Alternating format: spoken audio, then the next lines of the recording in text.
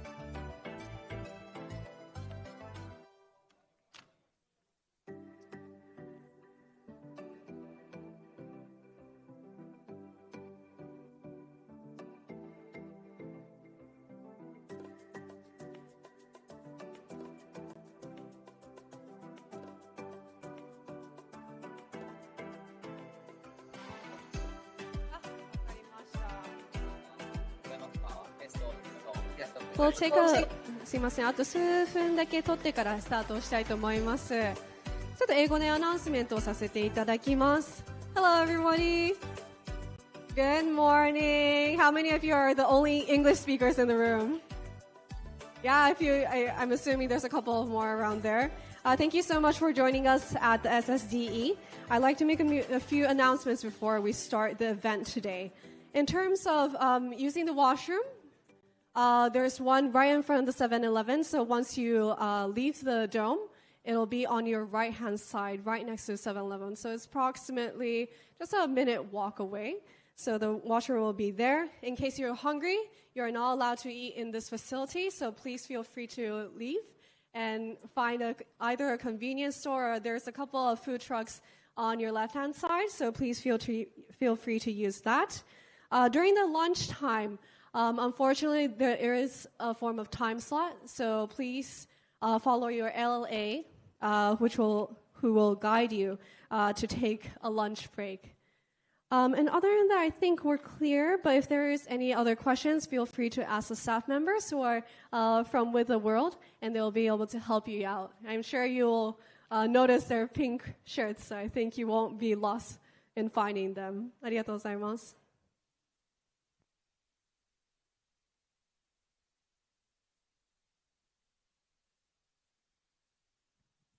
はい、では皆さん、準備が整いましたのでスタートしたいと思います。よろしくお願いいたします。はい、ありがとうございます。皆様、改めまして、本日は環境省主催の SDGs スチューデンツダイアログエクスポ2025年すいませんの2日目にご参加くださりありがとうございます。はい、皆さん今日は元気でこのイベントをスタートしたいと思いますが、皆さんは元気で参加する準備はできましたか？ OK。はい、ありがとうございます。じゃあちょっと大きなイエーイが欲しかったんですけど、ちょっとまだ朝起きたばっかりということで、はい、ちょっと最後の6時まで盛り上げていきたいと思いますので、どうぞよろしくお願いいたします。ありがとうございます。はい、逆に私もなかなかまだ起きてないんじゃないかって思いながら、はい、参加させていただきます。少々お待ちください。すいません、スライドが次に送っていただいてもよろしいでしょうか。はい、ありがとうございます。本日のファシリテーションを務めます佐々と申します。色白バージョンの写真が使われていますが、今は日焼けをして黒バージョンになっております。はい、ということで本日はオープニングからライブ配信を行っておりますので、はい、皆さんご登壇される方々もなるべくカメラ目線でお話しいただきたいと思います。カメラ後ろの方に、あちらの方にあるのが1台、今カメラマンさんが手振ってくださってます。よろしくお願いします。そして、カメラの方で点々であちらの方にも、テックチームの方にも用意しておりますので、はい、また後ほどそれについてはご紹介できればと思っております。さて、この SDGs スチューデンツダイアログエクスポ2025、通称 SSD は環境省が主催、株式会社ウィザワールドが主管、一般社団法人スイッチが協力して、運営しております。また本日のイベント運営にあたっては、一般社団法人 UMF に制作協力をご参加いただいております。ありがとうございます。SSD では日本と世界の大学生の皆さんがチームを組み、企業の皆様と連携をしながら SDGs に関わる環境課題の解決に取り組んでいます。本日はその集大成として大阪・関西万博のサステナドームから成果の共有と対話の場をお届けいたします。なお、本イベントは基本的には日本語での進行となりますが、なるべくオンラインでご参加されている皆様のためにも英語を混ぜていきながら進行していきたいと思っております。それではちょっとここから英語で本日の流れについてご紹介したいと思います。Thank you everyone for joining us in person, also online, to the SDG Student Dialogue Expo 2025. It is our second day of operation, and we're really happy to see each and every one of you joining us here. This event is hosted by the Ministry of Environment of Japan, co-partnered by With the World, supported by Switch, and the streaming is supported by UMF. As mentioned before, the presentation will mostly be held in Japanese, but I'll try to be mixing English as much as possible for all of those in person and online. In terms of, yes, my name is Mana. I'll be your MC and also your interpreter. So if I am missing a couple of things, for example, forgetting your name, which may come along a few times, please mention it for me so I can support you throughout the discussion. All right. Well, first things first, as I like to start the event, we like to start off with the opening speech by the Ministry of Environment, Head of Education Department by Mr. Kurobe, and will be followed by With the World CEO, Mr. Igarashi. Without further ado, I'd like to ask Mr. Kurobe to make an opening remark. Kurobe さん、朝の、朝一からですが、本日の開会のご挨拶をお願いいたしたい、すいません。お願いしたいと思いますので、どうぞよろしくお願いいたします。こちらにお越しください。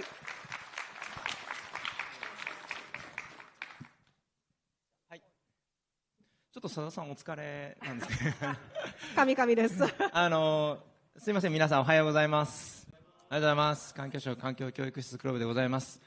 ちょっと昨日のですね、初日も学生さんたちのすごい熱量が大きくて、さらに、海外から参加してくださっている、チームの皆さん、チーム from China で、さらにオンラインで、来ていただいている皆さんと含めてですね、まだちょっとこの部屋に熱が残ってるなというような感じも持っております。もちろんメンバー入れ替わって、新しいチームの中でですね、今日のまた皆さんの発表を聞かせていただくんですけれども、SDGs、Student Dialogue Expo ということで、昨日も同じ挨拶申し上げて、テレビで見てた、ウェブで見てたよというお声もいただいたんで、同じ挨拶かよと思われてしまうんですけれども、あえて申し上げます。What the future we want、私たちはどういう未来を作っていきたいのか、私が愛じゃなくて、そこを We で考えていきたいというふうに思います。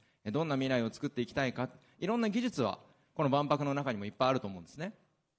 例えばこのサステナドーム CO2 を吸着するコンクリで作ってます。この中に CO2 固定しています。こういう技術はあるし、万博いろんなところ見るといろんな未来の技術あると思うんですけれども、じゃあその技術を使って私たちはどんな次の時代を作っていきたいんですか、あるいは、世界の人たちとどんなソリューションを作っていったらいいんですかっていうところのやっぱり心だったりとか気持ちだったりとかがないと AI の言う通りになっちゃいますよね。そこのところをぜひこういったところでダイアログして、次の時代どういうものを作っていくんだっていうところをですね、ぜひ日本だからとか海外だからとか言うんじゃなくて、ユースとして皆さんの気持ちを今日も見せていただけることを大変楽しみにしております。またですね、五十嵐さんが昨日全部言ってくださったんですけれども、本イベントの紹介に向けてですね、ご協力いただきました、皆様、学校関係者の皆様、あるいは企業の皆様、大変お世話になっております。また海外の政府の関係者の方にもですね、このイベントの開催にあたりまして、大変お世話になっております。改めて御礼申し上げます。今日一日、長い時間になりますけれども、ぜひよろしくお願いいたします。黒部様ありがとうございます。From Mr. Kurobe's opening remarks, he has mentioned that the expo is here as a place to talk about the future, and the sustainability dome that you are present in currently is actually made of concrete that absorbs CO2. But without just talking about the technological advancement, it is important to think about, okay, well, we have this CO2 absorbing concrete, but what can we use it for in the future? And can we make something that is beyond this current technology? And he hopes that really it is this place that we can discuss this next generation of sustainability, not just as youth from Japan, China, and other places in the world, but as global youth. He sincerely thanks for all the governments that have been present in the 4 months of making of today, as well as the corporations, and especially the students and staff members who have been present from day one of this session. Thank you so much, Kurobe-san. ありがとうございます。では続きまして、ウィザワールドの五十嵐様より開会のご挨拶もお願いいたします。皆さんおはようございます。もう少し大きい声が出るはずだと思います。皆さんおはようございます。ありがとうございます。ウィスタワールド代表を務めている五十嵐と申します。今日は本当によろしくお願いします。この万博のプログラムは皆さんご存知の通り昨日から行われています。昨日はもう大熱狂でして、今日も大熱狂な会になること間違いなし、皆さんと一緒に盛り上げていけたらと思っております。そして先ほど黒部さんからお伝えがあったと思いますが、私からも本当に今回こういった機会だったりとか、多くの民間企業と一緒に皆さんが学んで、海外と一緒に環境問題をディスカッションしていけるこの機会をご用意いただいた環境省の皆さん、そしてこういった機会を協力して作っていただいたこのご来場の皆様、そして私たち、そして学生に対していろいろアドバイス、ヒントを教えていただいた企業の皆様、今回参加いただいた、勇気を持って挙手して参加いただいた学生の皆さんに心から感謝申し上げたいと思います。このプログラムは皆さんご存知の通り、今回7カ国参加しています。そしてこの会場には実際に中国からいらっしゃってます。はい、で今回カナダからもいらっしゃる予定です。こういった4月から始まったこのプログラムですが、環境課題に対して、学生の皆さんだけでなく、地球課題にチャレンジしている民間企業の皆さんと、さらに世界7カ国の学生と一緒にこの4ヶ月一生懸命話し合って、最後の最終プレゼンテーションを今日ここで万博の地で行う予定です。企業の皆さんにおかれましては、学生のこの4ヶ月に対していろいろ伴走いただいて本当にありがとうございます。そして、学生の方に皆さんも、今日はこの4ヶ月の最後のアウトプットを出していくということで、自分自身をアウトプットするだけでなく、今日皆さんのチームは自分の大学だけじゃないですよね。参加した海外の大学と一緒にチームになっているはずです。このチームで今日のプレゼンテーションを成功で終わるように一緒に盛り上げていけたらと思います。じゃあこの一日大きく皆さんと盛り上げていけたらと思いますので、よろしくお願いします。ありがとうございます。ありがとうございました。五十嵐様、ありがとうございます。Mr. Igarashi was just mentioning that on the day yesterday, for day one of this session, everyone had a great time discussing about, or just meeting in person for the first time, and discussing how can we move on to the next steps. And so he hopes that the passion from this first day will continue on to the second day today. He sincerely thanks to all the members who have joined us in the project in steering the success, especially the students who have raised their hands in joining this project as a volunteering process. We have over 7 countries represented today, and especially the Canadians and the Chinese have been able to join us in person at the Sustainability Dome. Today is a day to share the outputs and outcomes of each group. However, he hopes that the presentation in itself will be a success, and the next steps will be discussed further onwards. So we hope to see all the successes and the happiness lumped all in together and start the day off with that in mind. ありがとうございます。はい、ということで、ここからは本イベントの流れについてご紹介をしたいと思いますので、スライドを変えさせていただきます。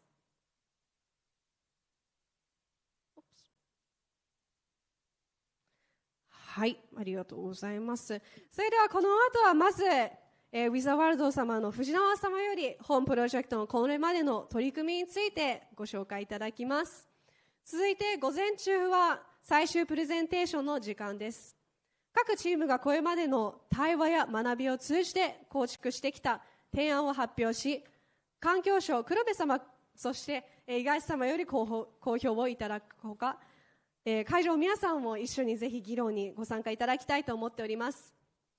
また午後は環境課題に関するパネルディスカッションに移りますので、もし、公表の場面でお話しできない方がいらっしゃいましたら、ぜひこの、ポスターセッションなどでご自由にご参加いただいて、制作を各チームが制作されましたパネルに対してぜひご意見をいただきたいと思っております。また最後はクロージングセッションとなります。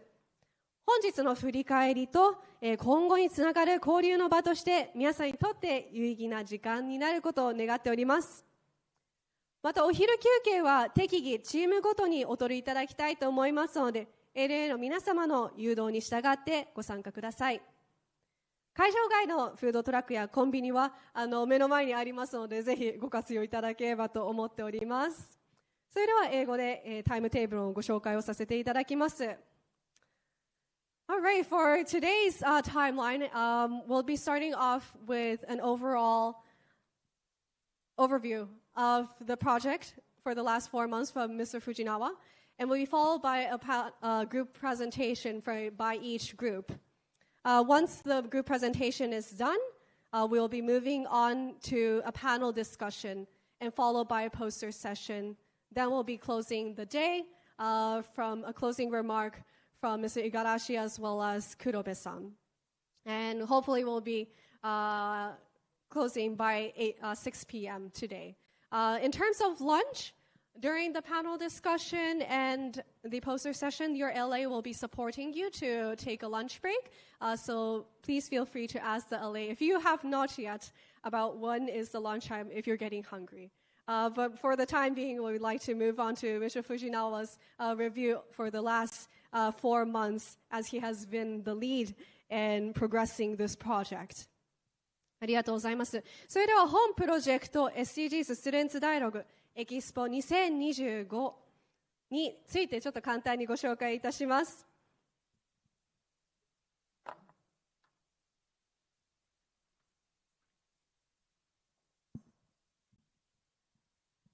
SDGs ストゥデンツダイアログエキスポ2025では約4ヶ月の期間皆様と日本と世界各国の大学生チームが組み、企業の皆さんと共に SDGs に関する環境課題に取り組み、そしてオンラインで対話を重ねながらアイデアを構築しました。本日の発表はその集大成となります。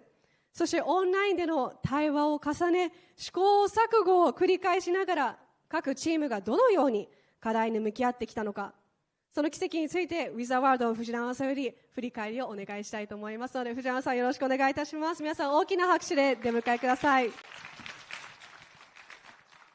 皆さんおはようございます。音声のラグがないですね。皆さんちょっと手を振っていただけますか。カメラオフの人がいないですね。ということで皆さん、やっとお会いできました。リアル正代でございます。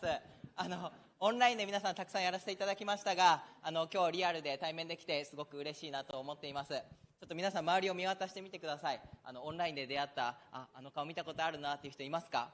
はい、イメージとどうですか。はい、私はよくイメージ通りですねって言われるんですが、それはどういった意味なのでしょうかっていうところで、はい、初めましての方もおられますので改めて自己紹介させていただきます。株式会社ビズ・ザ・ワールド教育デザイン部の藤輪と申します。本プロジェクト、企画運営をさせていただきました。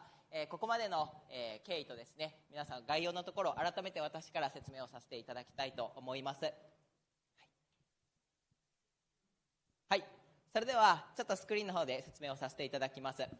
今回の授業ですが、日本と世界の同世代の学生がチームを組み、そこに企業様のミッション、それに対して企業様のアドバイスをもとに、解決策を見出していく、そういったプロジェクトでありました。でこのプロジェクトの目的のところですが、企業様から出していただいたミッションをグローバルチームとして解決していく、そういった経験 ESD を通じてその重要性をまずは皆さんに学んでいただく、そして次世代へ伝えていくというところが、今回の目的になります。チームの構成に関しましては画面に書いているようになっております。で企業担当者様に関しましては1名と書いておりますが、最大で3名社内でもね協議いただいたところもありますので、1名以上というところになるかなというふうに思っています。で海外生2名から5名になっておりますが、本日ちょっと都合の関係で1名のみの発表になるところもあります。ご了承ください。実績のところに実施の規模に関しましては10チーム、そして日本校が9校、企業数5企業様、そして海外国数が6カ国というふうになっております。こういったチームでですね、ここまでプロジェクトを進めてきた。そして今日ここでサステナドームで発表ができるというところ、私自身もとても嬉しく思っております。続いてこちらがプログラムスケジュールになっております。4月の中旬から下旬はですね、右側の写真にありますが、オンラインのプラットフォーム上で連絡をしておりました。こういったところで概要であったり企業様の取り組み、そして企業様からのミッションというところを理解いただいておりました。本格的に5月から2週間おきに定例のミーティングを行っておりました。でですね、ここにはもう書ききれないほど追加ミーティングというところで皆さんたくさんもミーティングもしていただいたと思います。夜遅くに集まっていただいたグループもありましたし、朝早く集まっているグループもありました。本当に皆さん試行錯誤を、重ねてですね、ここのスケジュールでは表しきれないほどの努力とこれまでの経緯というところがありました。こちらがグループの構成とキーワードになっております。全10グループで構成されております。企業様、そして日本校の学校名ですね、こちらで確認をいただければと思います。各グループにキーワードというところがあります。このキーワードをもとに企業様からミッションをいただいています。ミッションはご覧の通りになっています。このミッションを解決すべくチームがこの4ヶ月間努力と奮闘を重ねてきました。皆さんこの写真を覚えておりますでしょうか。はい、定例ミーティング参加していただいた学校様に関しては、これ1回目初回のプログラム終わった後の写真です。はい、皆さん表情はどうでしょうか。ちょっとお堅いところもあるのかなと思いながら、でこの時のですね、皆さんの期待感、この時の学生の皆様の声をちょっとまとめてみました。さまざまな期待感があったんですが、大きく3つに分類されていました。1つ目は企業の方、海外の方と共同ができるということへの期待感。2つ目は自分への挑戦。ここは英語っていうところもそうですし、こういった環境に対して取り組んで長い期間で考えていくというところが皆様の期待感になっていました。そして何より3つ目が、この万博という会場でご自身がステージに上がってスポットライトを浴びてというところの期待感、ここも挙げられておりました。さあこの期待感が今日この日に実現するのかというところ、私はとても楽しみにしております。そしてプログラムを、実施していく中で私が感じた皆さんの変化というところを、3つ紹介させていただきます。こちらに挙げている3つは各グループ本当にうまくいかない経験がたくさんあったと思います。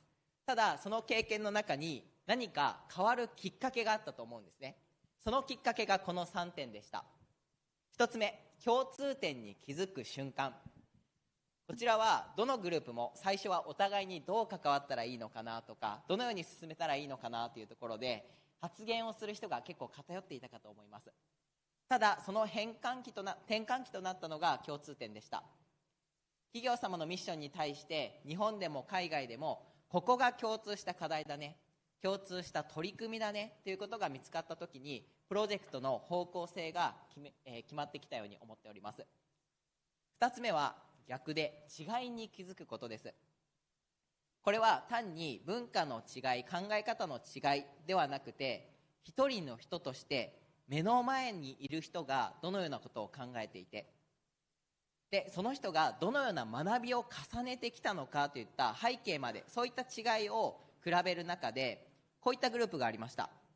海外生と日本生が持っている得意不得意の違いに注目して、日本生は環境に対する知識面でリードを取る、海外生は発表力、英語力というところでリードを取る、こういった違いを補い合っていくことでチームとしての力を最大限に生かすことで壁を乗り越える、そういった様子が見られました。そして3つ目、専門的な意見が取り入れられた瞬間。ここはチームで議論が停滞したときにプロの目線でアドバイスをいただく、この瞬間に明らかな議論の加速が見られました。あるグループではターゲットが見えないという企業様の一言からターゲットをまずは決める、そのターゲットに合った解決策っていうのを模索する、ここで一気にグループの議論が加速した、そういったところもありました。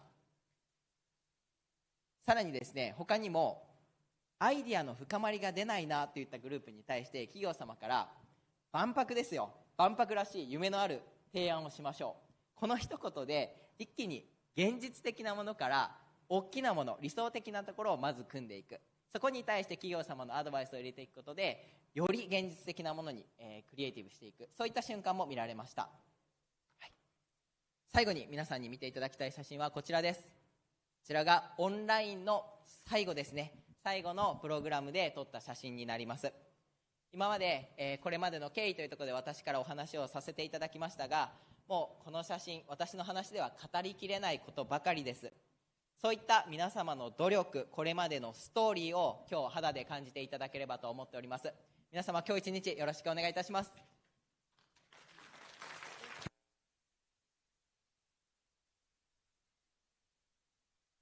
藤永様ありがとうございました。とても素敵なコメントをいただいて、私も最初のこの写真を見させていただいたときはここから結構子どもたちも成長したんじゃないかとすごい感じております。すいません、ちょっと次のページに行きたいと思います。ありがとうございます。Thank you so much, Mr. Fujinawa, for the presentation. He really mentioned that from the start to the end, in the dialogue in the beginning, the students really suggested ideas that were realistic. Implementation would be available in the next coming months. But some of the comments that were received by the corporations was to make sure you come up with an idea that is expo-like. Don't think about the current state of what is happening, but what do you wish for the future to become, and what kind of sustainable environment would you like to live in? And in order to achieve that, what kind of ideas are missing? How can you fill the gap? So we hope that the group ideas that will be presented today will be an idea that will fill that gap for the future. 藤原様ありがとうございます。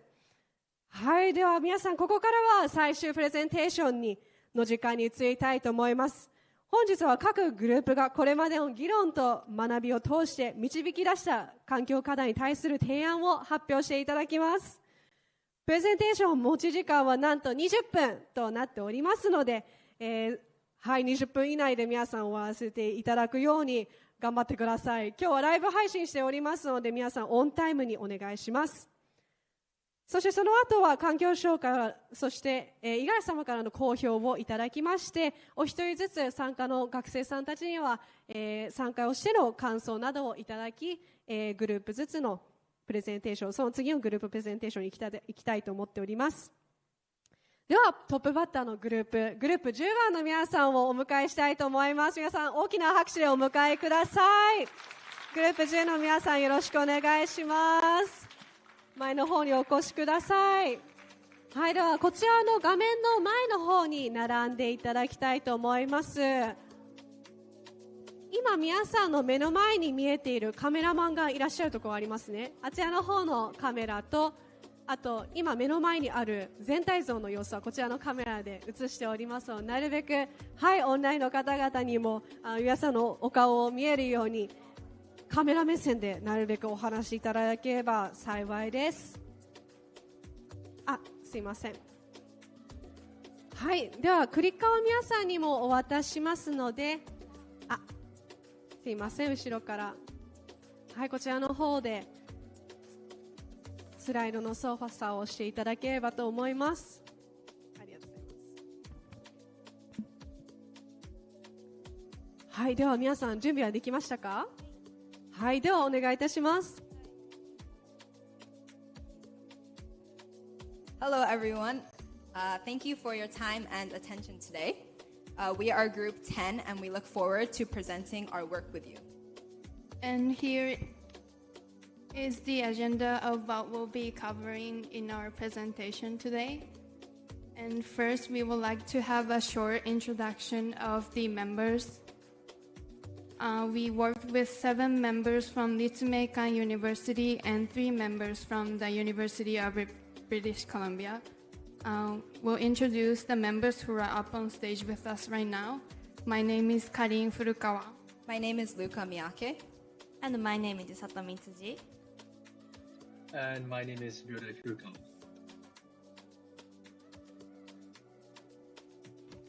We were mentored by Mitsubishi Estate, who we worked alongside with, and they gave us the topic of examining the relationship between environmental conservation and disaster prevention, specifically examining methods by which the creation of environmental value can contribute to disaster prevention and mitigation. And as our response to this topic, we would like to propose a social model titled Building Wisdom Networks in Mountainous and Urban Areas of British Columbia, based on indigenous knowledge. And this image represents our vision of such a community, and the model emphasizes two key aspects. First, the environmental sustainability of utilizing carbon credits in British Columbia, and second, the creation that comes when people with diverse values and wisdom come together to form a new kind of society.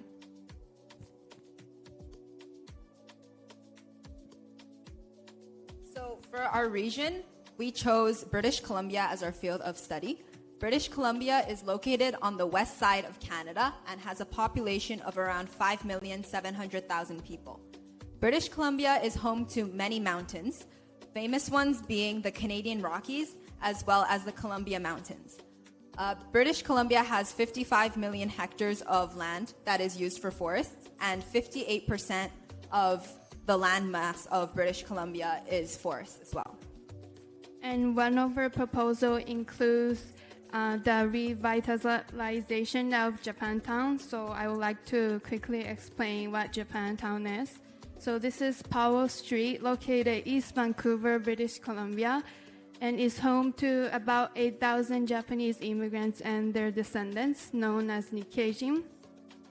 And Japantown was once a thriving center of Nikkei community. And I would like to discuss further on the next slide. So Japantown was established by Japanese immigrants and their descendants, Nikkei community, and it thrived in the 1920s and 1930s with Japanese businesses like tofu shops, bathhouses, and also the famous Vancouver Asahi baseball team also brought people together and made area even more lively. However, due to job tensions, it led to the anti-Asian racism, which eventually led to the 1907 Powell Street riot. This outbreak and the Pacific War's outbreak also stripped the Nikkei community out of their homes and properties. This also made Nikkeijin go to internment camps and left Japantown as a ghost town. Currently, Japantown faces many issues like poverty, homelessness, as well as drug addiction. When our group members from Ritsumeikan University visited Vancouver in February and August of this year, they recognized these challenges firsthand as to why we chose Japantown as our main place for this proposal. And our project also includes the keyword indigenous knowledge, so I would like to explain who indigenous people are.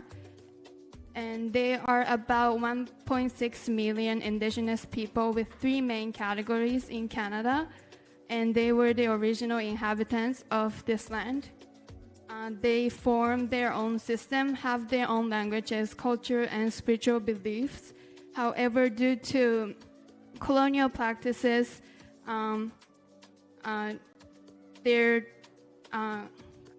colonial practices drastically alter their traditional ways of living and try to erase their cultures. As I mentioned earlier, our group members visited Vancouver in August, and they heard a presentation from an indigenous individual from the Statliam Nation called Norm Leach. This deeply influenced our proposal, so I would like to explain the Statliam Nation's view of land. The Statliam view land not as a resource, but as a living relative, which provides food, water, medicine, culture, and language. For thousands of years, indigenous people have acted as guardians of the land before colonization. Their teachings stress that everything is interconnected and that the earth is not something that we just live on, but something that we live together with. However, due to various factors, many wildfires have been occurring in British Columbia recently, one being right now as well, which has affected many indigenous lands. Approximately 60% of wildfires are occurred by lightning, whereas 40% are occurred by human, which is listed there. To mitigate these, the indigenous also have practices called fighting fire with fire, which is a traditional way of helping stop the spread of wildfires. As you can see on this graph, wildfires have reached its max in 2023 and can occur at any time and any place. Next, I would like to explain the carbon credit system since it's a very important part of our proposal. So carbon credit is basically a tradable certificate representing three main actions: the reduction, avoidance, or removal of carbon dioxide. These credits can be bought, sold, or traded in carbon markets to balance out their emissions. So for example, Company A runs a solar farm, and since it produces zero emissions, it earns carbon credits by reducing carbon dioxide. On the other hand, Company B is an industrial company that has heavy emissions. So to meet the regulation and avoid fines, Company B purchases credits from Company A. And through this exchange, Company B can cover its emission while Company A earns its revenue. And this whole system creates a financial incentive for companies to reduce their carbon footprint. Now we have finished the background information of our proposal, so I would like to move on to our two key suggestions that we have. As we mentioned in the beginning, our goal is to build wisdom networks in mountainous and urban areas of British Columbia based on indigenous knowledge. So, as you can see in this graph, there is the forest area as well as the urban area, which we chose Japantown. And we have two new carbon credit cycles that we would like to implement, different from each region. These arrows represent that we can use indigenous knowledge and wisdom for reforestation as well as revitalization of towns. And people that work for reforestation can also help in the different towns as well. So first, I'll start with explaining the forest area carbon credit cycle that we are proposing. So this is the forest fire carbon credit cycle, and this will happen after a wildfire has occurred. So first, after a wildfire occurs, governments and companies can help with forest restoration. And after a forest fire occurs, there is many waste. So, for example, scrap wood can be used to create new products. These products are then bought by people, and individuals can earn credits by buying these products. These credits are then sold to companies to buy or get discounts for products and services, and eventually the credits go back to the companies or governments for further usage, which makes a whole loop for the carbon credit cycle. Companies not only can earn credits through the creation of new products, but they can also earn credits by directly helping with reforestation and restoration action. And now I would like to propose our second new carbon credit system, which focuses on carbon areas, and we chose Japantown as a model for our project, but it can also be used in our other areas as well. So this carbon credit cycle is a bit different from the previous forest fire carbon cycle that we just explained, where you can simply earn credits by planting trees in areas to revitalize the regions. And there have been cases in the past that shows that more nature in an area improves both mental and physical well-beings and encourage community gathering and recreation. So after Japantown has been revitalized, there can have a space where intercultural exchange can happen. In here, people can talk about the history of Japantown and share indigenous wisdom. And indigenous Japanese Nikkei many community can be a part of this project.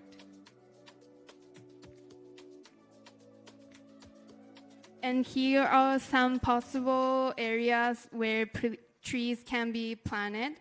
And this project creates new carbon credit system by planting trees in area while also revitalizing the region, Japantown. So I'll talk a bit about the stakeholders next that are involved in these two carbon credit cycles. So first, the government is heavily involved, especially in the reforestation. The Canadian government as well as the British Columbian government. And the Vancouver City Council is also involved in the revitalization of Japantown. Companies, as we mentioned earlier, are involved as well. The forest industry is very important, and companies with heavy emissions who want to earn carbon credits are also part. Real estate developers also can help with the revitalization of Japantown. And Indigenous people, as I mentioned earlier, are a very big part of our proposal, and we would like to use their knowledge to help with reforestation. And the three main Indigenous people of Canada are the Inuit, Métis, and First Nations. Community research institutions, as well as university students like us, can help as well. And the Japanese community in Vancouver is a very important part of this Japantown revitalization. And individuals, as I showed, can also be involved, where if you buy products with carbon that are made from forest fires, they can earn credits. And here is a simple cost structure that we have gathered for implementation of the new carbon credit cycles that we just explained. Fixed cost does not change regardless of the amount of emission, for example, verification fee or a consulting fee for planning. On the other hand, variable cost depends on the amount of emission, for example, carbon credit cost and transaction fee. And here is our timeline for our proposal. Shows how this proposal can gradually develop from 2025. So from 2025 to 2040, the focus will be company acknowledgement of the cycle and refining the proposal together with stakeholders. And from 2040 to 2055, the implementation of this new carbon credit cycle will begin with indigenous knowledge in the process. And from 2055 to 2075, companies will take a more bigger role, and carbon credit cycle will operate mainly at the company level, still in the trial phase as we continue to refining the process. And by 2075 and beyond, the cycle will expand to include individuals and bigger community. And over time, our final goal is that zero emission, carbon neutrality, and the reformation of Vancouver, Japantown. In summary, our proposal is titled Building Wisdom Networks in Mountainous and Urban Areas of British Columbia based on Indigenous knowledge. We focused on two new carbon credit cycles, one for wildfire recovery in the mountains and another for the revitalization of urban areas such as Japantown in Vancouver. Both cycles connect environmental conservation with disaster prevention while also addressing social issues. So by combining indigenous teaching of land stewardship and the carbon credit cycle as a financial incentive, we believe that this model can promote sustainability and create greater community and encourages intercultural exchange. And ultimately, our vision is that this proposal serve as a model, not as a British Columbia, but as well as other regions that face similar challenges.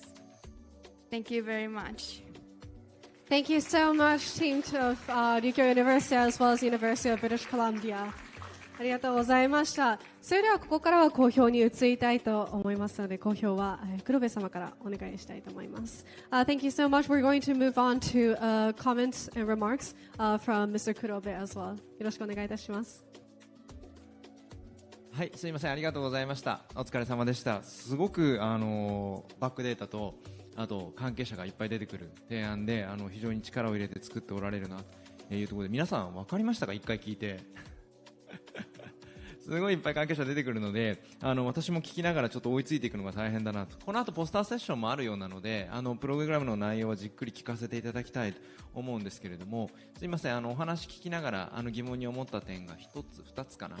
ジャパンタウンの活性化をしてというところだったんですけれども、その森林火災のプリベンション防止のためにジャパンタウンを活性化すると何が良いのかというところがよく分からなかったんですね。でその先住民の方々の知恵を活用して、森林の持続可能性を上げていくということだったんですけれども、ジャパンタウンに先住民の方がいらっしゃるのか、ジャパンタウンの活性化とその先住民の知恵を使ってワイルドファイヤーを防止するというところがすいませんちょっとよく分からなかったので、その部分もしよければ少し教えていただきたいなと思ったところと、まずこの提案の素晴らしいところを感じながら感じたのは、そのポジティブフィードバックを作っていくっていうところにバチッと焦点が当たっているところがですね、いやすごいなと、素直に感じました。クレジットを作りましょうっていう提案はあると思いますし、クレジットを作ってお金が地元に落ちればいいですよねじゃなくて、クレジットを作ってそのお金を使ってポジティブフィードバックを作っていくんだ。でそこのところに別に学生さんだからというつもりも何もないんですけれども、視野が当たってプロジェクトを組めているというところにすごく大きな驚きを持ってまず話を聞かせていただきました。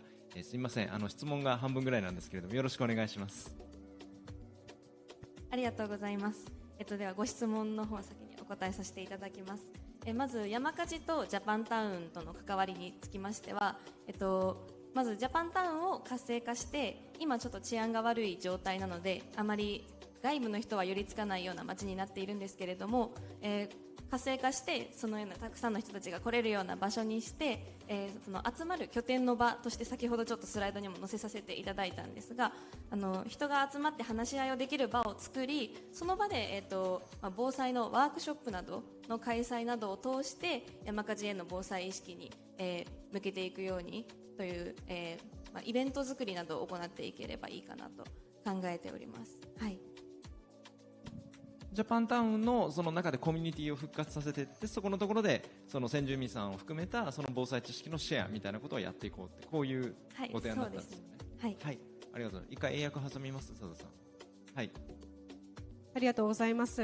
So the question from Mr. Kurobe was the fact that he understands that using wildfire prevention measures coming from the knowledge of the indigenous people is very vital. But how does it connect to Japantown? Because he understands that in Japantown there's not that many indigenous people, so how does that connect?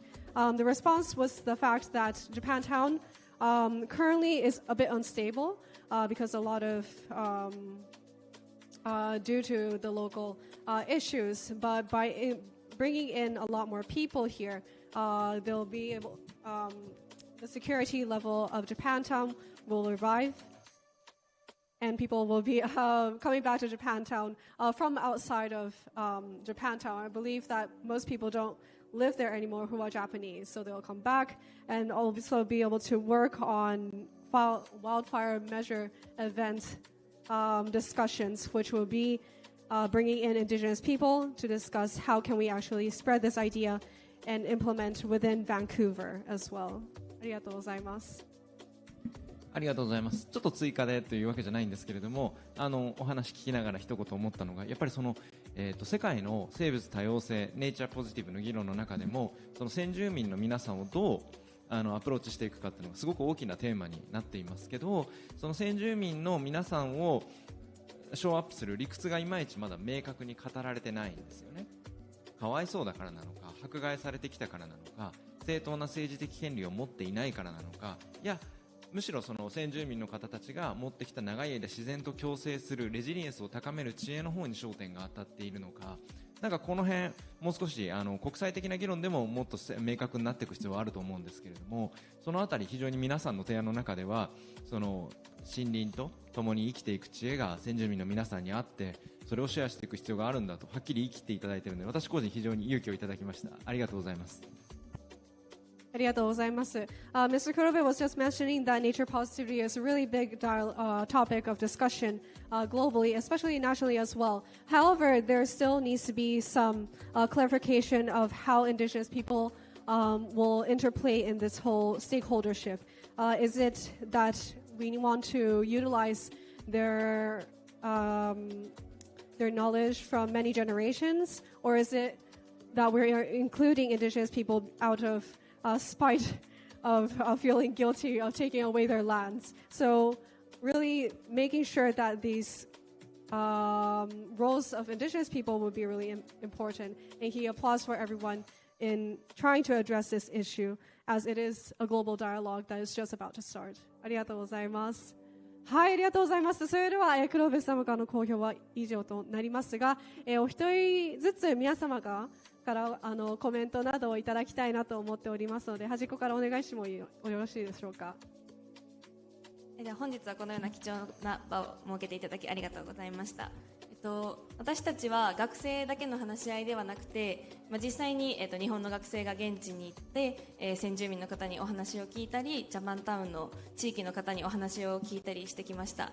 でそのような中でやはりその生い立ちとか育った環境が違えば、捉える社会課題とか、それを課題と捉えるのかとか、そのような視点も様々であったりして、やはりそのような、そのような認識をみんなでシェアして共通にしていくためには対話の場が必要なんだと思い、今回ちょっと環境と防災の関連でしたが、それ以外の社会課題にも目を向けて複合的に解決していく必要があるのだなと感じました。本日はありがとうございました。ありがとうございます。The comment that was mentioned that this group was able to actually go to Vancouver and experience discussing with indigenous people, and that dialogue really brought to light the importance of putting together social issues and climate. And so she hopes to further this discussion in the future as well. ありがとうございます。ルカさんお願いします。まずはこのような機会をいただきありがとうございました。ブリティッシュコロンビア州のバンクーバーで生まれ育ったこともあり、この提案の内容はすごく興味深いものがありました。このプロジェクトを通してブリティッシュコロンビア州の魅力でもある、自然や森を守る大切さを気づかされました。4ヶ月間ありがとうございました。はい、ありがとうございました。Lucaさん was just mentioning that she actually grew up partially in British Columbia, and so being part of this project, she was very thankful of understanding the forest protection initiatives there, and hopes to continue as well. ありがとうございます。カニーさんお願いします。まずはこのような機会をいただきありがとうございました。自分もカナダに小さい頃から住んでいて、日本の大学生とこういうふうに大きいプロジェクトに関わることとかなかったので、このプロジェクトを通してこの持続可能性っていうのを深く、一緒に考えてシェアできたことがすごく光栄だと思います。ありがとうございました。ありがとうございます。Colin-san pointed out that she also lived in Canada for quite a while in her childhood, and it's such a wonderful opportunity to be able to participate in such a project like this one that is a lot more bigger than the usual project, especially with the Japanese students, and work on sustainability together. ありがとうございます。で、最後オンラインの両大さんですね。両大さんからもコメントをお願いしたいですが、いかがでしょうか。ありがとうございます。聞こえてますでしょうか。バッチリです。ありがとうございます。ありがとうございます。まず、グループの他の立命館の生徒方と、UBC の方、現地の方までわざわざ、プレゼンしていただいてありがとうございます。ちょっと僕は、諸事情といっても、授業を受けてるだけなんですけれども、ちょっと早めに帰ることになってしまって、すべてお任せするという感じになってしまった。ありがとうございます。それと、あと、今、会場にいらっしゃる皆様、本当にご清聴いただきありがとうございます。コメントとしてというか、自分自身もあんまりこういう、海外と日本をつなげるっていうプロジェクトをやったことがなくてっていうのもあり、で、僕自身UBC 生の中でも一番多分、日本にいる時間が長いっていうのもあるので、基本的に18歳までずっと日本にいて、UBC が初めて海外経験だったので、そういった意味で仲介人じゃないですけど、立命館と UBC の間に立って、日本と BC 両方の地域を理解したっていう視点っていうのを出せてよかったのかなというふうに思います。やっぱり立命館の生徒の方々もすごい、いろんな、すごい優しいいろんな方々がたくさんいたりとか、あと EBC の方もすごいみんな、フレンドリーな方もいらっしゃって、そういったのも含めて、素晴らしいプレゼンが作ることができたのかなというふうに思います。なので本当に今回、このような機会を設けていただいて、本当に感謝というか、ぜひ今後も、こういう機会があれば参加できたらなというふうに思うぐらい楽しかったのですけど、はい、よろしくありがとうございました。両大さんありがとうございました。ありがとうございます。Ryodai-san was just mentioning that he himself has been living in Japan for most of his life up until he was 18 years old. So he is one of the more Japanese participants in this group project. But otherwise, it has been great to connect Japan and Canada two countries together and become friends from many nations as well. But also realize that there is this different perspective of working with indigenous people. ありがとうございます、広大さん。それでは最後に、今回のグループプロジェクトにご参加されました、三菱地所の皆さんからもコメントをいただきたいなと思いますが、地所さんはいらっしゃいますでしょうか。よろしくお願いします。では前の方にお願いいたします。はい、すいません。ぜひこちらの方にお立ちいただければと思います。皆さん大きな拍手をお願いします。ありがとうございます。それは、はい、ぜひ感想などもいただきたいと思いますが、いかがでしょうか。ですね、ここまで広げてですね、深掘りをしていただけるとは思っていなかったので、本当に4ヶ月皆さんお疲れ様でしたというのと、ありがとうございました。我々から渡した課題というのは本当にですね、まちづくりにつながるような形で環境と防災について考えてくださいと。で、国内外の学生が集まるので、特に日本に限定しなくていいですよというところからスタートをしてたんですけども、結果として皆さんのところからカーボンクレジットのサプライチェーンの話であったりとか、実際に社会活動でどう使っていくかというところからですね、すいません、予想しなかったところなんですけど、文化交流とかですね、先住民族のお話とか地域課題のところまで広げていただいたので、これは結構ですね、企業というよりも社会人側としては重たい課題として受け止めておかないといけないのかなというふうに思いました。ぜひですね、今日最終プレゼンテーションという表現してましたけど、これをスタートラインにしてですね、もっと皆さん深掘りをしていったりとか、ネットワークを広げていただけたらいいなと思いましたというところが感想です。はい。よろしいですか。大丈夫ですか。ありがとうございます。Thank you so much for the comment. He was just mentioning that he was able to, throughout the process, it has been great to see that these students were able to work on such a large project and try to tackle the social issues that are growing, but also something that the current adults are actually working themselves, especially the indigenous relations with the carbon credit system as well. So it's great to see all of the group project coming together, but hopefully this will be just a start to the next project and hopefully maybe the implementation stage as well. ありがとうございます。はい、それではこれをもちまして、立命館の皆さんと、三菱地所の皆さんとのプレゼンテーションを終わらせていただきます。ありがとうございました。はい、ありがとうございます。それではグループ撮影をさせていただきまして、終わりにしたいと思います。では真ん中の方まで少し、はい、移っていただきたいと思います。すいません。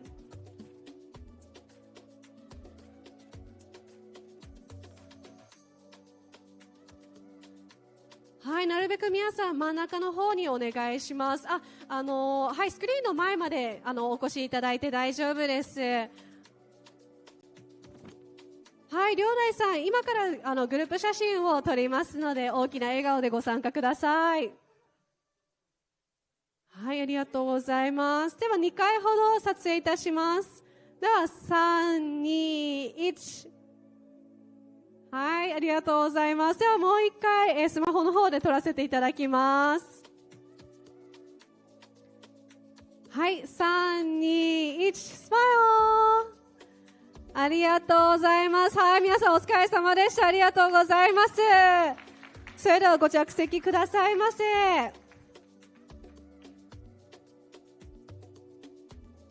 久美さん、こちらのマイクをグループの皆さんに使わせていただきます。ありがとうございます。はい、ではちょっとスライドの方に切り替えまして、次のグループの準備に進みたいと思います。次はグループ1の皆様ですね。よろしくお願いします。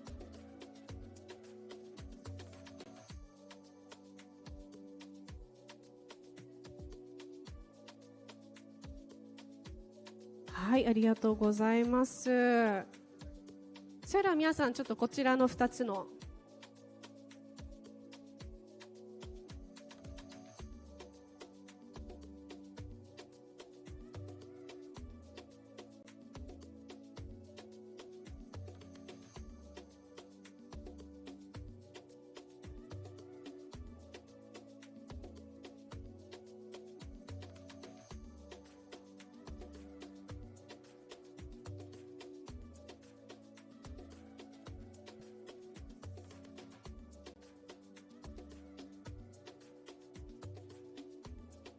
はい、皆さん、ですね、後ろのこちらの白い箱見えるでしょうか、ライト。そこまでが映りますので、こちらの方になるべくお越しいただければと思います。ありがとうございます。はい、では皆さん、グループプレゼンテーション準備できているでしょうか。大丈夫ですかね。はい、そこで大丈夫です。すいません。キュッと一緒に、お立ちいただければと思います。はい、ありがとうございます。All right. Well, thank you so much, everyone, for waiting. Group 1 will be starting a presentation in a bit. If everyone's ready from Group 1, yes? Perfect. ではよろしくお願いします。Please start the presentation. Thank you. OK。聞こえてますか？はい。じゃあ始めます。OK。I'm Takuma Nimi in Shibara Institute of Technology. So today is my birthday.Thank you. So, I love this country, people, also this earth. So, we need to think about the future environment to continue growing old. Let's start presentation. The table of contents as follows. Our mission is how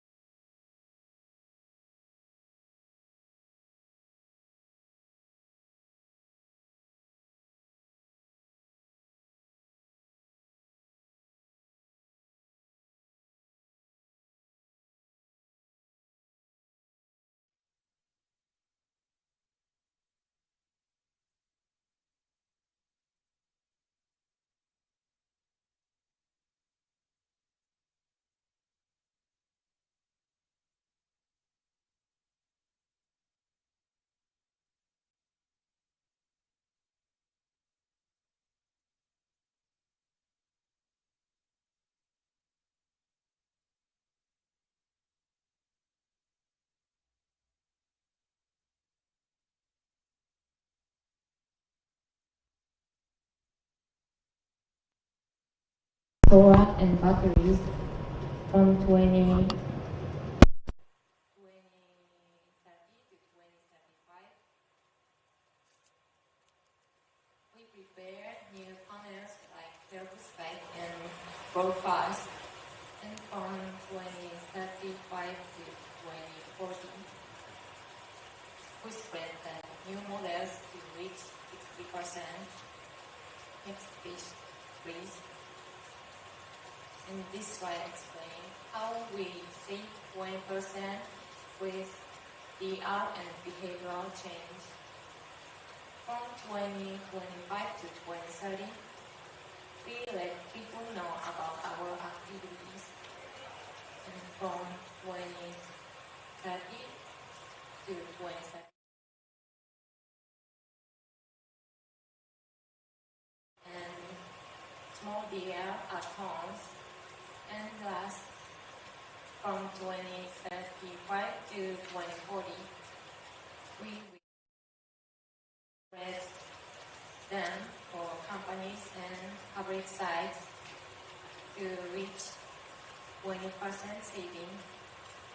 Next page, please.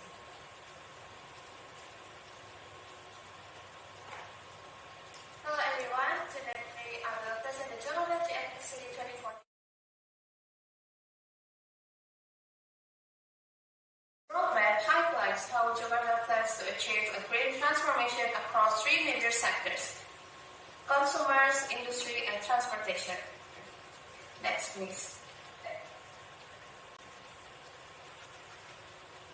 The issue introduction highlights how carbon emissions are distributed across different users and sectors. It shows that consumers, industries, and transportation all play significant roles in Jakarta's overall emissions. Next, please. We've seen the most energy use on this consumer sector is electricity, which generates from fossil fuels. And on the slide, it shows that the LPG heavily used for cooking. Next, please. This slide shows the future target for the consumer sectors. The aim is for all energy use to come from renewable and green sources, while phasing out LPG and diesel generators. Energy efficiency will be improved and remaining emissions handled through carbon credits. Electricity will rely heavily on rooftop and community solar. Natural gas will shift to electric cooking and heating, and backup power will transition to batteries and microgrid systems. Next, please.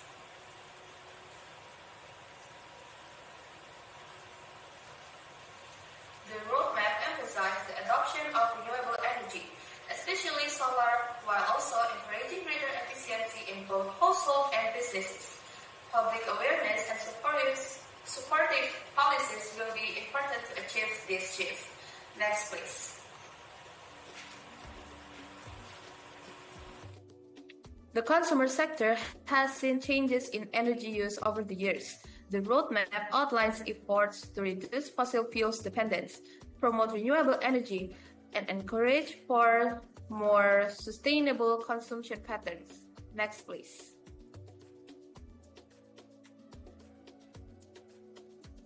In the industrial sector, energy use is dominated by diesel and electricity, both of which drive up emissions.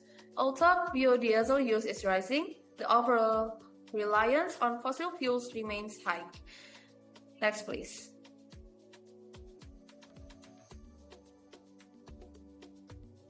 This dependence directly affects air quality, with North Jakarta standing out as the area with the highest CO2 emissions from diesel use. It shows how industrial activities continue to shape the city's environmental conditions. Please.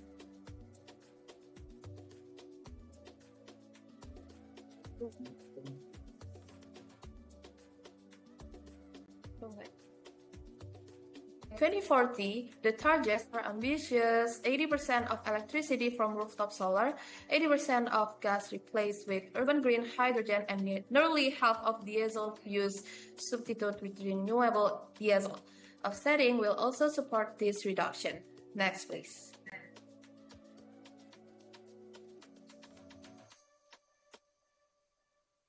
This roadmap outlines the path transition for industry, starting with renewable diesel adoption, scaling green hydrogen, and expanding rooftop solar installations.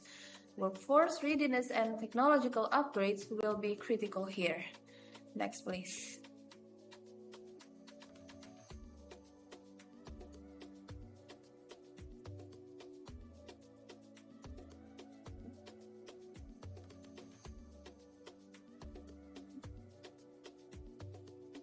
Expanding rooftop solar to supply up to 80% of electricity and shift natural gas consumption toward urban green hydrogen. Any remaining emissions will be managed through carbon credit schemes. Next, please.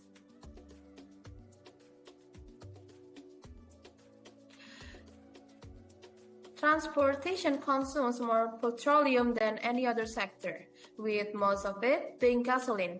This makes vehicles, especially private cars, the primary focus for reducing emissions. Next, please.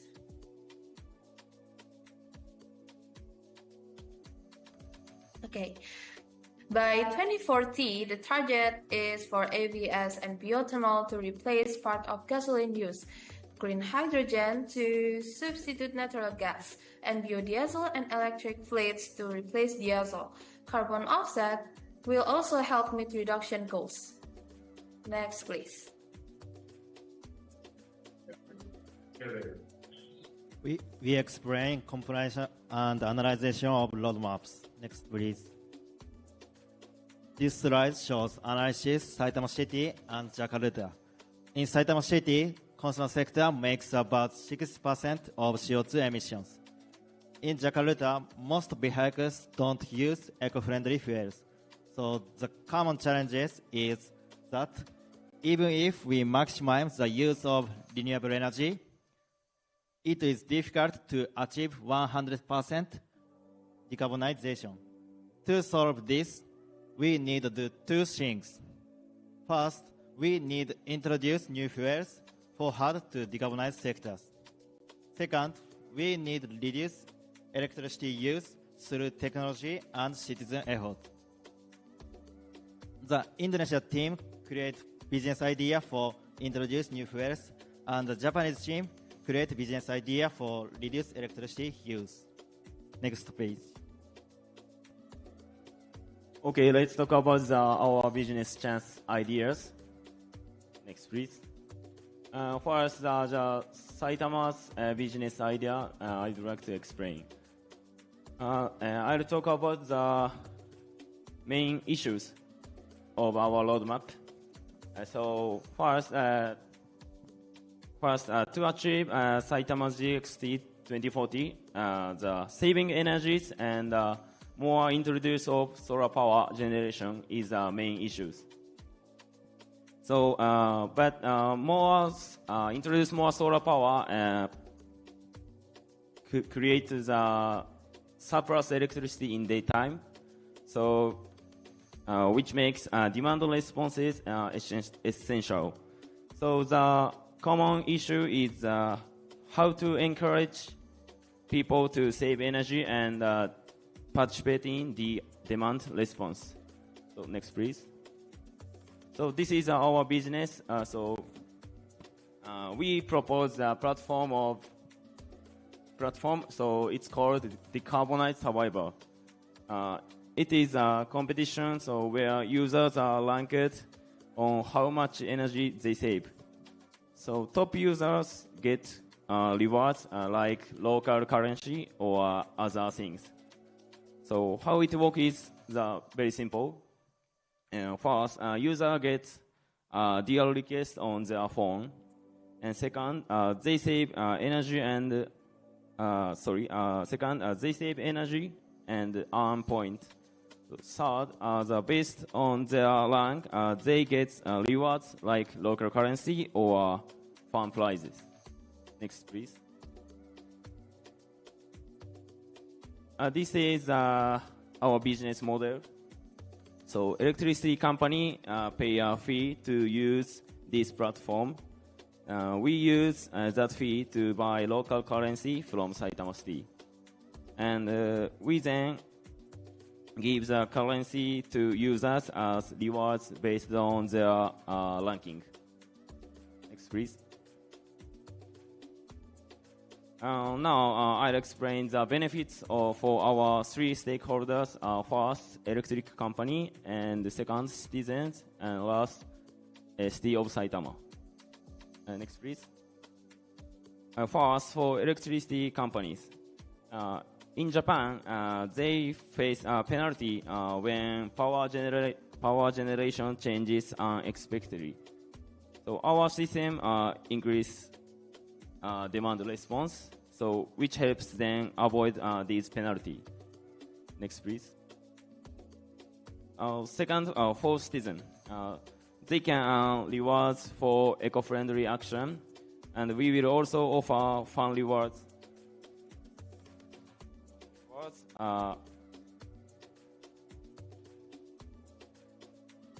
Like local currency or other various experiences.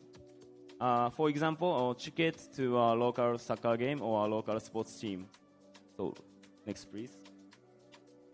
Finally, for the city of Saitama, the city can encourage behavior change to achieve the GXT goal, and the local currency will help boost the local economy. Okay, that's all of Saitama's business model. Then Gary, next, please. So this is for business idea for Jakarta. Next slide. Welcome to Jansen's X, a single solution for all three sectors in the roadmap. This is a transformative initiative that merges innovations with sustainability. Inspired by GX, the key of transformations, which powered by cutting-edge hydrogen technology. Jansen X is set to redefine clean energy in Jakarta. Next, please. Ladies and gentlemen, earlier we saw how Jakarta must transform its consumer, industrial, and transportation sectors to achieve its GX city vision. The question is, how do we make it possible? The answer starts here, with hydrogen pumps. H2 pumps or hydrogen refueling stations are the backbone of clean mobility. They enable hydrogen-powered vehicles that produce only water as emissions. This is not just infrastructure. This is the gateway to a zero-carbon future. Next, please. From the earth to save the earth, sign with it, Jansen X. Our brand, Jansen X, represents these visions. Jansen symbolizes the spirit of a new generations. Zin comes from hydrogens and heart of clean energy, and X reflects the extreme transformations we are bringing towards a city that is emissions-free, energy efficient, and sustainable. Jansen X is more than a name. It is a movement to unlock Jakarta's maximum potential. Next, please. The roadmap begins with pilot projects between 2025 and 2030. We will establish hydrogen stations in key locations such as Senayan, Dan Mogot, Muara Karang, and Cawang. Hydrogen-powered Transjakarta buses and government fleets will be tested, supported by advanced safety system and fast charging infrastructure. This phase is backed by strong partnership with central government, Transjakarta, PLN, and BRIN, showing that the foundation is solid. Next, please. From 2031 to 2035, Jakarta will scale up. Existing gas stations will be transferred to serve hydrogen-powered mass transit fleets. Around 15 additional stations will be built near MRT and LRT hubs, and even toll rest areas. Hybrid stations will combine fossil fuels, EV, and hydrogen, ensuring flexibility during transitions. Most importantly, this is the phase where hydrogen vehicles enter the private market, unlocking massive consumer demand and investment potential. Next, please. By 2036 to 2040, hydrogen will become mainstream in Jakarta. We target 40 to 50 hydrogen stations distributed across all regions of the city. All major BRT lines will shift to hydrogen buses supported by IoT connected infrastructure and integrated supply chains. Regulations will mandate 30 to 40% of public transport to the hydrogen based. At this stage, Jakarta is not only a GX city, it is a global model for green transformation. Next, please. And here is the opportunity. This transition opens up a complete value change. From infrastructure investment, vehicle manufacturing, technology providers to operations and maintenance. Money will flow across sectors, ensuring that every stakeholder benefits. This is not just about sustainability. This is about creating a thriving, future-proof economy. Next, please.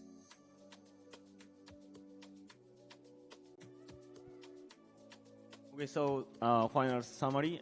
We saw that each country had its own unique style. So, however, we also found that we share common challenges, like bringing new fuels and saving energy.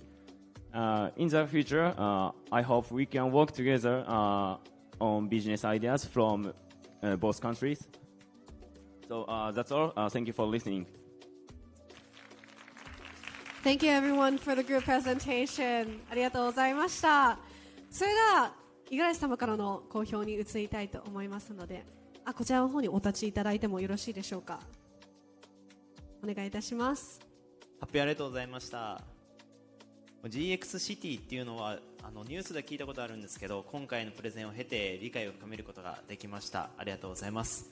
日本側とインドネシア側それぞれに一つずつ質問があるんですけども、その一人一人の努力義務が必要ということで、そのアプローチをそのポイントにしてデータを可視化することにポイントをして、楽しくゲーミフィケーションのように省エネを志していく、そんなアプローチを今提案してくれたと思うんですけど、非常に重要な視点で言うと、多分ターゲティングで言うと多分大学生以上だったりとか大人とかビジネスパーソンが多分ターゲティングになってくると思うんですね。そうなった時にどういうふうになんかそのゲーミフィケーションの仕様を設定すると、その皆さんだったりとか大人たちがデータを通じてもっと省エネをしたいと思えるのか、ポイントはたまれば嬉しいんだけど、それをどういうふうに数字とかを面白おかしく見せるともっと省エネしようっていう、そのポイントだけで全てそれが実現可能なのか、それともこういうふうなアイデアを持ってデータを可視化することによってさらにポイントを付与することによって人々が動くはずだみたいなところのもしアイデアがあればぜひお伺いしたいなっていうふうに思いました。ありがとうございます。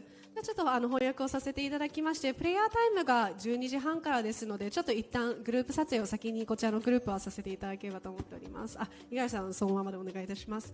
Just summarize what 五十嵐さん was mentioning. He really enjoyed the idea of gamifying the GX City proposal, as mentioned by both of the teams.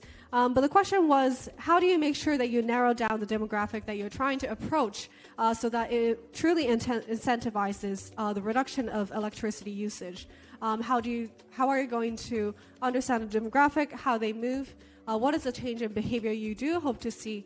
And how do you put it together with the current point system that is available instead of creating a point system anew? So if everyone could think about the response to that, that would be lovely. But I understand there is a prayer time for the Indonesia team, especially Gary. So if Gary, you could point out a message for everyone first, and then we take a group picture, that would be lovely. But Gary, do you have anything you'd like to share as a last comment before you leave? Maybe for the answer for the question? Yes. Or message? Oh, yes, for the question. Whichever is fine. Maybe in Jakarta, it's really hard to achieve GX city. It's not impossible, but it is possible for Jakarta.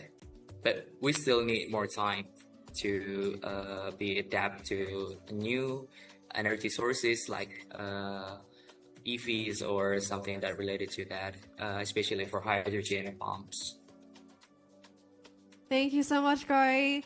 for your participation. It was a lovely presentation to hear as well. Thank you so much. All right, well, we'd like to take a very quick group picture with everyone from the Indonesia team, and then move on to finishing the questionnaire. じゃあ真ん中の方に皆さんこちらの方にお立ちください。はい、ここまでお越しください。五十嵐さんもぜひどうぞ。そして、今回のチームでは、そうですね、渋谷のチームはアイグリートソリューションさんですね。はい、ぜひアイグリートソリューションさんの皆さんもお入りください。はい、ありがとうございます。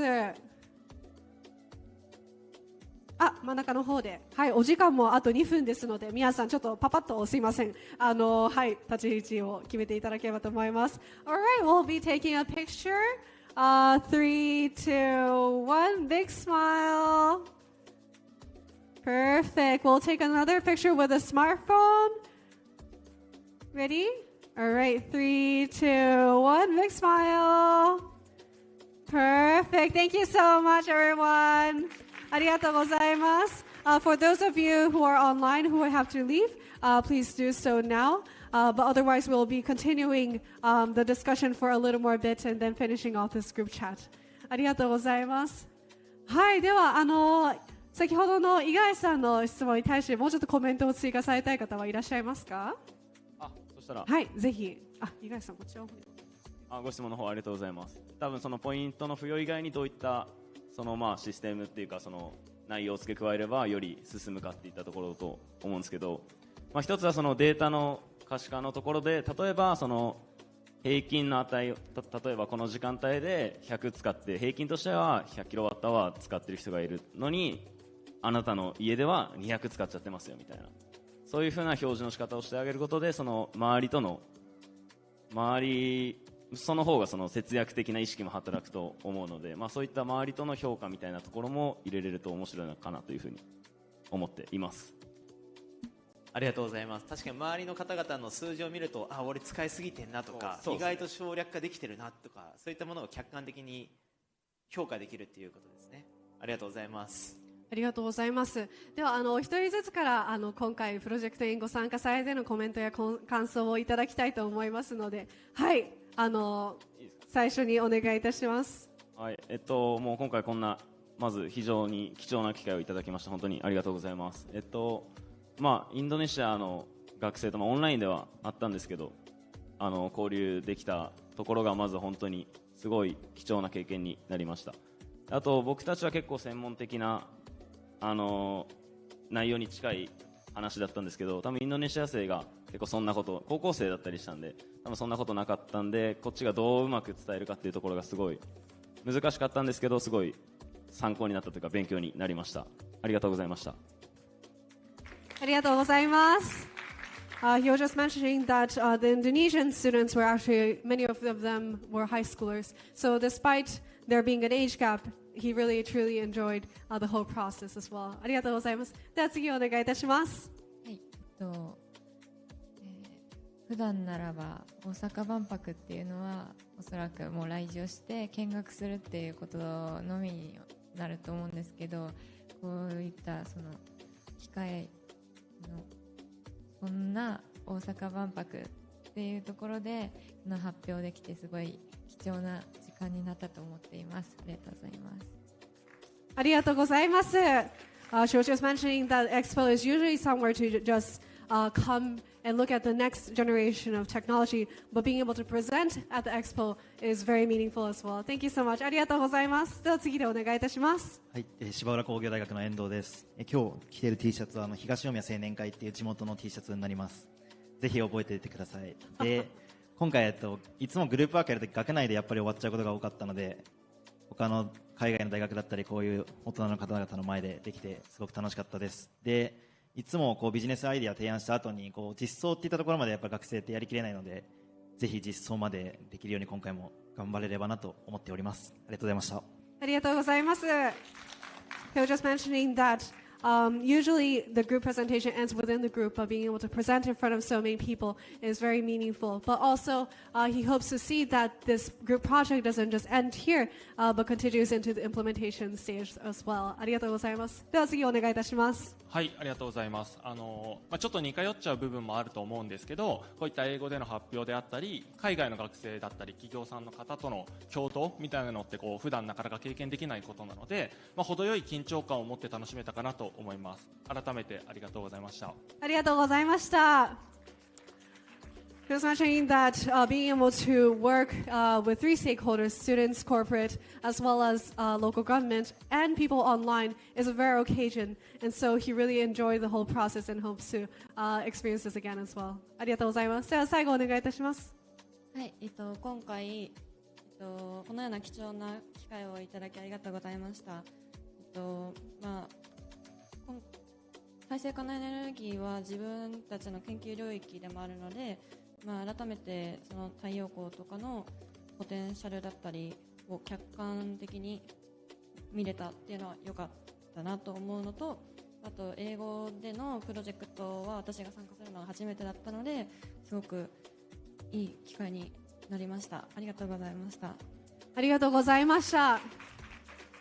Actually, renewable energy is part of their degree, and so being able to put together a project within this specialty has touched her heart sincerely as well.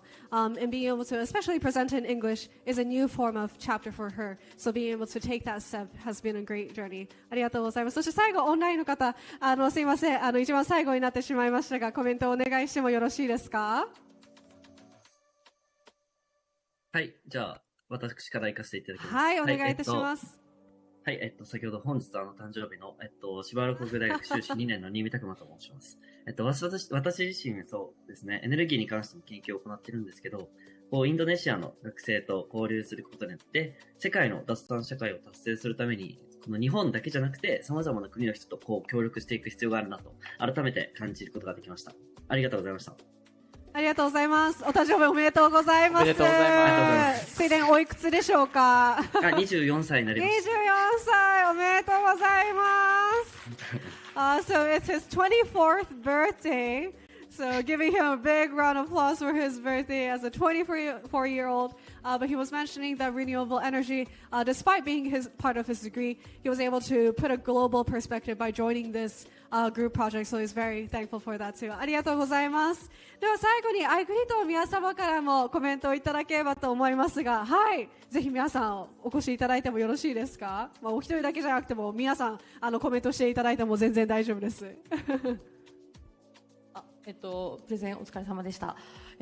今回ですね、グループ1はですね、メンバーも言っている通り、芝浦工大の皆さんと、ジャカルタのメンバーが高校生っていうところもあってですね、文化とか言葉の壁だけではなく、この知識の差なんかもかなりある中で、よく短期間でここまで仕上げてくださったなと思ってます。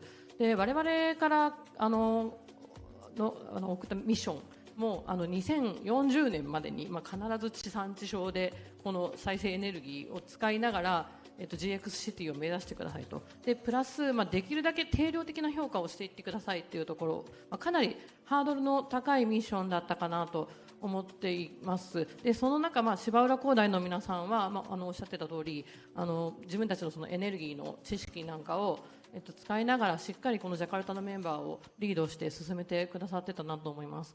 でジャカルタのメンバーもですね、さすがのこの高校生の吸収力というか、柔軟な発想力っていうところで、しっかり食らいついてきてくださってて、でプラス、広大なビジネスの構想を描いてくださっていたので、私もなんかワクワクしながら見させていただきました。で先ほどの三菱地所さんもおっしゃっていた通り、ここがゴールではなくてスタート地点かなと思いますので、引き続きこの今の構想をどんどん深掘りしていってもらって、GX シティっていうところをみんなで目指していけたらと思ってます。我々も何かしらちょっとお手伝いができることがあれば協力していきたいと思ってます。どうもありがとうございました。ありがとうございました。So just mentioning that at the very beginning of the project, she was proposing an idea to work on the 2040 GX city, which is a very difficult topic, even as a company. So being able to ask for such a problem to be solved by students might be difficult, but she was very happy to see that the Shibaura Institute team was able to lead the Jakarta team in understanding the complexity of this GX city, but also work as a team, whole as a whole. She was very surprised as well to see the business idea proposal that came to place from the Jakarta team as well. And so seeing from day one, from proposing the GX City topic to seeing this business idea come to place has been a pleasure. And as mentioned from Mitsubishi Real Estate, it would be great to see this proposal not only stay as an idea, but also go into the implementation stage as well. ありがとうございます。アイグリッドの皆さん、他はぜひコメントされますか？いかがですか？お一人ずつでも大丈夫ですよ。はい。そうですね。5月の最初のオリエンテーションでお話しした通り、最終プレゼンを目的にするんじゃなくて、本当に両国 GX シティに変えるとか、社会を変えることを目標に頑張りましょうっていうお話をしてたと思うので、ぜひこれからもビジネス実装していきたいということもおっしゃってたので、なんか引き続き取り組みができればなと思ってあります。お疲れ様でした。ありがとう。ありがとうございます。He was just mentioning that he hopes the GX City innovation vision will actually come true for both Jakarta and Japan as well. And as mentioned from the previous speaker, he hopes to see that this project will actually go into the implementation stage. ありがとうございます。では最後お願いいたします。はい、アイグリッドソリューションズの岡崎です。本当に素敵なプレゼンテーションを聞かせていただきました。ありがとうございます。やっぱり私たちそれ実現をするっていうのが本当の目的になってくると思うんですけれども、事業を通じてやっぱその難しさっていうのも一方で感じています。ただ本当に今日のプレゼンテーションを聞いてワクワクする思いになりましたし、一緒にやっていきたいって本当に心から思いました。また引き続きいろいろディスカッションさせていただけたらなと思います。どうぞよろしくお願いします。以上です。ありがとうございます。Okazaki-san was just mentioning that whilst this GX City is a very difficult topic to tackle, the proposal itself was wonderful and made her heart dance. So she hopes to really see this project go into the implementation stage as well. ありがとうございます。皆さんありがとうございました。声をもちましてグループ1の皆さんのプレゼンテーションを終わらせていただきます。ありがとうございました。大きな拍手をお願いします。ありがとうございます。皆さんご着席ください。マイクをいただきますね。ありがとうございます。どうぞ。はい、ありがとうございます。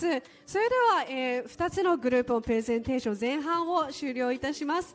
ここからは、小休憩を取りまして12時55分に、こちらの会場に戻っていただきたいなと思っております。続きまして3つのチームからの、グループ発表を、準備しておりますのでどうぞよろしくお願いします。お手洗いを使いたい方は、会場を出ました右手の方にセブンイレブンがありますのでそのお隣に、お手洗いがあります。また食事の方は外でしていただきたいと思いますのでお腹が減った方はぜひ今のお時間を使って、食事などをしてください。それでは12時55分に、お越しくださいませ。よろしくお願いいたします。For those of you who are joining us online, we will be taking a short break until 12:55. We'll be resuming the session from 12:55 and we'll be discussing the rest of the group presentations, which will be the last 3 presentations by the 3 different groups. Please return by 12:55 and we'll be starting discussion then. Thank you.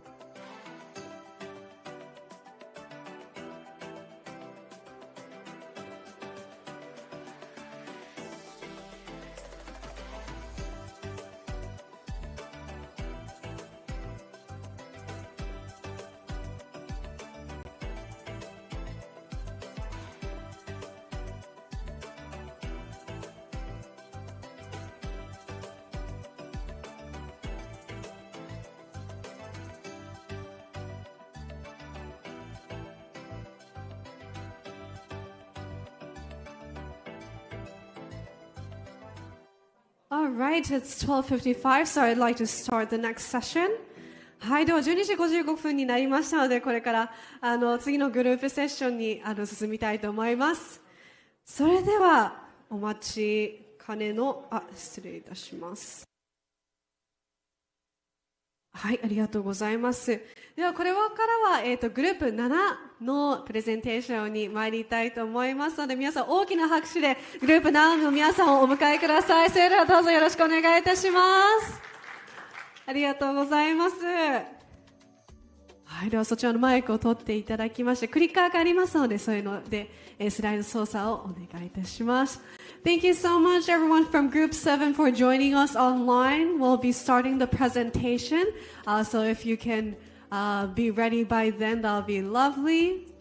Hope everyone's ready. I see that one person has their Wi-Fi a bit lagged. Hopefully she'll come back online for us. ありがとうございます。では皆さん、グループ7の皆さん、ですね、こちらの方で撮影をしておりますので、なるべくこちらの、ここまで来ていただいてもいいですか？はい、でちょっとなるべくキュッとお隣さん同士で、はい、立っていただければ嬉しいです。ありがとうございます。はい、ではなるべく仲良し小良しのお隣さんでお願いいたします。はい、では皆さんグループ7のプレゼンテーションをスタートしたいと思いますが、準備は OK ですか？ OK です。OK です。じゃあよろしくお願いいたします。So let's start with the group presentation. よろしくお願いします。Hello everyone, welcome to our presentation. We are Group 7. So before the presentation, let me introduce ourselves. I'm Sota. I'm Sana. I'm Chihiro. And I'm Miku. Please introduce your... Okay, I'll go first, maybe. Hi everyone, this is Lauren from ECU Mega Campus from the Philippines.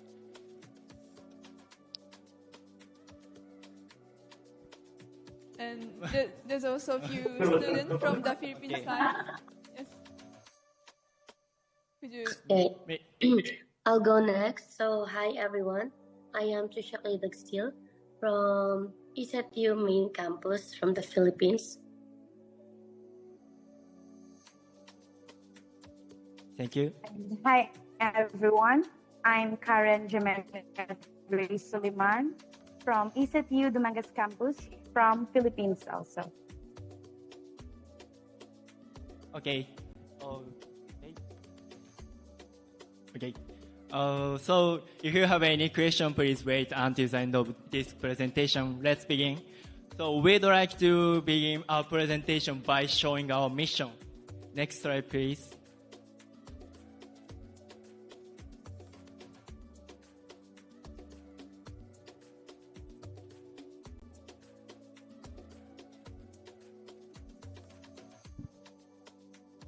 Next slide, please. Okay, our mission today is how can local community and wildlife coexist in the future? So based on this topic, we chose 2 regions. Next slide, please.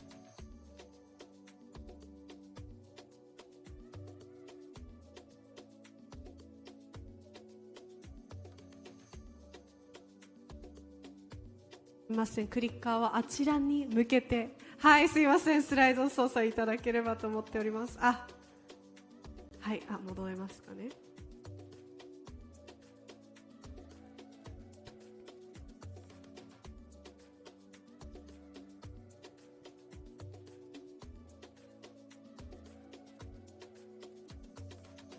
Next slide, please.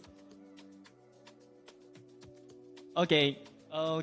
So we chose 2 regions. One is Okinawa from Japan. The other one is Bisaya Island from Philippines because our group has 5 Japanese students and 3 Filipino students. Okay, let me explain in detail of each area. The first one, as you may know, Okinawa. Okinawa is a subtropical island which is located in the southernmost part of Japan. And then and it is home to unique species like Iriomote cats, Okinawa rail, and something like that. However, so tourism and land development are threatening its forest and coral reef and wildlife, so which is a serious problem. Okay, next one is Bisaya Island from Philippines, which is one of the three main geographical divisions of Philippines, which is located in the center of Philippines. It has rich biodiversity with coral reef, mangroves, and whale sharks. However, rapid development and mass tourism are creating environmental serious problems as well as Okinawa. So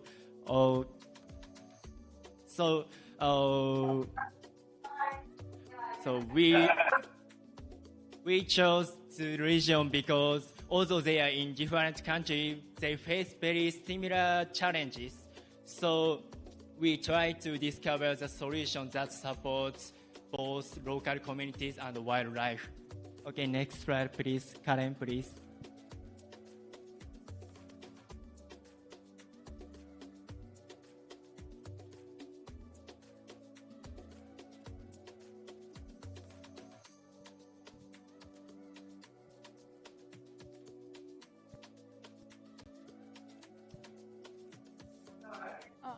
Karen, could you... Hello? Hello, am I audible? Yes, yes, yes. Yeah. Hello, good morning, everyone. I'm Karen, and today I will share the background of our study. Sustainable development is a global challenge because natural resources are under pressure from climate change and human activities. Areas such as biodiversity, especially islands, are very vulnerable to problems such as deforestation, pollution, and overuse of resources. Protecting ecosystem is important not only for conservation, but also for the livelihood of communities that depend on them. That is why this study focuses on how Okinawa in Japan and the Visayas in the Philippines manage and preserve their environment through sustainable practices. By learning from these examples, we can understand how people and nature can coexist and support each other for a better future. In conclusion, sustainable practices are necessary so that economic growth does not destroy our environment. Both Okinawa and the Visayas shows us that we must balance development with conservation. If we protect nature, it will continue to provide life and opportunities for future generations. And now, to connect this to our main topic, let us have an overview of tourism in Western Visayas in 2023. The region welcomed around 5.36 million tourists, earning about 70 billion pesos. By 2024, arrival rose to 5.9 million, generating 74 billion pesos. However, the continuous increase of tourists in Western Visayas shows signs of over-tourism, where economic gains are high but the environmental and social impacts are being more serious. This reminds us that while tourism is important for growth, sustainable practices are necessary to protect our environment. And the case of Western Visayas teaches us that development and tourism must always go hand in hand with conservation. In this way, both people and nature can benefit together. That would be all. Arigatou gozaimasu. Okay, next I will talk about the issues more deeply, focusing on environmental damage caused by the tourism. As it mentioned before, Okinawa is an island separated from the continent, and as a result, it is home to the many epidemic species. And nowadays, the number of tourists in Okinawa, like as she said before, in Visaya, it's also have the same issues, but in Okinawa, is also rapidly increasing from 440,000 in 1972 to 9.66 million in 2024. And that over-tourism can be said to be one of the reasons for the destruction of the environment. And it is making the epidemic species vulnerable to the destruction of ecosystem balance due to the increase in tourists and then invasive species. Please move on to the next. And in Okinawa, there's several issues environmental issues that occurs. And first one is the garbage problem. Due to illegal dumping of the garbage, it caused the destruction of ecosystem. Second one is the destruction of coral reef, which is habitats for the several living things in the ocean. And that destruction caused by the global warming and being trapped on the coral reef and increasing in the nutrients by the runoff of green water and red soil into ocean. Ultimately, this reduced the biodiversity. And sadly, the introduction of alien species is one of the environmental issues. And the Okinawa is made up with the isolated ecosystem, and that easily affected by the invasive species. Finally, we can say that the accidental death and the collection of the rare animal are one of the factors behind the environmental issues. And those environmental issues are caused not only by the tourists but also by the local people. These are the reason why the local people impact on the environmental issues in Okinawa. The first one is the decline of traditional use of nature. Nature in Okinawa had been protected by those traditional rules such as utaki and the use of ino, and it's getting declined this way of thinking. The secondly is in Okinawa, the chemicals such as pesticides, fertilizers, and feeds are used improperly. And thirdly, as you can see from the graph, the aging rate is quite high in remote islands in Okinawa, this orange line, compared to the average figure in Japan, the light blue line. Eventually, the aging population has led to the fewer people remaining in Okinawa to preserve the island. And finally, it can be said that promoting development and economy are one of the big factors which leads to the environmental issues.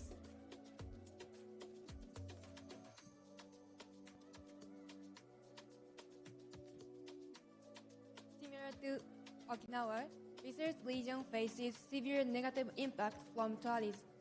First, areas are overwhelmed by garbage, especially single-use plastics. Seoul City now generates nearly 1,000 tons of waste every single day, and this number is still increasing.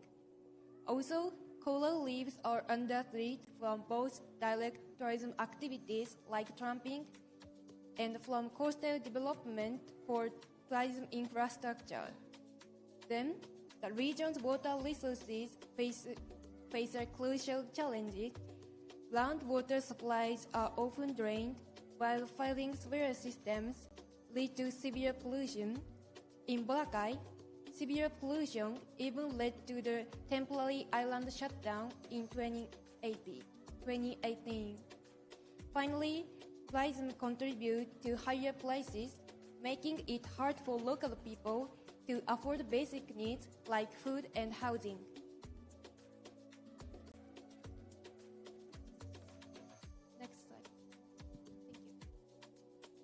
Now, let's take a closer look at the garbage problem. The root causes are complex, involving factors from both the local and the tourist side. On the local side, there is a strong economic dependence on tourists, which can lead to environmental protection being overlooked. Furthermore, their waste management system is simply not equipped to handle the massive amount of tourist garbage. On the tourist side, many visitors have low environmental awarenesses. In the holiday-minded, convenience often wins over environmental responsibility. So, where does all this garbage go? It ends up in the ocean through the rivers, contaminating fish and other wildlife with microplastics, and destroying the natural habitat. Over-tourism's biggest challenge is its environmental impact. In both cases, we see that low environmental awareness is a major driver of issues like garbage and coral reef destruction.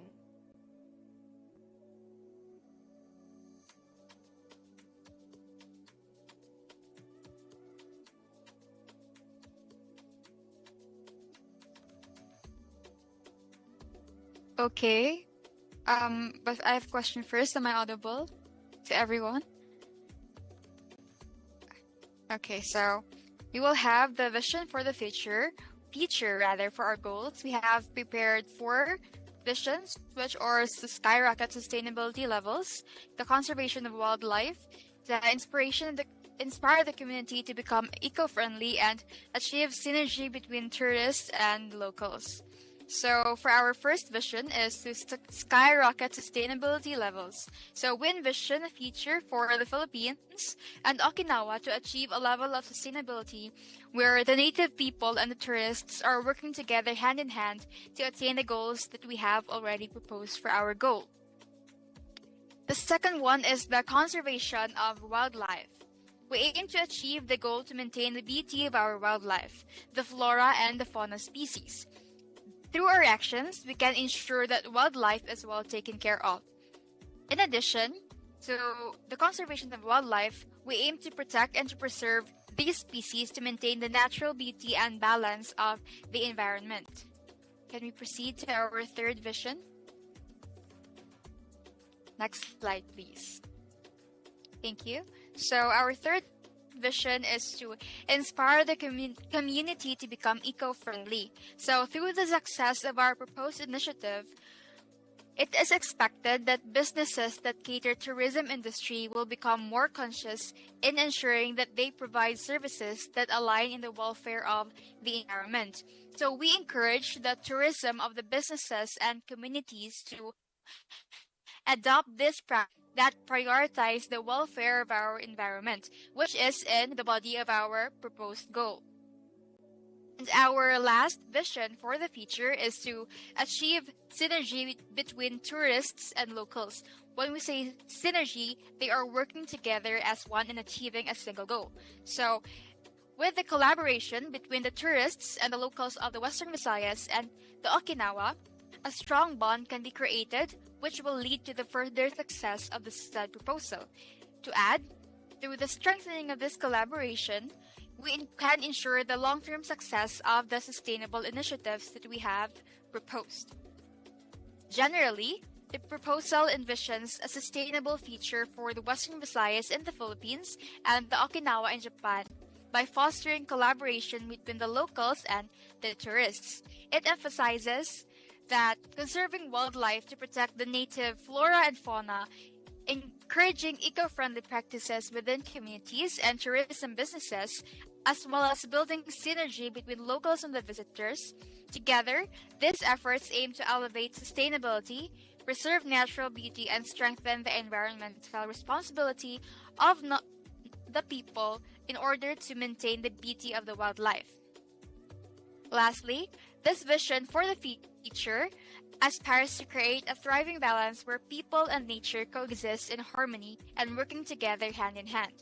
By elevating sustainability efforts, conserving wildlife, inspiring eco-friendly communities, and fostering the communication and collaboration between Philippines and Japan, we can become a global example of how collaboration and shared responsibility lead to a sustainable, flourishing future for generations to come. So we will now proceed to our solutions, which will be presented by my group mates. Thank you so much. Arigatou gozaimasu. To achieve this vision, our solution is to make a new application. So this app is designed for both tourists and local residents. When you open the app, you first choose whether you are a tourist or a local. Then, the application will provide you the most relevant information and services. This application not only helps reduce over-tourism and encourages eco-friendly actions, but also makes everyday life more convenient. To explain the application more concretely, our application has two main functions. The first one is a stamp rally. As we will explain it in the other slide, people can get stamps by doing eco-friendly actions. For example, tourists can earn stamps by joining eco-friendly tours or staying at eco-friendly hotels. This way, users can enjoy themselves while making eco-friendly choices. The second feature is a map function. The map shows useful places, for example, like trash bins, bus and train stations, and shared bicycle spot. This helps people naturally throw trash in the right place and choose public transport. In other words, eco-friendly actions become part of our daily life. Next, please. In addition to these features, the app also shows the crowd levels and waiting times of tourist spots, as you can see in the slide. However, as you can imagine, many tourists can get disappointed when the sightseeing areas are too crowded. So, our application not only shows crowd information, but also introduces hidden spots recommended by locals. This makes tourists happy, spread people out, and helping reduce over-tourism. Finally, even if people act in an eco-friendly way, it is really hard to feel impact if you cannot see the results. So our application makes this action visible. For example, people clean up 10 kilograms of trash, then this is displayed on the map. So this helps users realize that even small actions can make a real difference for environment.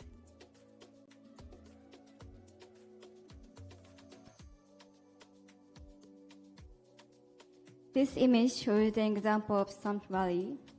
Tourists can collect stamps while traveling, and then at the end of their rally, they can receive some souvenirs or local products. And the stores or businesses that meet certification criteria based on incorporating environment elements and eco-friendly practices into their operations or services become eligible for the stamp rally. For example, the travel agency that implement ecotourism and restaurants that use local ingredients and so on. As a result, many opportunities for environmentally and ecologically friendly products will be made to gain recognition and added value, which increasing their visibility among customers and generating further revenue.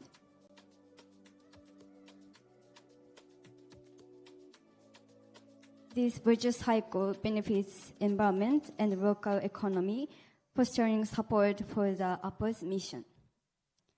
In addition to these points, the app has some meaningful features. The eco-point system is particularly noteworthy, where users earn points for eco-friendly action, such as using sustainable transport system like bicycle and joining cleanup missions. And also, local residents can enter the system as well and redeem their points at local shops and facilities, which leads to more and more visitors and purchases for local businesses.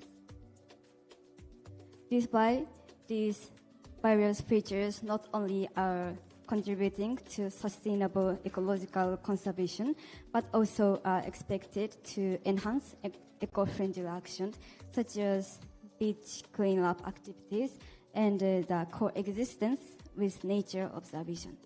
The next slide, please. We will promote our app to encourage tourists to use it at airports or train stations. In general, advertisements seem locally serve as a crucial source of information influencing our decisions about dining or shopping and service, so which making them non-effective means to impact people's behavior while traveling directly. So in this way, tourists can learn about the app at the beginning of their trip and download it immediately. So you think this app continuously will lead a better change in awareness?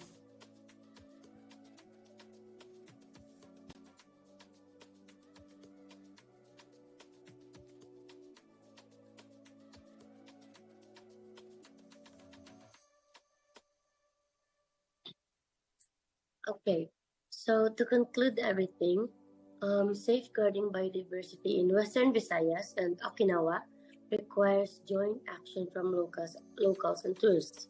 So this simply means that everyone must have a collaboration, especially when it comes to education, community cooperations, and innovative tools like proposed mobile app, or simply doing some small steps in order for us to reduce some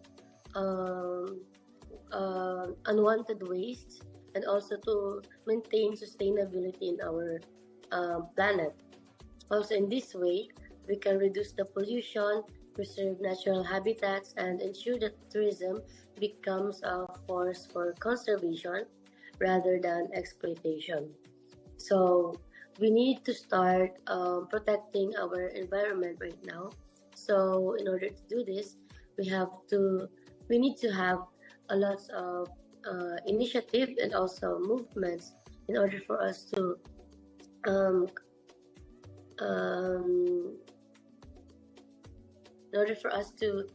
create more solutions to the environment, to protect the environment. So next slide, please.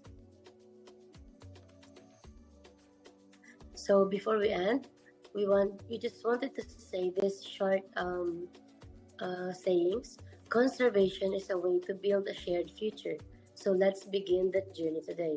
So everyone, thank you for listening. Arigatou gozaimasu. はい、ありがとうございました。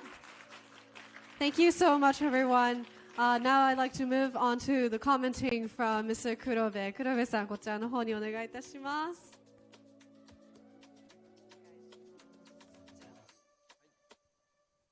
ありがとうございます。お疲れ様でした。すごい良かったです。すごく、インプレスというか、感動したので、ちょっと長めにコメントしてもいいですかねっていうところで、沖縄とそのビサヤのアイランドで、アイデアとして、やっていくところで、なんていうんですかね、アプリケーション作りましょうは結構あるんですよ。学生さんとお話しすると提案として。アプリケーション作りましょうは結構提案としてあるんですけれども、すごくいいなと思ったポイントが、ちょっと皆さんのコンクルージョンとちょっとだけずれちゃうんですけど、なんかローカルアプリケーション作りましょうみたいなことはすごくありなんじゃないかなと思って聞いてたんですよね。観光地を守っていくために、なんていうんですかね、ツーリストと地元に住んでいる人たちがそれぞれ責任をシェアしよう。よく観光地守っていくときに観光地価格を設定しようみたいな議論っていうのがあるんですけれども、地元の人は50円で、でも海外から来る人たちはじゃあ2000円で、これ別にインドの有名なお寺でもやってますし、京都のお寺でもやってる話だと思うんですけれども、単純にそこだけの話じゃなくて、もう地域全体、トランスポーテーションの話も出てきましたけれども、観光客が困るであろうその移動のところは観光客用に動線を引いてあげようとか、そこの前提として単に差別してやろう、儲けてやるっていうことじゃなくて、地元の生物多様性、バイオダイバーシティを守るために共通だけど最ある責任を観光客の皆さんもシェアしてください、地元もシェアしますっていうところで、ローカルアプリケーションを作っていくみたいなのはすごく僕もなかった発想なので、一つのなんかアイディアとしてすごく面白いなと思って、聞いてました。でまた、こういうふうにフィリピンの皆さんと日本でアイデアをシェアするところで、最初に藤原さんがおっしゃったみたいに、何が共通で何が違いなのかというところで結構共通点をね皆さん見つけておられたのと、あとそのビザヤの話をフィリピンチームがするんじゃなくて日本人チームがするのがですね、すごくお互いに問題意識のシェアに時間をかけたんだろうなということが伝わってきたので、そこも含めて非常に素晴らしい発表だったと思っています。ありがとうございました。ありがとうございました。Kurobe-san was just mentioning that he was very impressed by the application idea, and he especially enjoyed the part in which the application is not only for tourists, but it's also for locals as well. And the locals can also propose a better mode of responsible tourism through the application towards the tourists. So it caters to both the locals and the tourists, which was a lovely idea. He also really pointed out that he enjoyed the idea of the Philippines and Japan side trying to understand what is the common ground, but also trying to understand each other fully. This was represented by the Japanese side presenting about the Filipino side's location, and the Japan side also the Filipino side introducing about the Okinawan perspective. So way to go with both of the collaboration from the Japanese and the Filipino side all together. Thank you so much. ありがとうございました、黒部さん。はい、ありがとうございます。では少し、時間が押しておりますので、日本チームの2名からの感想と、フィリピンチームの2名からの感想をいただいてから、ソンポさんからのコメントなどをいただきたいと思っておりますが、はい、日本人チームの2名様はどなたがいいですか？We'd like to receive a comment from the Japan, 2 people from the Japan side and 2 people from the Filipino side. So perhaps Karen and Lauren, would you be able to speak later? I'll pinpoint from the Japan side first, if that's okay. じゃあ、2名様決めましたか？いいですか？はい。じゃあ、お一人ずつお願いいたします。日本語でも大丈夫？大丈夫ですよ。発表聞いてくださりありがとうございます。このグループプロジェクトを進めていくにあたって結構その解決策をどうするのかっていうのを結構途中で難航してて、発表していることとファイナルプレゼンテーションのスライドがちょっと食い違ってたところもあったと思うんですけど、その完成した後にもっといろいろ案が出てきて、そのもっと詳細はあそこのポスターセッションのところにも書いてあるので、ぜひ興味があったらアプリのどういう機能があるのか、どうやってただ環境にいいものを広げるだけじゃなくて経済とかそのローカルの人にどうメリットがあるのかっていう機能を作ったので、ぜひ見ていただきたいです。あと、はいこれで終わりです。ありがとうございます。はい、ありがとうございました。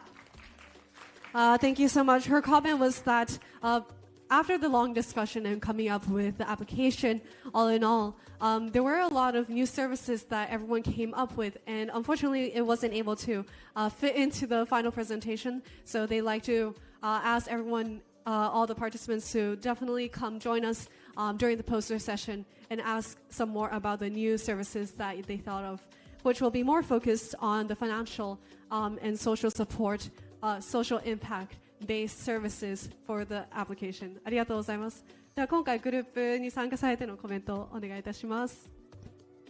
はい、本日は本当に貴重な機会ありがとうございました。やっぱり海外の学生の方と交流する機会って全くなかったので、本当に刺激的で本当に貴重な機会になりました。僕今回のこのグループワークやるまでビサヤ諸島をそもそも知らなかったので、こういうビサヤ諸島を深く知れて課題解決までしっかり考えられて、いろんな新しいことを知れる機会になってとても楽しかったです。本日は改めてありがとうございました。ありがとうございました。He was just mentioning that it was actually his first time working with people abroad, so it's been a wonderful opportunity to participate with or having a discussion with the Filipino side as well as the Japanese side.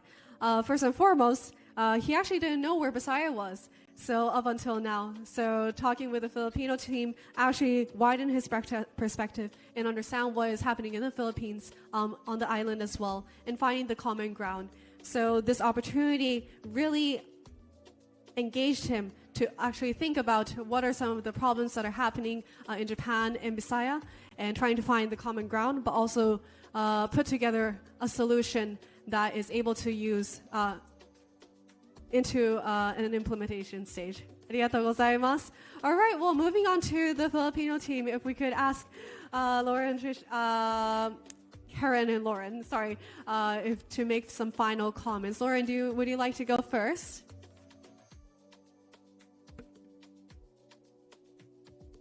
I think Karen is outside. Maybe I'll go no first. Worries. Perfect. Okay. Is there any specific thing I'd like to mention?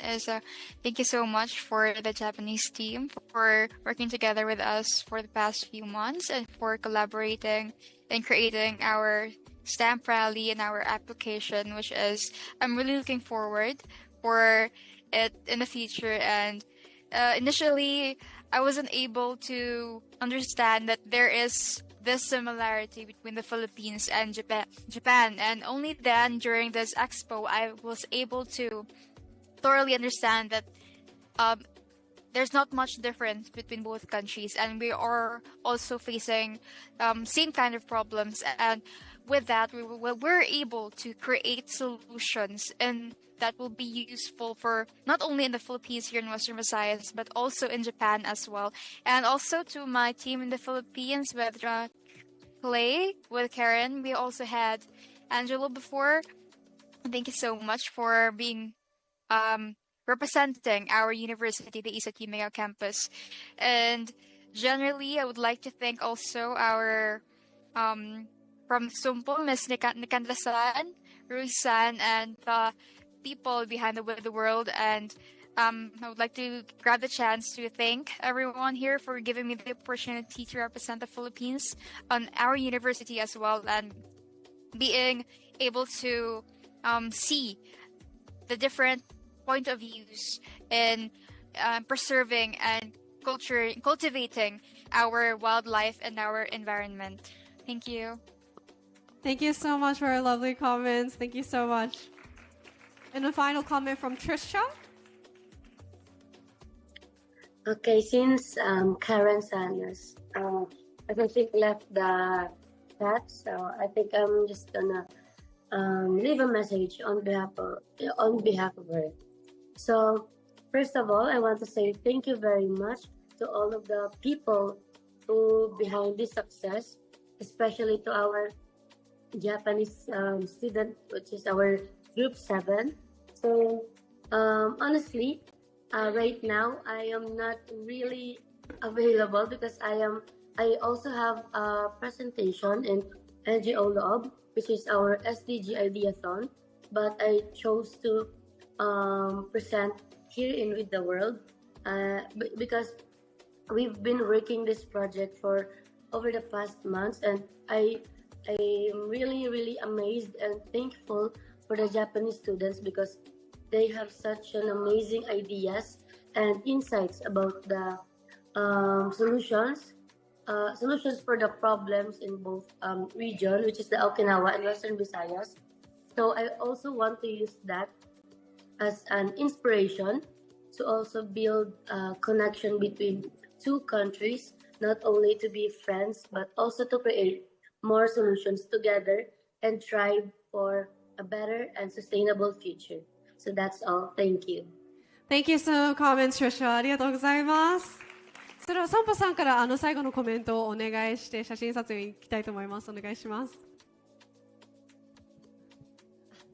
ありがとうございます。チーム7の皆様にお疲れ様です。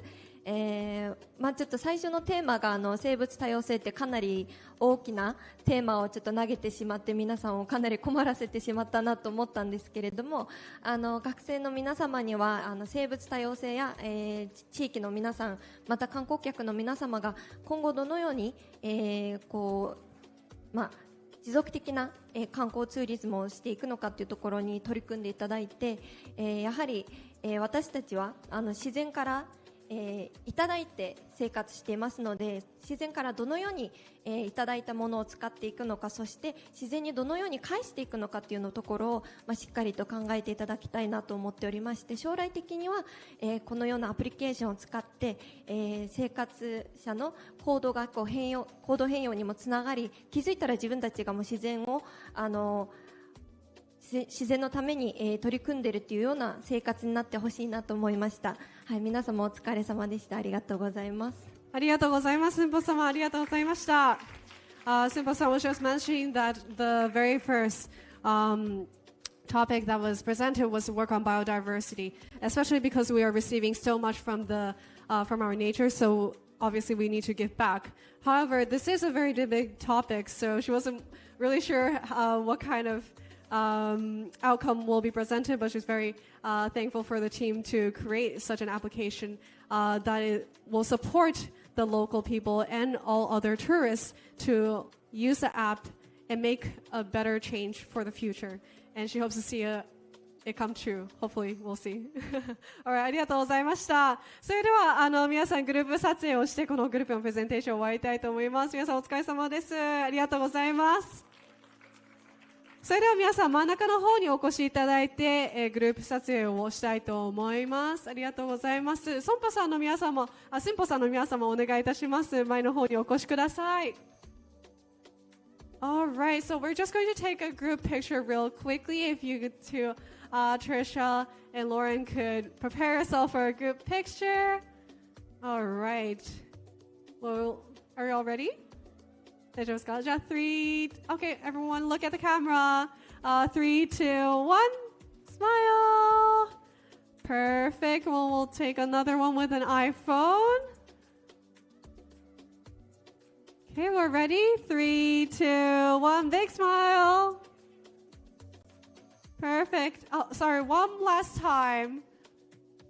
All right. 3, 2, 1 Smile. Perfect. ありがとうございます。Thank you so much everyone for joining. Thank you so much. センパさんも、はい、千葉大の皆様ありがとうございました。Thank you Lauren and Trisha for joining us online. Hope to see you some other time as well. Thank you. ありがとうございます。では皆様、はい、グループの7の皆さんはご着席くださいませ。では続きましてグループ8の皆様こちらの方にお越しください。グループ8の皆様、プレゼンテーションの方に進みたいと思いますので、はい、前の方にお越しくださいませ。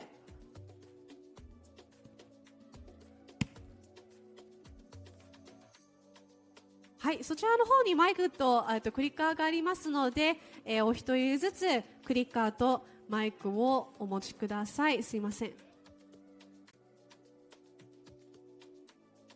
ありがとうございます。クリッカーですが、テックチームの方にパソコンがありますので、テックチームの方に向けてクリッカーを押して、はい、正代さんの方に向けて押していただければ、スライドが変更されますので、よろしくお願いします。ありがとうございます。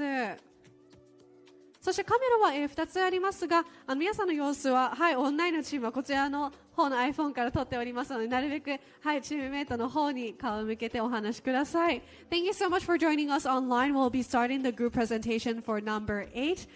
So whenever you're ready. 皆さん大丈夫ですか？はい、OK です。それではスタートお願いいたします。Okay, so hello everyone. So thank you. So before we start our presentation, I'd like to ask you, what kind of sushi do you like? Okay, so salmon. Thank you. Tuna. Wow. How about you? Hotate. Wow. Thank you so much. Okay, so now, can you imagine sushi restaurant without fish? So in the near future, so your favorite sushi restaurant has no tuna, no salmon, no hotate. So why? Because coral reefs, home to many of these fish, are dying. One surprising reason is is sunscreen that we use everyday life. So today we will share how we protect coral reefs. Sushi stays on our plates. So here is our agenda. So let's begin with a quick introduction to Sampo, the organization behind this project. Sampo stands for Sustainable Management Promotion Organization. Their philosophy is to build an abundant future by contributing to the establishment of a sustainable post-maturity society, joint development, as well as devotion to continuous skill improvement.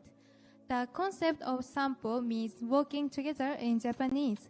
It emphasizes cooperation and co-creation, not competition.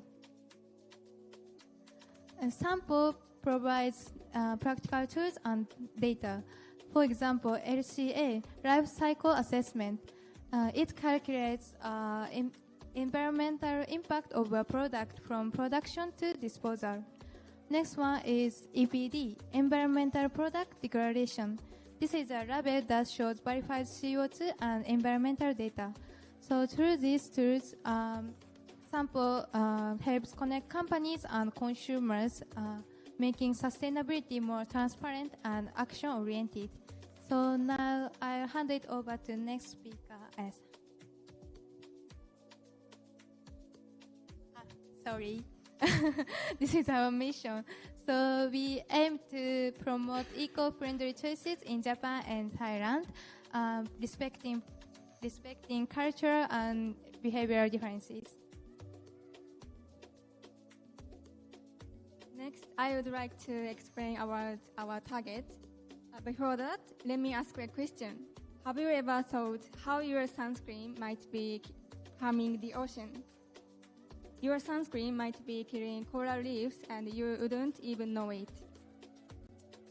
In this presentation, we will focus on university students in Thailand and Japan and introduce coral reef safe sunscreen as an environmentally friendly product. So why we should focus on university students? There are 3 reasons. The first, university students are future leaders and influencers. Their behavior, their values and decisions will shape future policy, culture, and market. And second, they are digital natives.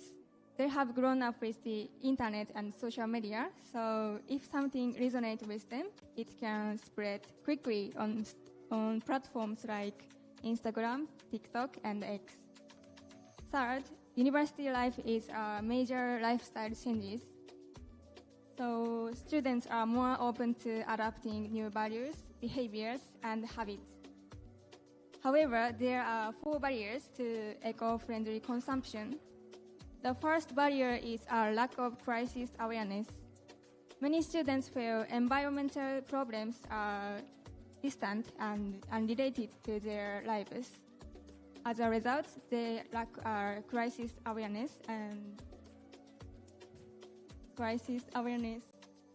personal responsibility. The second barrier is low level of interest in sustainability.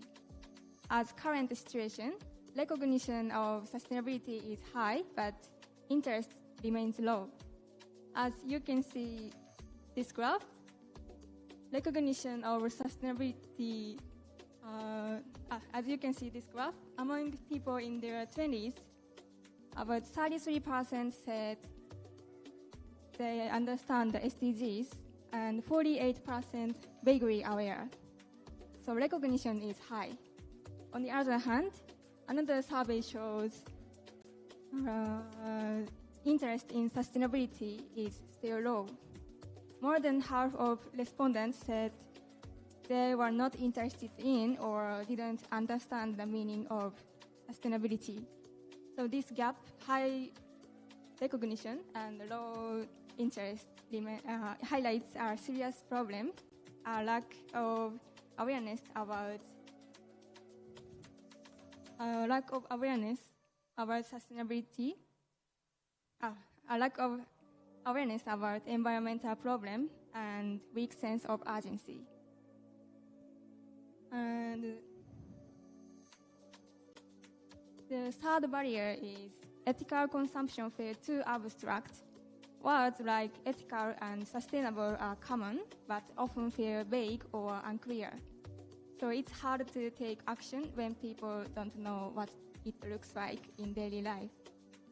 The last barrier is no clear option. Even when students want to take make better choices, they often don't know what to choose because there are too many options, too much information, and not enough guidance. That's why we need to provide simple, impactful, and actionable solutions. Next, May will explain about why we should focus on sunscreen. Thank you. So now I'm going to explain why we should focus on sunscreen. First, sunscreen is familiar to people in both Japan and Thailand. As you can see, the pie charts show that many people in both Japan and Thailand use sunscreen every day or almost every day. As evidence, the global sunscreen market was $14.90 billion in 2024, and Japan's market accounted for $400 million of that. Also, as shown in this graph, Thailand market is expected to grow steadily from 2025 to 2029. So the sunscreen market is a growing business that gives us a great opportunity to create positive change. Okay, next, some sunscreen ingredients have damaged the coral reefs. In fact, Thailand has banned sunscreen containing harmful chemicals from all of its marine national parks. Violating the ban can lead to fine up to 100,000 bahts, which is approximately 450,000 yen. So while sunscreen is an everyday item, it's also part of environmental global issues, global impacts that we need urgent attention. And so, as we have seen, sunscreen can be a serious problem for our oceans. But we're just wondering, have you ever wondered how much actually sunscreen ends up in the sea? An estimated 4,000 to 6,000 tons of sunscreen wash off people and into our oceans every year. One featured study in the article calculated if the one average person applied 36 grams of sunscreen and then reapplies the same amount after 90 minutes, and then 50% washes off, then one beach, just 1,000 visitors can result in 36 kilograms of sunscreen entering the ocean in a single day. That's a huge amount, right? So, and as you can see, take a look at the two bar graphs. If coral bleaching happens, the fish population declines. And two bar graph shows the fish, catch of fish has been decreasing because of coral bleaching. So if this continues, we might not be able to eat fish anymore in the near future. So based on these facts, Amina will explain the similarities between Thailand and Japan and possible solutions we can take together.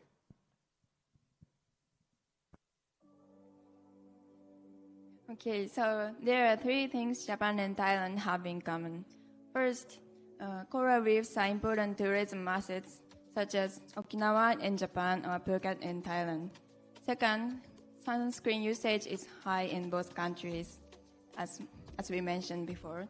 And third, coral reefs are under threat. Imagine visiting Okinawa and you see completely white and lifeless coral reefs. That's exactly what happened. In Japan, 75% of biggest coral reef has died. And also in Thailand, 80% of coral reef has died, and at least 10 diving spots were indefinitely closed. These facts show that both countries are in a similar situation. So by learning about and choosing reef-safe sunscreen is something that can positively impact on both nations. So what can we do? As we mentioned before, there are 4 barriers that prevent university students from choosing reef-safe sunscreens. Crisis awareness is low, and their lack of interest in the term sustainable or ethical is too vague to take actions, and there are no clear options.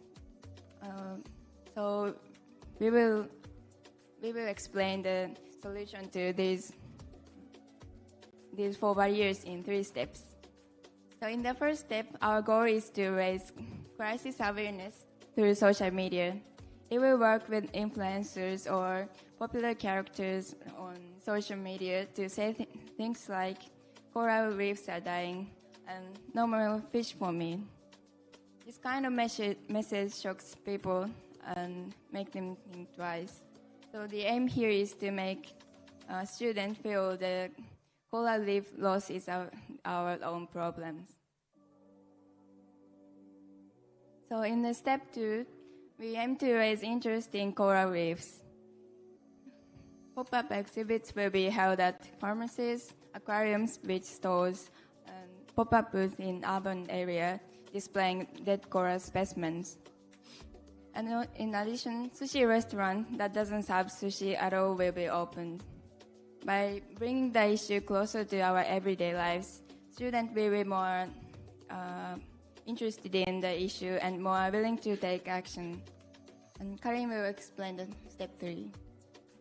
So from now, I'm gonna propose you something totally new, a solution to the biggest problem with traditional sunscreen. So let's think about it. Traditional sunscreen is sticky, easy to forget applying, and comes in plastic bottles that might harm the environment. So that's why we've created better choices. And the first one is fresh pot containers.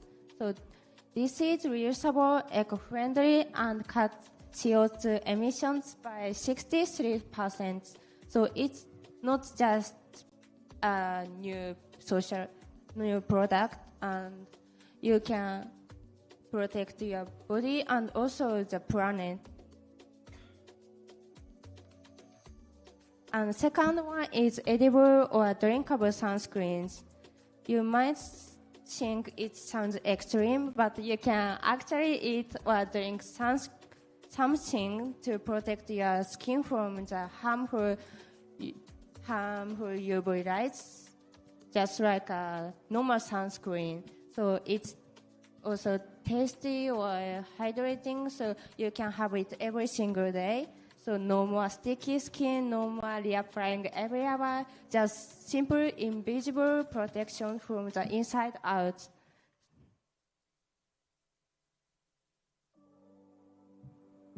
Another choice could be a zero waste refill store.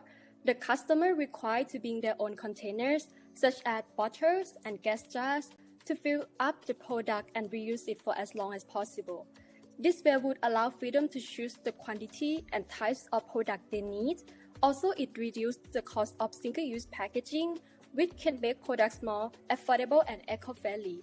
Furthermore, this model could potentially help circulate money within the local community and empower them to transform into the sustainability sector by supporting small and medium enterprise, creating local jobs, and promoting social inclusions.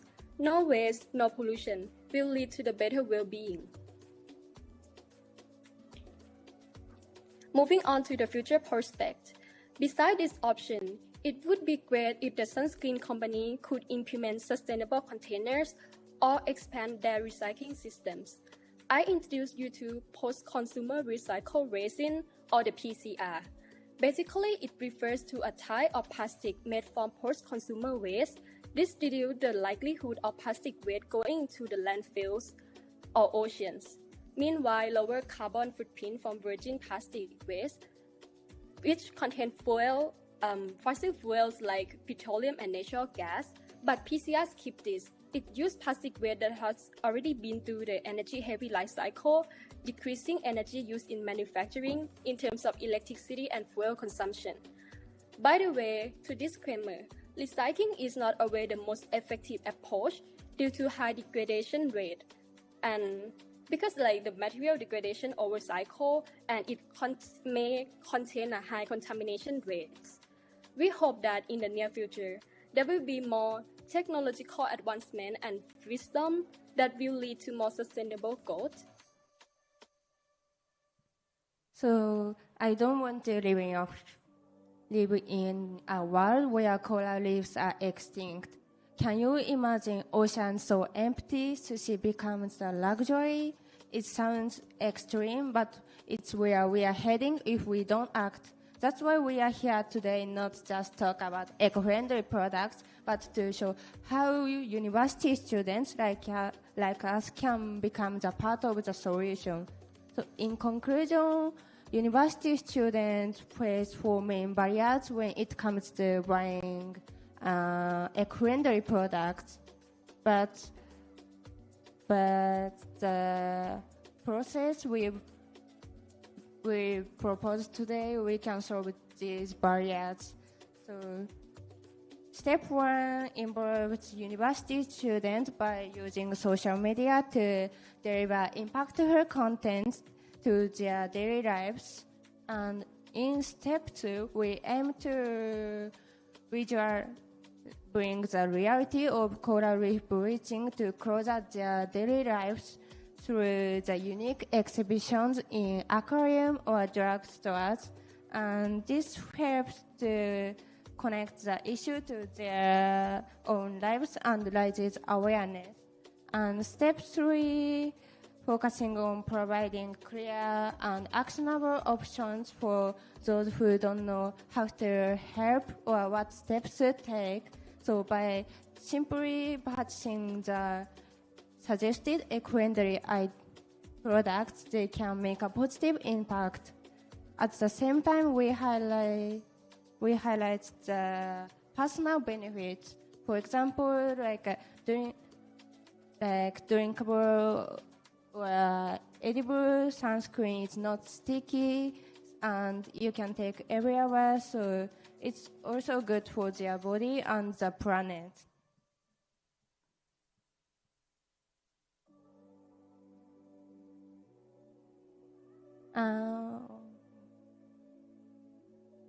And finally, I have a quick question.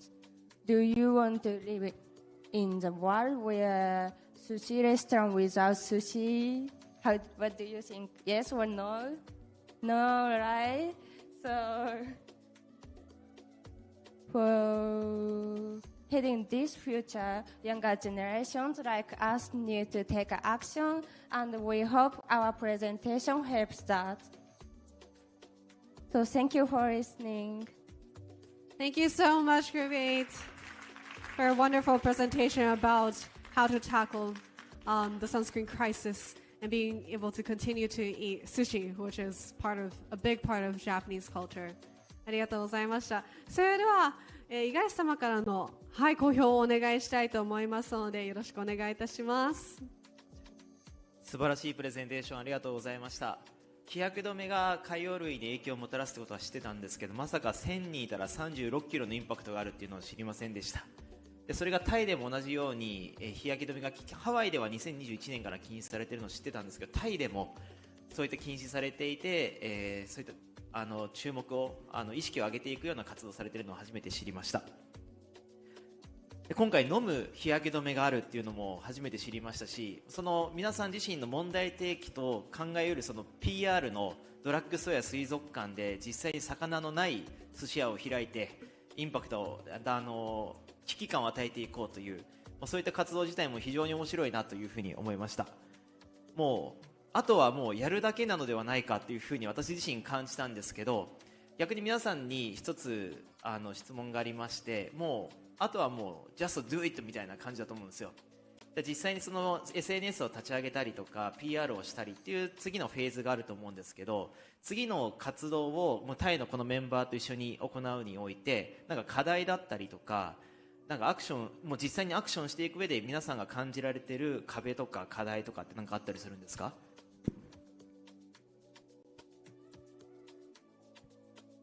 はい、ありがとうございます。これをこれから行っていくにあたっての課題なんですけれども、やっぱり日本で、まだまだこの日焼け止めがサンゴ礁に悪影響があるということを知られてないっていうのが一番の問題だと思ってます。で、私たちもそうなんですけれども、このプロジェクトをするまで実際に日焼け止めが、サンゴ礁に影響があることを知らなかったですし、このプロジェクトを進めていく中でこういう問題があるんだ、でそれで知ってから自分たちの頭で考えてそれを発言して今ここにいます。ですので、これからやっていくにあたってまずはみんなに共有をしていくこと、これが一番大切だと思っておりますし、ターゲットが私たち大学生なんですけれども、やっぱり今の時代 SNS ということで SNS で自分たちの思いを発信する、そしてみんなに共有してそれをみんなで一つになって考えていこうという意識を作ることが大切だと思うので、まずはこの知らないというハードルを超えていくことが課題だと考えております。ありがとうございます。ありがとうございます。ではちょっと通訳いたします。はい、ありがとうございました。Thank you so much, Igaru-san, for the comment. He was just mentioning that he actually didn't really know too much about the sunscreen issue, and especially the fact that sunscreens were drinkable as well.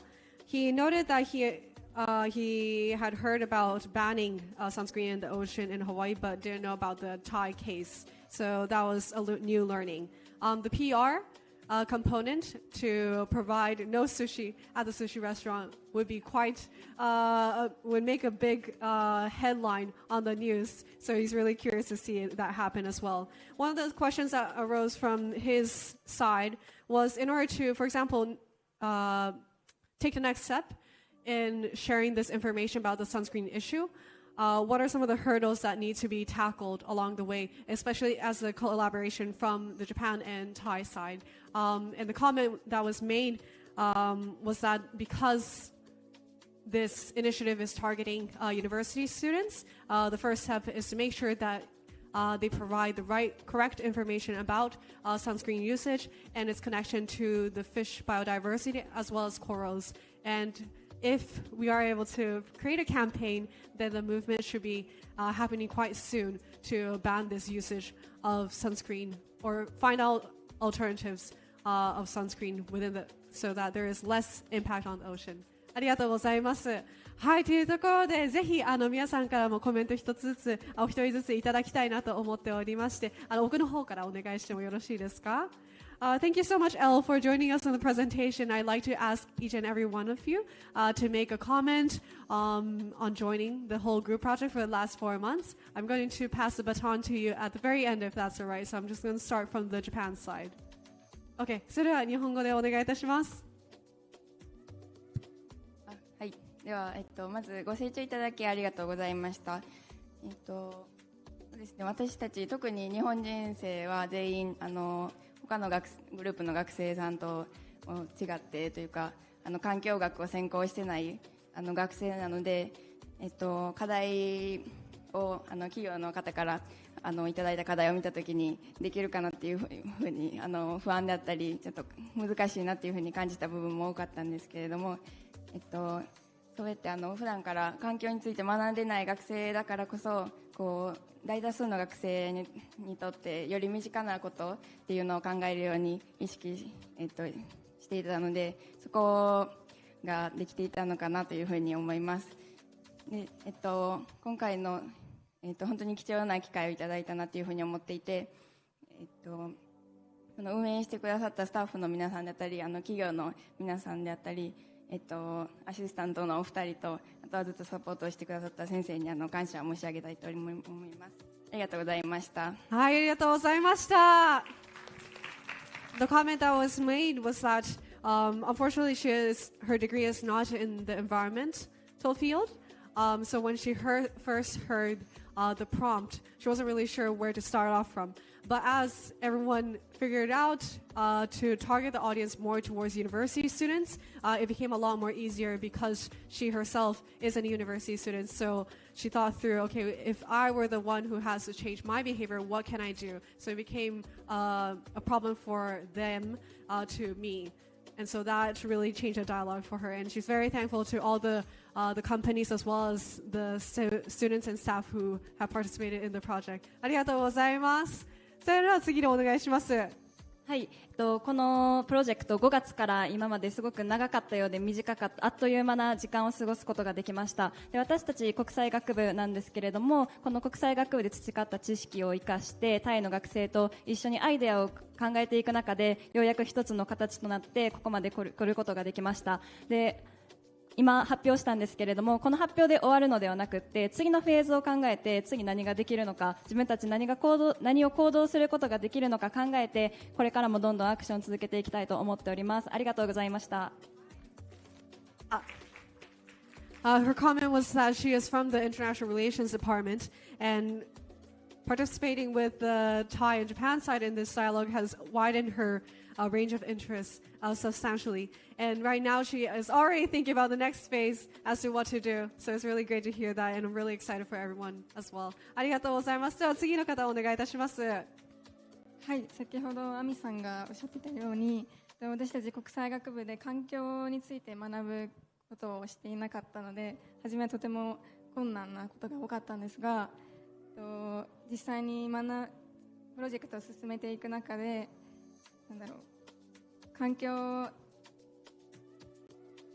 問題について学ぶこと、今まで学ぶこととか考えることはあったんですけど、実際に環境に優しい行動をするまでの壁について、今回とても壁を実感することができました。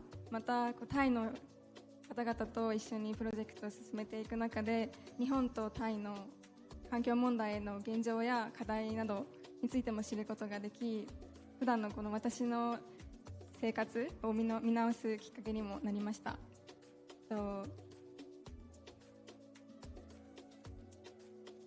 今回のプロジェクト、私たちのプロジェクトがより良い未来への一歩となり、将来の次の世代の行動や意識を変えるきっかけになればいいなと思います。ご清聴ありがとうございました。はい、ありがとうございました。She was mentioning that in reality, she's learned a lot about the environmental issues along her way, but she herself hasn't made much of a big transition in change of behavior in her daily life. So participating in this project, especially with talking with people from Thailand, has widened her perspective, but also pushed herself into actually making a change in her daily life as well. She really hopes that this project will support the next generation in making a change for them too, through education as well as through practice, through, for example, banning the sunscreen as well. ありがとうございます。では次の方お願いいたします。はい、私自身も今回ターゲットにしていたその環境問題を何とかしたいっていった思いがあるけど、実際には行動を起こせていないっていう学生の一人だったので、今回このような機会いただけて本当に光栄だと思ってますし、私はこの活動に途中から参加したので、その分すごい、ちゃんと貢献できるのかといった不安もあったんですけど、チームのメンバーやその運営の方々、アシスタントの方々、先生に支えられてここまでやってこれたので、本当に感謝したいなと思います。ありがとうございました。はい、ありがとうございました。She was actually one of the people who was interested in climate but wasn't able to make the next step. And so she was able to do so after participating in the project. While she was only able to join midway through the group project, with the support of the team, staff, and the corporation, she really made it through. So she was very, very thankful throughout the process. ありがとうございました。では最後の方お願いいたします。はい、私たちのチームはタイの学生とも一緒に協力して進めていったんですけど、はじめ日焼け止めに焦点を当てるまでにいろいろ結構時間がかかっていたんですけど、そういった時にすごいみんなで協力し合いながら情報だったりアイデアっていうものを交流できたことで、こういった最後の提案がより良いものになったように感じています。またターゲットを大学生で、その中でもあまり環境問題に対してアクションを取れてなかったりするっていう、自分たちと似たような共感できるような人をターゲットにしたことで、その提案っていうものもより現実的だったりちょっと楽しいものにすることができたと思っています。本日はありがとうございました。ありがとうございました。This project as in a whole, I really believe that the Thai-Japan team creating a dialogue, we were able to come up with this project. And if we weren't able to do this cross-cultural initiative, the project wouldn't have become this outcome. In terms of targeting, we identified it to be trying to approach it to students who weren't very conscious about the climate. And that was identifying towards us as well. We were students who weren't that interested in climate, and so the targeting actually became a lot more easier in understanding, okay, what can we do next so that we can also change as well. Thank you so much. ありがとうございました。はい、では最後に L さんからオンラインからコメントをいただきたいと思います。L, I would like to receive a comment from you too. Are you ready? Perfect. Yes, ready. Please go on. Okay. So basically, in my home university, my major is social policy and development. I recognize the word sustainability because it was a significant topic. When I studied in year 1 in the university, it was appear in my school textbook. But I don't really know how can I do to protect the planet. So I participate this project to realize that human development index cannot be measured only by the GDP or the national income. We can balance social, environmental, and economic to go along together. To have a conversation with Japanese friends through discussions, even the past 4 months was a short time, but I gained a lot of fresh perspective and know more Japanese innovation and cultural landscape from our friends. Thank you so much for giving this opportunity, and thank you for our Japanese friends, our assistant, and the company as well. Thank you. Thank you so much, Elle, for the wonderful comments. Thank you.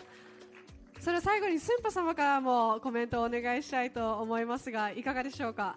ありがとうございます。ガイさん、前の方にぜひお越しください。真ん中の方にお願いしてもよろしいですか。はい、ちょっとカメラがそこまで行きませんので、すみません、お願いします。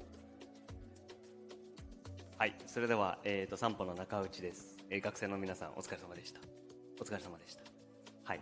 あと、このプロジェクトにですね関わっていただいた、スタッフの皆さん、大学の先生方、はい、皆さんありがとうございました。本当に皆さんもお疲れ様でした。そうですよね。このタイトルというか、ミッションというのってやっぱり難しかったですよね。はい、ちょっと私たちもっていうか散歩自体ですね、そういう一つのプロダクト、何かを製造して作って売ってるっていうわけではないので、じゃあ我々のサービスや、プロダクトをどのように売れば、行動変容につながるのかみたいなことっていうのは正直あんまり考えていなかった、適用はされないことなんですけれども、ただ、やっぱり自分を一つの消費者として考えたときにはそういったところは常にやっぱり、思うところがあって、で社会全体がそっちの方向、よりサステナブルな消費行動というところに何かしら移っていかないと環境問題というのは解決されないなという課題感というのはやはり持って仕事をしているということもあったので、そういった、切り口でですね学生の皆さんには考えてほしいなっていうのが、最初の思いでした。で、すごく漠然とした何か一つの商品を特定しているわけでもないし、地域を特定しているわけでもないし、ターゲットの層も指定しているわけではない状態で、ここまで絞りに絞って一つの製品で一つの属性っていうんですかねのところまで落とし込んで考えられたっていうのはやはり素晴らしいことだなと思ってましたし、一人の仕事する人間としてはそういったところまでやはり落とし込まないと具体的なアクションにはつなげることはできないんだなっていうところは勉強にはなりましたし、はい、これを参考にですねこれから私自身も頑張っていきたいなと思いましたし、学生の皆さんも今日のこの体験ですねっていうところを大事に思ってもらえれば嬉しいなと思います。はい、ありがとうございました。ありがとうございました。Sampo-san's message was that he was very surprised that after the whole proposal selection, the team was able to put together this idea and even create a singular targeted demographic to approach to. And this experience as an all in all, I hope that would be able to continue into your careers and make sure that you can make a social impact as well. ありがとうございました。はい、それでは、最後にグループ撮影をさせていただいて、このセッションはグループを終わりたいと思いますので、皆さん真ん中の方にお越しいただいてもよろしいでしょうか。散歩の皆さんもよろしければご参加ください。ぜひ前の方に、五十嵐さんも前の方に。Alright, Elle, we're just going to take a very quick group picture. You're already on live, but feel free to set your hair up as well. Thank you. Alright, ありがとうございます。もう一歩だけ入ってください。Ready? 3, 2, 1, smile! Perfect. We're going to do another round for the smiles. 3, 2, 1. Perfect. And we're going to take another picture with the smartphone as well. All right, 3, 2, 1, smile. Perfect. Thank you so much, everyone, for the wonderful. Hi. Yes. Oh, sorry. There's the professor has also joined, so we're going to take a very quick picture with the professor as well. はい、すいません。前の方にお越しください。はい、こちらの方にお願いします。はい、では行きます。3、2、1、3、2、1。Perfect.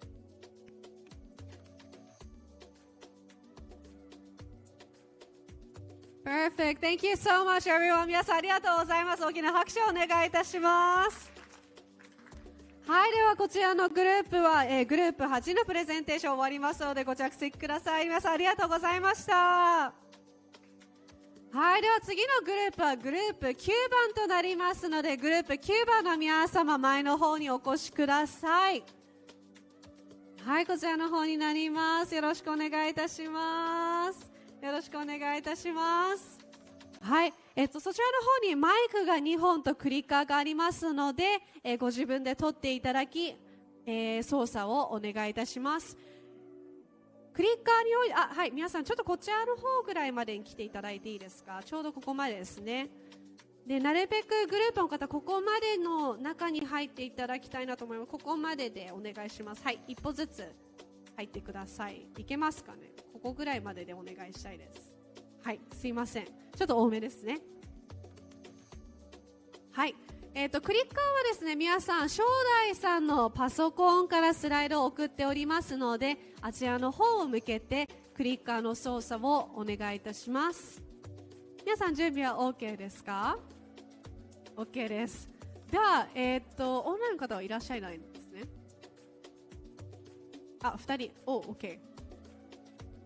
じゃあ、後で入ってくるとは思いますが、はい、よろしくお願いします。Thank you so much everyone for waiting. We'd like to start the presentation for group number 9. では皆さん、準備できたタイミングでよろしくお願いいたします。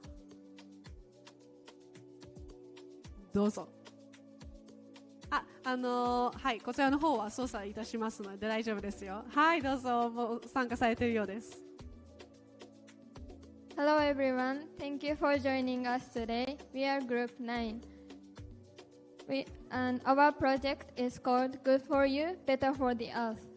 Before we start our presentation, please let us introduce ourselves. My name is Mimi. I'm Kyoka. I'm Sota. I'm Chao. I'm Siyan. I'm Yuri. I'm Shogo. I'm Yingru. I'm Li Yao, and another group member is Yu Jia. Nice to meet you. Now let's start our presentation.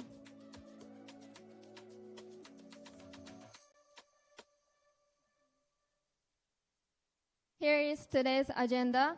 I will start by introducing our project mission, which is sustainable eating for a better planet. Please think about the food you eat every day. It feels small and personal, but when it added all together, it has a huge impact on the planet. For example, the food production creates greenhouse gases and use a lot of water and land, and sometimes destroy the nature and also biodiversity. Many people say I want to eat sustainably, but the truth is it is not easy. Some support and clear information are often missing, so we want to change this. Kyoka will introduce our corporate company sample. So now I'm going to introduce the company Sampo, the Sustainable Management Promotion Organization. Sampo became independent from Japan Environmental Management Association for Industry in 2019, but it brings over 30 years of experience in life cycle assessment called LCA and has been running its EPD program for more than 20 years.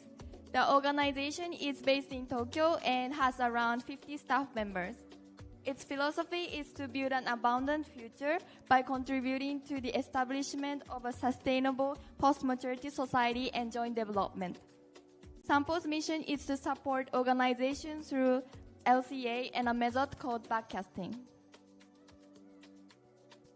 Next slide, please. And next, I'd like to introduce about current food-related issues. And there are main two causes, and one of them is agriculture, such as polluting soil and water. And second one is current food supply chains and consumption patterns, such as overproduction, consumption, and food waste. And it will have an impact on harming the environment and eventually ourselves too, such as human health and economy. Next slide, please. And these are the current challenges that we have to solve those problems that I explained in the former presentation. And there are three main points, and one of them is lack of visual information, such as difficulties to grasp the current situation. And second one is lower public awareness for sustainability, such as difficulties to take issues as their own affairs. Lastly, there is cultural and social inequalities, for example, neglect of traditional food culture and accessibility.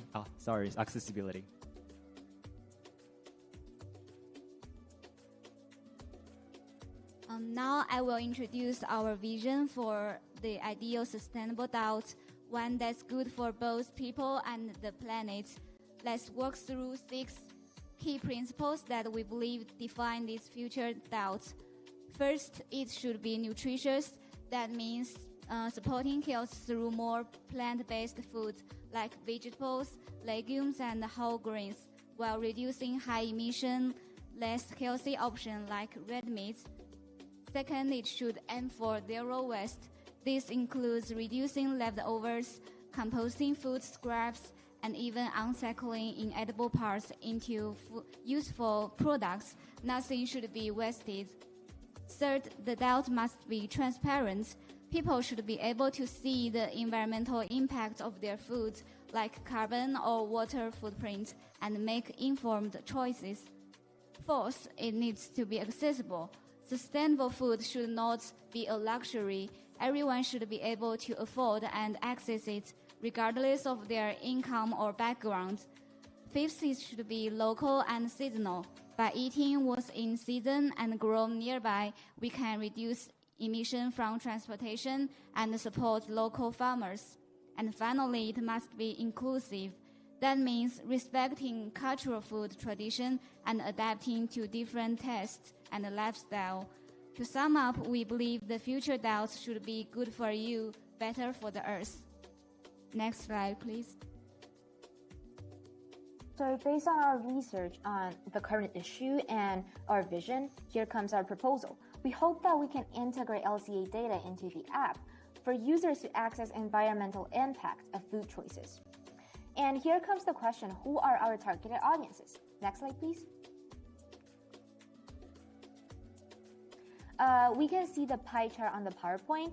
It shows that our targeted audience should be the general public in Asia, especially young adults and families who care about healthy eating and environmental impact. It also should be the urban users who frequently use food delivery platforms, and people who are interested in low-carbon lifestyles, fitness, and sustainable living. The question is, why are these our targeted audiences? Asian diets are diverse and evolving. This is what we all know. But many of them are actually unhealthy scientifically.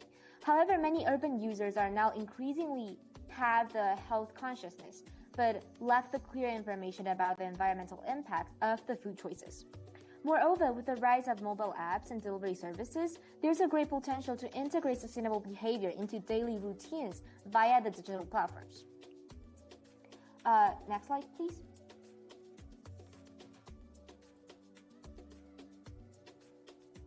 Sorry. Yeah. And then the last slide. Yeah, this one. Thank you. And just as mentioned before, our product is aimed at visualizing environmental footprints in food delivery app. The core function is integrating LCA data into app for users to access environmental impacts of food choices through the embedding environmental data for menu in delivery food app. So the question is, what is LCA? Next slide, please. We mentioned LCA several times before. It is life cycle assessment. It's a systematic method for evaluating environmental impacts associated with all the stages of a product's life, from the raw material extraction to its disposal stage. And it includes 4 steps of analysis, which are goal and scope definition, and inventory analysis, and impact assessment, and interpretation. Next slide, please. And there are 3 steps of our program. The first is The first is to develop environmental burden database. It includes LCA modeling results from manufacturing various food materials based on operating data from enterprises, and also the indicators will include carbon footprint, water or land usage, and fossil energy, etc. And the second stage is combining LCA data with real-time ingredient analysis based on the ingredient data uploaded by restaurants. This step can provide instant environmental footprints insights. And the third step is a personal dashboard for tracking and goal setting. Users can monitor and manage their food delivery footprint with their personalized tracking and goal setting tools. Next slide, please. Now I will introduce 3 additional application concepts, which are potential expansions of our plan for the future. First, the LCA recipe recommendations. This application leverages real-time carbon footprint data combined with users' preferences to recommend low-carbon recipes. It can deliver meal suggestions through recipe apps or food delivery platforms. Second, the carbon coin marketplace. Users can earn carbon coins by engaging in low-carbon activities and redeem these coins for eco products or discounts. Finally, the LCA carbon labels. We provide standardized carbon dioxide equivalent labels for products and link to detailed life cycle assessment LCA reports via QR codes. This allows users to easily access the carbon emission data for each product and make more eco-friendly purchasing decisions. These are 3 potential expanded applications in our future development plans, exploring low-carbon living from aspects such as food, carbon trading, and product transparency. While these applications are still in the conceptual phase, we believe they will play a key role in reducing carbon emissions and provide users with a more intelligent and convenient low-carbon lifestyles. Next. So after the detailed introduction about our proposal, we also should think of who is the key stakeholders. So first, for our student project team, we definitely should be responsible for concept design, research integration, and initial user interface thought planning. This also leads to the development of core functionalities and educational values of our proposal. Secondly, for the data providers, the environmental research institution or the sustainability organizations and companies such as Sampo can provide validated LCA datasets and offer expert feedback on model and methodologies. Thirdly is the platform partners. They should be responsible for pilot and integration. Food delivery platforms, restaurants, or university cafeterias may serve as real-life testing grounds and help us to integrate app into daily food selection environments and expand its impact. Then my teammates will further go on with how we can promote our proposal. Next slide, please. So now I'd like to move on to the promotion idea of this proposal, especially how we can spread this application. This is our promotion idea. application together with university cafeterias. The main idea is to spread the application in places where many students gather, like school cafeterias. The purpose is to help students get used to sustainable eating habits by using this application. We imagine it working in 3 steps. In step 1, each meal in the cafeteria will show information like carbon, CO2 emissions, and water use. And meals that are better for the environment will have a special icon like a low carbon icon. And in step 2, students can scan a QR code for the meal they chose. And this lets them see the environmental impact of the each meal they chose and saves that data in the application. And in step 3, if students continue to choose the sustainable meals, they can get rewards, such as coupons or discounts for their cafeteria meals. In this way, the application not only teaches students about sustainability, but also gives them motivations to keep good and sustainable eating habits. Next slide, please. So on top of the promotion 1, I'd like to introduce additional idea for that and to hold a hybrid workshop in Japan and China. And the purpose is to have a discussion and interaction with Sampo and Professor Murashima at Rikyo University. And using past data collected in the app, as Kyoka explained in the promotion 1 and step 2, we'll engage in a group discussion with Sampo to explore the extent of our environmental impact and identify small action that we will be able to take to reduce the environmental burden that we make. And the advantages will be utilizing the seminar that Japanese members belong right now at Rikyo University. And the disadvantage would be the participants might not be familiar with delivery service. Next slide, please. We also considered holding events at universities as part of our app promotion. The promotion idea is that opening a sustainable cafe on the campus. The purpose is to give students a chance to learn how the food we usually eat affects the environment. We chose the university campus because our main target is young people, and also the people who visit the cafe are likely to be interested in the environmental issues. So we believe it's a great place to promote our app by setting up posters and QR codes. All dishes are sustainable and environment conscious, and each food item on the menu shows its environmental impact, so students can learn about it and become more aware of its impact. Okay, finally, I conclude this presentation. This is our mission, and our proposal is integrating LCA data into the app so users can see the environmental impact of their food choices. Okay, we have to consider these 4 points. The first one is about money. We decide how to monetize it or focus on public benefits. The second one is the need for further research. It must combine efficiency and accuracy of the data collection with simple, actionable insights for users. The third one is the need more investigation for specific restaurants or delivery platforms for collaborations. The last one is how to keep users be interested for a longer time with simple, actionable insights for them.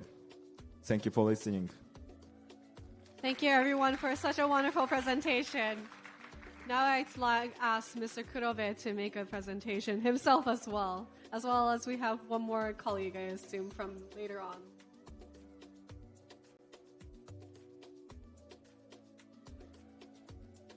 Thank you so much. 素晴らしい発表ありがとうございました。すごく朝からそうなんですけど、時間が経つのがめちゃくちゃ早いんですよね。その理由はこういう発表がすごく中身が詰まってるからだと思います。出てくる提案が最初に藤原さんのお話の中にその共通のポイントとカモンセンスとディファレントポイントを探して積み上げていく作業っていうことをおっしゃったんですけど、例えば僕らにしてみれば中国のチームとお話しして、いやその食料生産とネイチャーポジティブ近いよねっていうそのデシジョンが得られてるってことだけでもすごいショッキングなんですよ。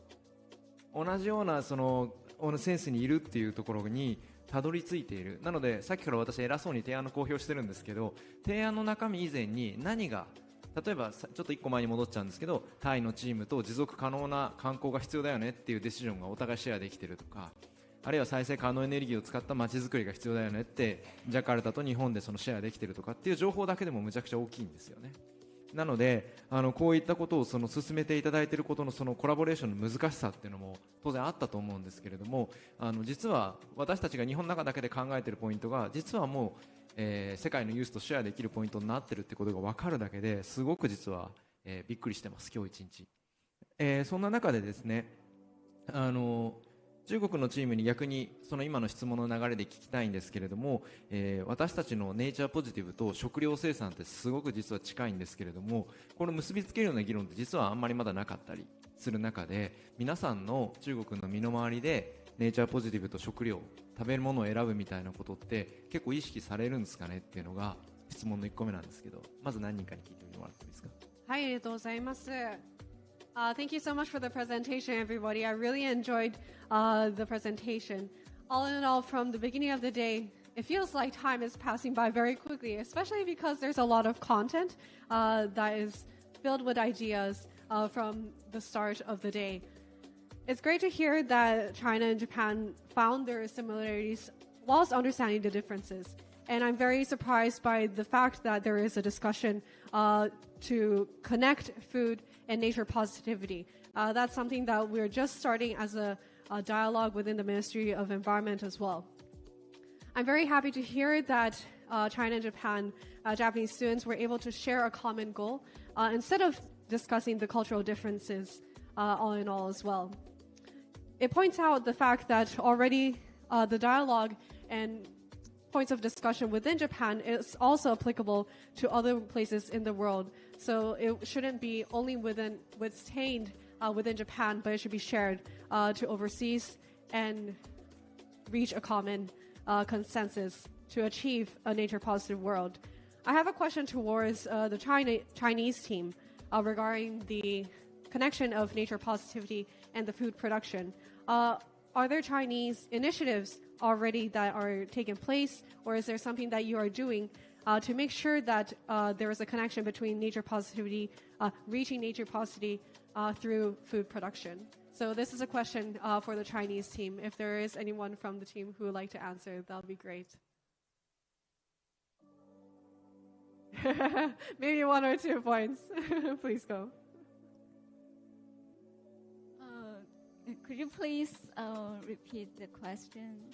So the question was, in order to achieve nature positivity, is there anything related to food that you are already working on within China? It can be in your daily life already, or it can be a bigger project as well. Yeah.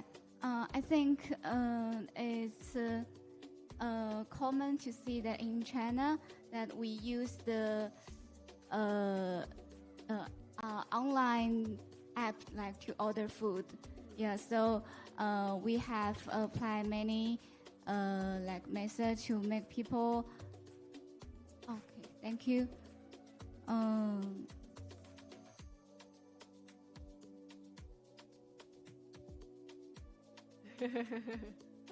Thank you. Yeah, understand.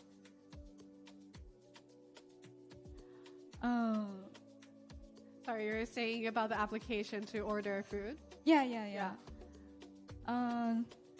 So yeah, I think we are working like on these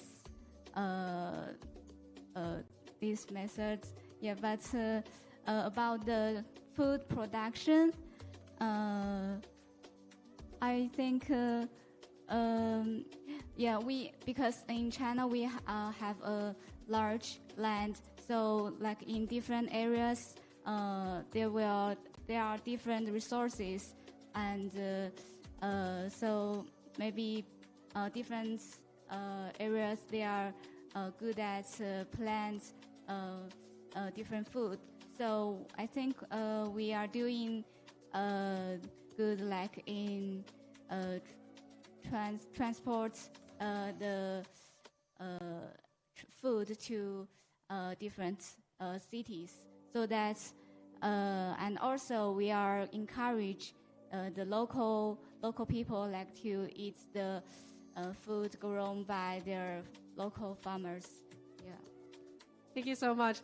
地産地消がなるべく、はい、普及されるようにということはあったと思います。はい、では、皆さんから、学生の皆さんからコメント一人ずつ いただきたいとは思うんですが、ちょっと時間が押しておりますので、2名ずつ日本人のメンバーと、中国人メンバーの、お二人ずつの、コメントをいただきたいなとは思っておりますが、はい、まだお話しいただいてない日本人メンバーの皆さんから、コメントをお願いしたいと思いますが、後ろの方からコメントされたい方いらっしゃいますか？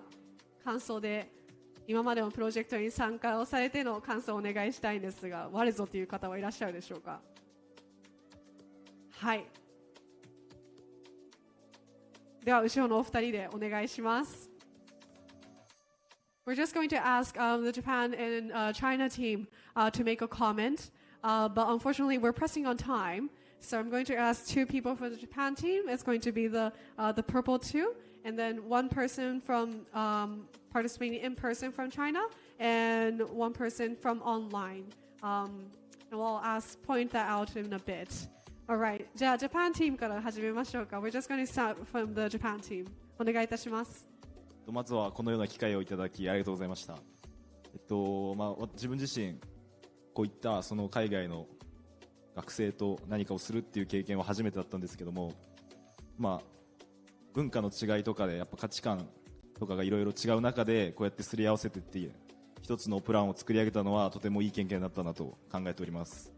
また、私自身今結構食生活っていうところで、結構健康面を意識した、食事を送るように心がけてるんですけども、このプランが実現して、世界中のいろんな人が自分の健康だけじゃなくてこの地球の健康っていうところを守っていけるような、考え方が広まっていってくれたらなと考えております。本日はありがとうございました。ありがとうございました。I'm very conscious about what the things I eat, and so coming up with this project gave me a new perspective on sustainability and food. I really hope that everyone joining this, other people will join the project and support the transition for a sustainable food system as well. ありがとうございます。では次の方お願いいたします。まず本日はこのような貴重な機会をいただき本当にありがとうございました。私たちのグループがいただいたミッションは食生活についてのミッションだったんですが、食っていうのは私たちが生きていく上で不可欠なものであるにもかかわらず、食に関する環境負荷っていうのはあまり意識がされてないんじゃないかなっていうのを感じました。で、たくさんのグループワークを通じて対話を重ねていくうちに知らなかったこととか初めて聞いたみたいな単語もありまして、すごく勉強になりました。ありがとうございます。はい。ごめんなさい。どうぞどうぞ。で、まだまだ環境負荷に関する知識だったり意識は低いかもしれないんですけど、このような機会を重ねていくうちに将来的に、自然と日常の中に自然とサステナブルな選択が溶け込むような社会づくりに貢献できたらなと考えています。本日今まで、サポートしてくださった皆さんや、グループ9の皆さんや本日来ていただいた皆さんに感謝申し上げます。ありがとうございました。はい、ありがとうございました。Thank you so much for letting me join this project. I really appreciate all the project members as well as corporations and the staff, and also the students who were part of our crew in making this a reality. Unfortunately, up until now, I never really thought about the impact of food on our environment. And so participating in this project actually opened my eyes to that world. In the future, I really hope that my work will support the transition of daily lives, transition the support of food systems for our daily life. Thank you so much. ありがとうございました。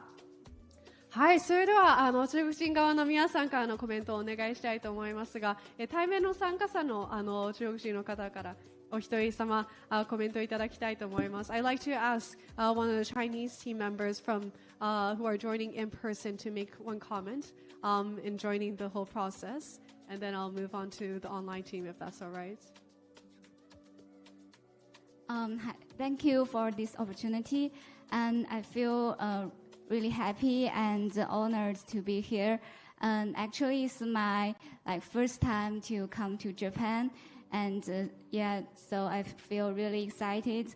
And also by joining this program, I really learned a lot. And firstly, from this whole process, it was really well organized, and even though it's a long run, we all of us are participating very well.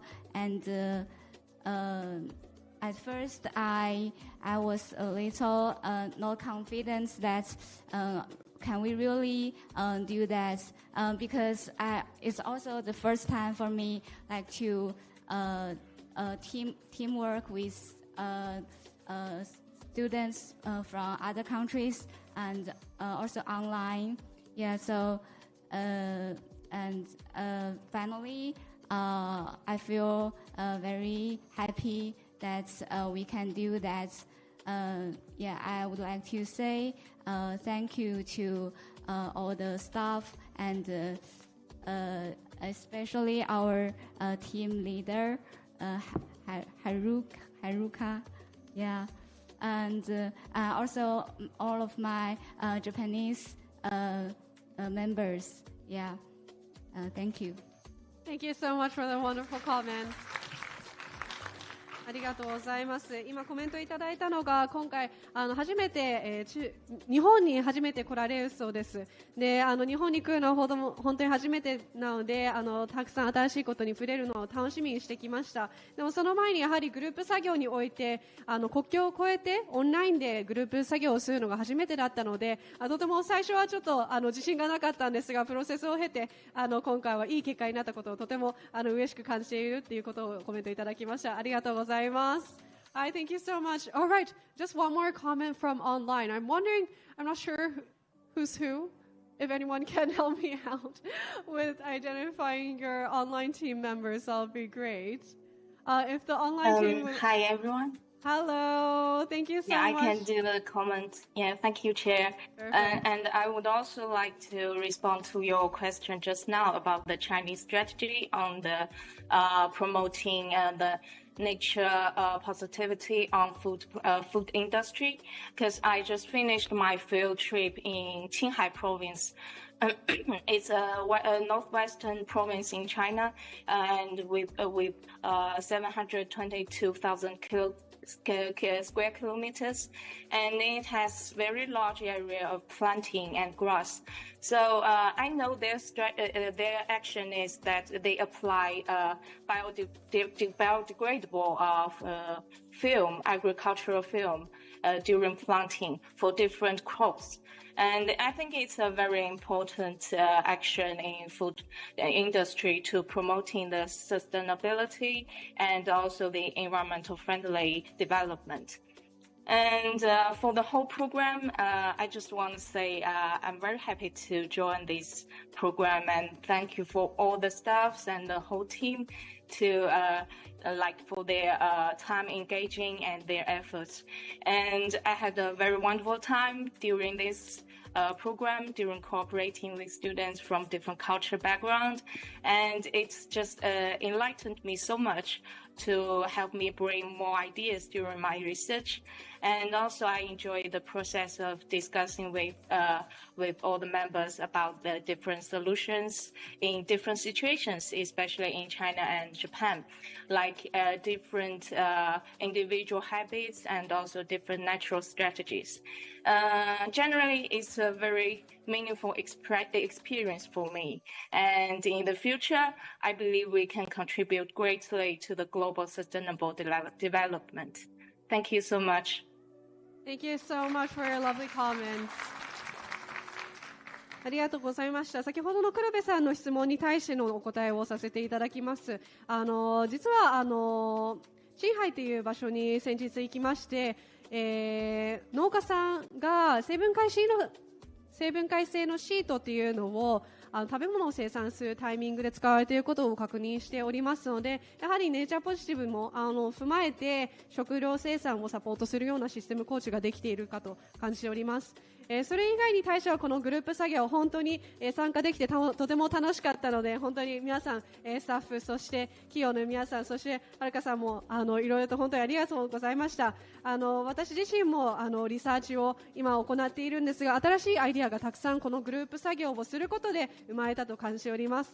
また日本と中国、違いはたくさんありますが、新しいソリューションを考えていく上ではその文化の違いを生かした考え方をもっと導入できるような研究にしていきたいと思っております。また最後に SDGs を普及していくためにもこのグループの皆さんともつながっていけたらと思っております。ありがとうございました。 Thank you so much for your comments. ありがとうございます。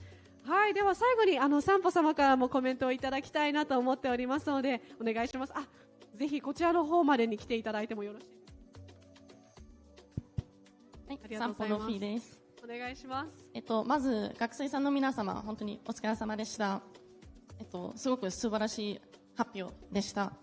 国内外の学生さんと、交流できる本当に貴重な機会でしたし、私もメンターとして、たくさん新しい気づきとか勉強になったことありました。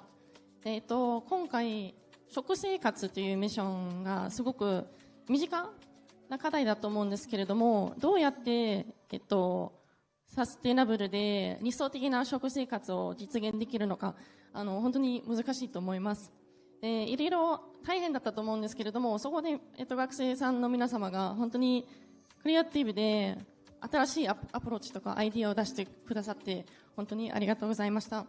これからもそのクリエイティビティを自信を持って外に出していただきたいと思います。ありがとうございました。はい、ありがとうございました。フィーさんありがとうございます。Fee San's message was this. Thank you everyone for participating in the group project. Our proposal from Sample was to think about our everyday livelihood and food, especially because it is something that eating is part of our daily life. Morning, breakfast, lunch, dinner, we're always eating throughout the day. So it is part of our daily life to think about food, but actually coming up with a solution that will make a food transition is quite difficult. But the students themselves were able to come up with creative ideas. I'm very happy for throughout the whole process to learn about these ideas. And I'm very happy for the creativity and innovativeness the students had. Thank you so much for all your group work and your time. ありがとうございました。Thank you so much, everyone, for the wonderful presentation. It was lovely to hear all the food system transitions. And now we'd like to take a group picture very quickly and end this group session. ありがとうございます。それでは皆さん、ここからグループセッションの終わりたいと思いますが、まずは最初に、グループの撮影をさせていただきたいと思いますので、前の方に、お越しくださいませ。またその他の散歩様と、黒部様やじいさんもぜひ入ってください。はい、ありがとうございます。写真後ほどお送りしますので、気にしないでください。ぜひたくさん、はい、入られていただければと思います。黒部様もぜひ入られていただけると嬉しいです。Hi, all right, for the people online, we're just going to take a very quick group picture. So if you could be ready within 3 seconds. All right. Are we all ready? Yes? Okay, 3, 2, 1, big smile. Perfect. And we'll take another one with the smartphone. All right. Everyone, if you could wave your hand at the camera, that would be lovely. All right, 3, 2, 1. Big smile. Perfect. Thank you so much, everyone. 大丈夫ですか? OK です。ありがとうございました。では、Thank you so much, everyone from this group for doing the presentation. ありがとうございました。それではこれで、グループ9の、9番目のプレゼンテーションを終わらせていただきます。皆さんありがとうございました。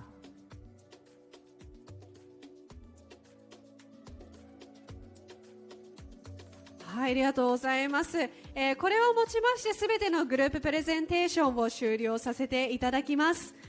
この後は一旦ここで、Zoom でご参加されている海外の学生の皆様とはお別れの時間となりましたので、海外メンバーの皆さん本当にご参加いただいてありがとうございました。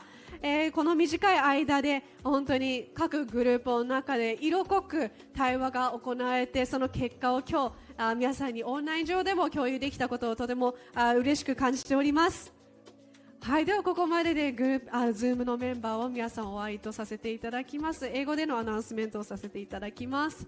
Thank you so much everyone from joining us online. It was wonderful to hear each and one of you and also seeing you online. Unfortunately, we'll be ending the Zoom here. So if you have any last comments, do share with LA and with the world team so we can share it to the team as well. But otherwise, thank you so much for your wonderful presentations and all the corporations, local governments, as well as the students. We're very happy to hear all your outputs as well. Thank you so much for joining us. Have a good day. はい、ではこれをもちまして、Zoom の方は切らせていただきます。はい、続きまして、ここから小休憩を取りたいと思います。現時点で、お時間がそうですね、すいません、ちょっとこちらの方に、ありがとうございます。はい、ちょうど3時になりましたので、15分ほどの小休憩を取りたいと思います。皆さん15時15分までにこちらの会場に、お戻りいただき、パネルディスカッションをしたいと思っておりますので、15分小休憩を取らせていただきます。お手洗い、現在、会場を出た左手の方のお手洗いも空いておりますので、そちらの方が、素早く行けるかと思います。またお腹減っている方はぜひこの時間を取りまして、食事していただければと思いますが、どうぞよろしくお願いいたします。We'll be taking a 15-minute break from here onwards. Please be back by 3:15 and we'll be starting the next part, which will be the panel discussion. The panel discussion will be starting from 3:15. Until then, we'll be going into a short break. There is a restroom on the right-hand side of the dome and also the left-hand side. The left-hand side has just opened recently. That one is a lot more quicker to enter. So if you would like to use the washroom, please feel free to use the washroom there. If you're hungry, please feel free to go eat in the moment being. Thank you so much. We'll be meeting back at 3:15.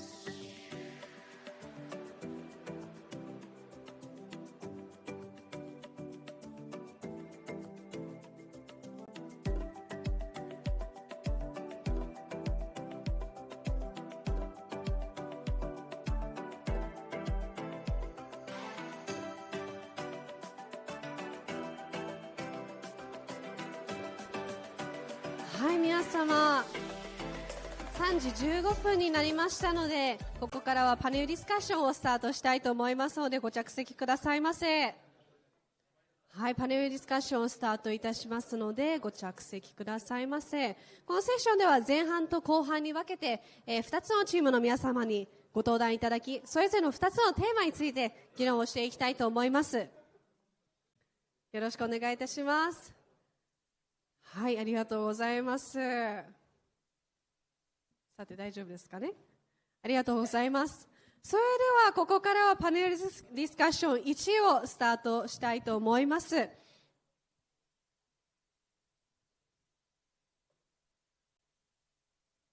はい、ではまず1つ目のチームの企業代表、一般社団法人サステナブル経営推進機構損保の散歩さん、失礼いたしました。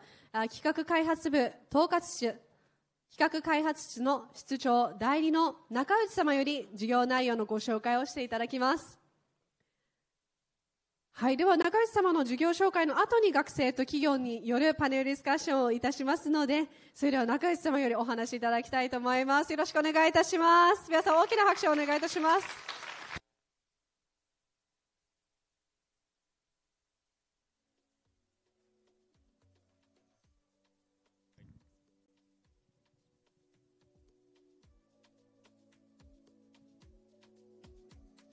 では散歩の中内です。どうぞよろしくお願いします。ではですね、はい。ではですね、先ほどのセッションっていうんですかねの中でも何度か散歩の紹介を学生さんの方よりいただいておりましたので、ちょっと重複する部分があるかもしれませんが、簡単に私の方から概要の方の説明をさせていただければと思います。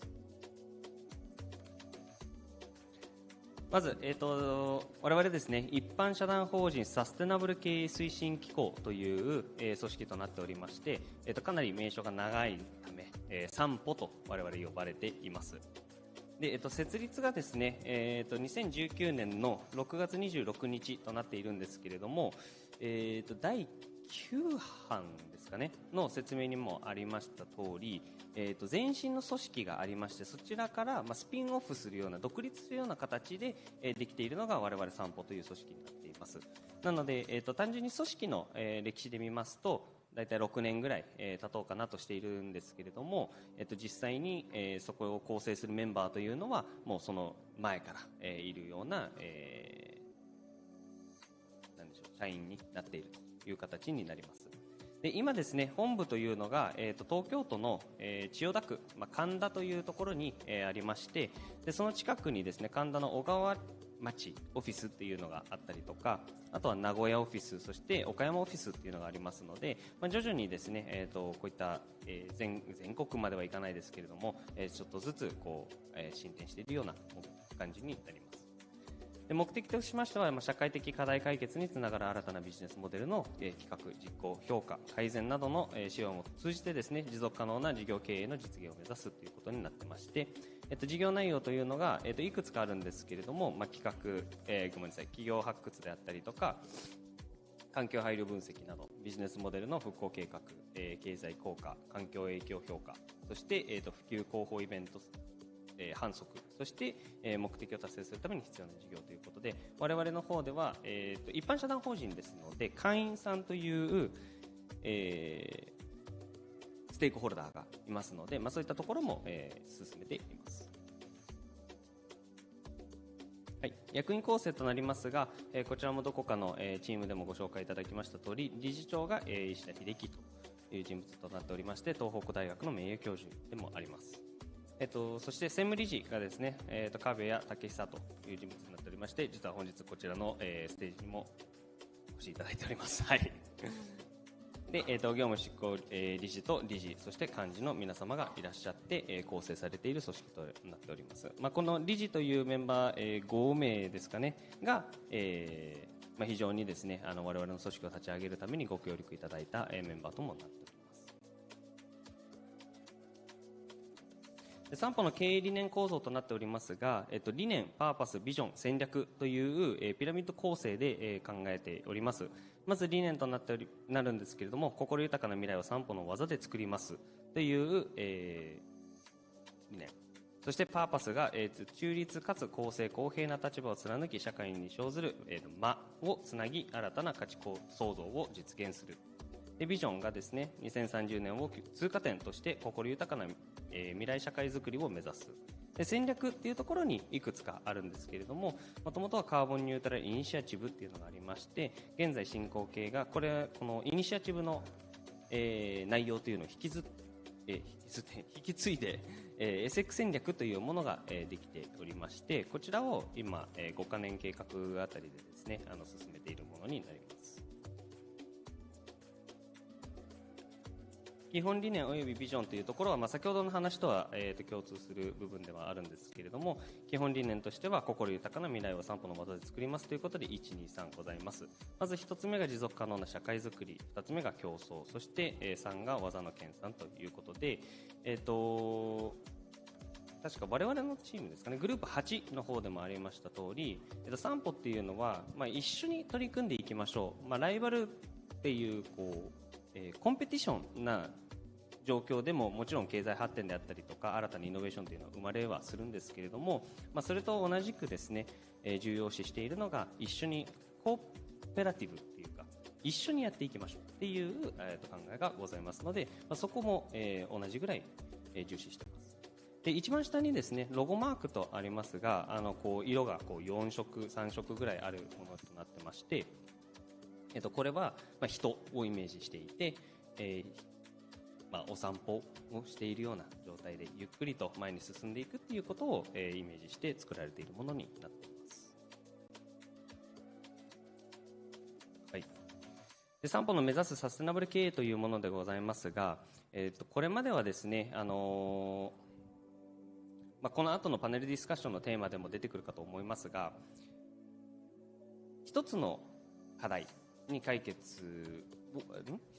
を解決しようとしたときにですね、それをこの発展的に今の現状から積み重ねていくようなアプローチの考え方もあれば、課題を解決する状態っていうのを前提にして今から何をすればいいんだろうかっていうこの逆算的な考え方っていうのの2つの方向性があると思ってまして、散歩の目指すサステナブル経営というのはこのバックキャスティングという手法を用いて、この考え方を用いてですね取り組んでいきましょうというのが非常に重要になっております。なので最終的にはですね心豊かな未来っていうのを達成したいんだけれども、じゃあそのためには今からどうすればいいのかっていうところを戻していくっていうようなものになっています。でそれをやるためにはこのハンズオンという、一緒にやっていきましょう、手を取り合いながらやっていきましょうっていうものと、あとは LCA という、環境影響の度合いというのを定量的に評価していきましょうというこの手法なんですけれども、それを用いてやっていきましょうというものがございます。散歩グループでの価値提供というんですけれども、これはですね、我々散歩という、組織があるんですけれども、そこからですねより高度なこの LCA というものをコンサルティングしている、事業体というところを作っております。でこれが株式会社 LCA エキスパートセンターという組織になっておりまして、そこは、散歩のいわゆる関連会社のような形でですね一緒にここも、一つの事案というかお客様の課題に対して我々散歩ができること、そして LCA エキスパートセンターさんができることっていうので住み分けてですね一緒に、取り組んでいくっていうような形をとっていきます。はい、ではすみません、ここからが、事業紹介となっていくんですけれども、じゃあ結局何しているんですかっていうところですが、まず一つ目がサステナブル経営支援ということで、サステナビリティとかサステナブルな社会に向かっていかなければならないというのは皆様消費者でも、事業のビジネスマンでも、理解はされているかなと思うんですけれども、では具体的にどうやってそこに進めばいいんですかっていうところが少し悩まれていたりとかすると思います。で、サステナブルな社会に向かうためには、大いにしてですねビジネスモデルを変えなければならないとか、今までのやり方ではやっぱり通用しないよねっていうことがありますので、そういったところを一緒に考えていくっていう、コンサルティングサービスを展開しております。でもう一つが LCA の算定人材育成ということで、一つの製品こういったクリッカーでもいいですしマイクでもいいんですけれども、こういったもののじゃあ GHG の排出量はいくらなんですかってなった時にそれを計算しなければならないですよね。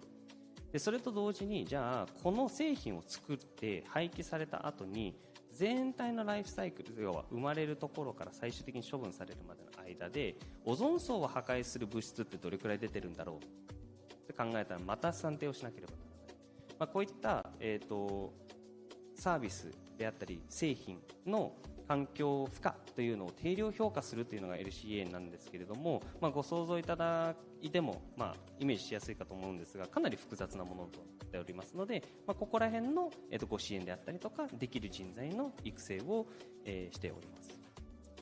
であとは散歩 EPD というものがございまして、この EPD プログラムというのは、ISO という国際機関の、企画にですね準拠しているプログラムになるんですけれども、日本国内では我々散歩が唯一のプログラムホルダーとなっています。で欧州であったりアメリカであったりとか南米、オーストラリアニュージーランドあたりにもですね EPD というものは存在しますので、何も散歩だけが世界で唯一というわけではないんですけれども、日本では我々ということになっています。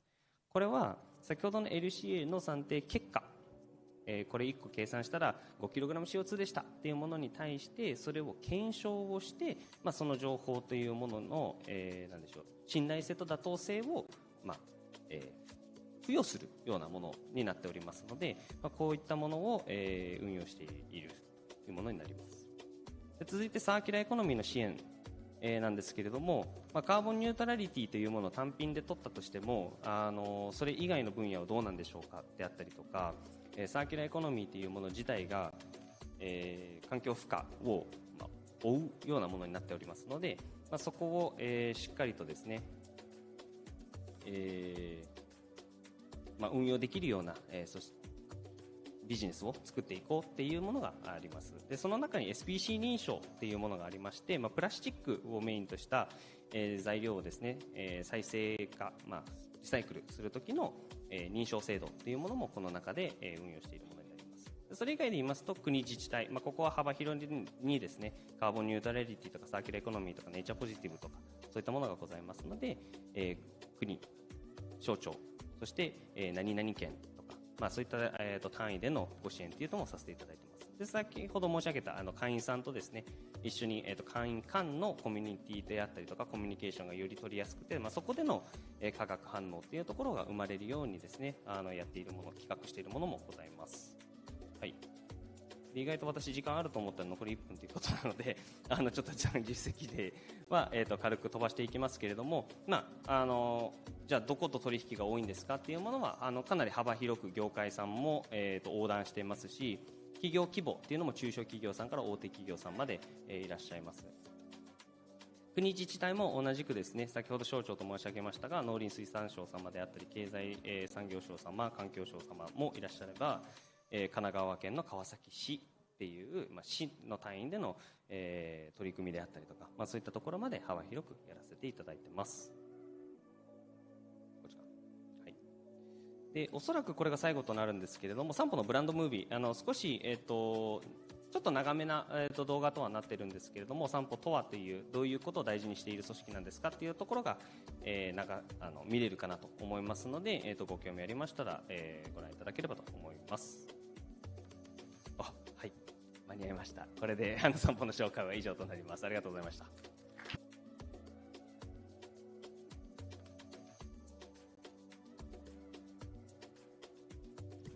散歩様ありがとうございました。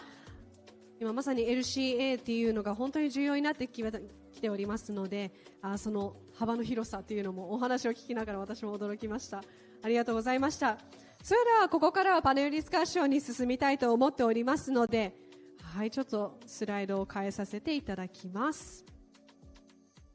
はい、ありがとうございます。ではセッション1ではこのメンバーと一緒にお話をしていきたいと思いますので、順番に、そうですね、スクリーンの目の前までに、お越しいただければと思います。では中内様が、はい、散歩さんからまたご登壇いただきますので、すいません、またこちらの方にお願いいたします。はい、その他はリナさん、メイさん、ソータさん、そしてザンさんお願いいたします。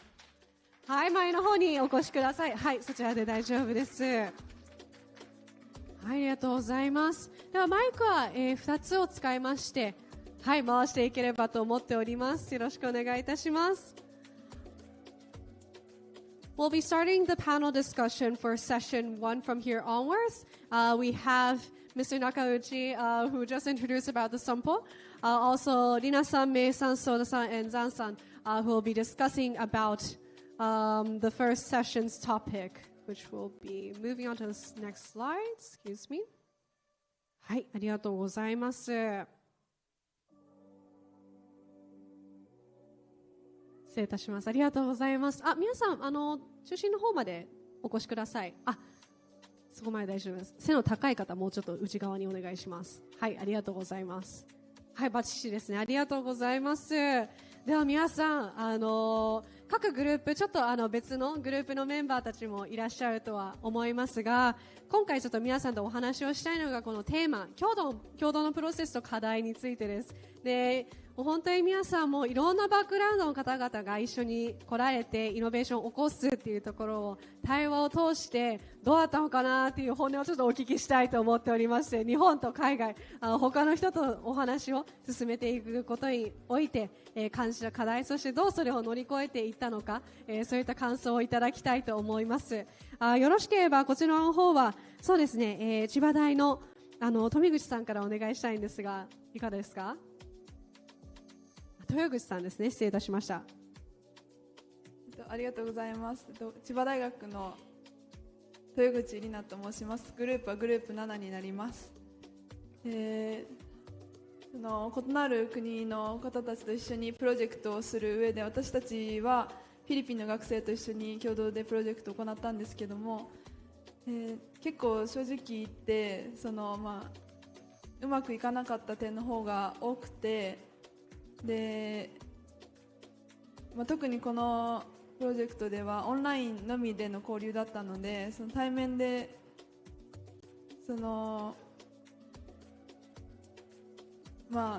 仲良くなったりするのが難しかったりとか、あとは英語でのコミュニケーションだったので、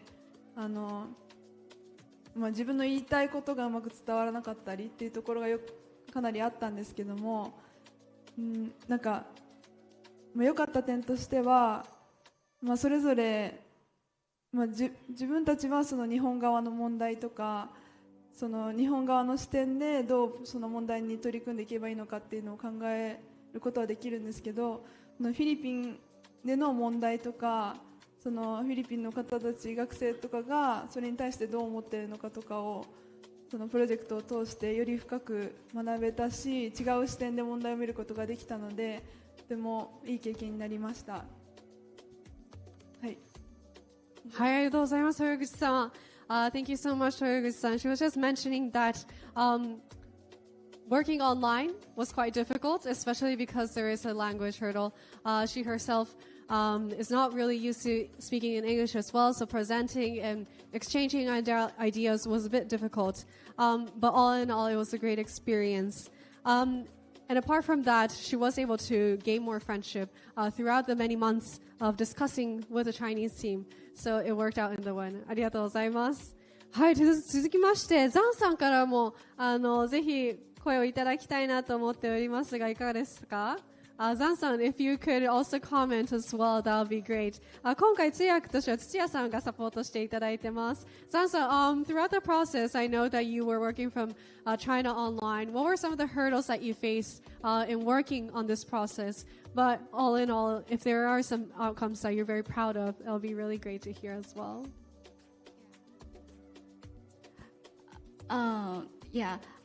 Through this process, I find that the international cooperation, like in solving the environmental issues, is very important.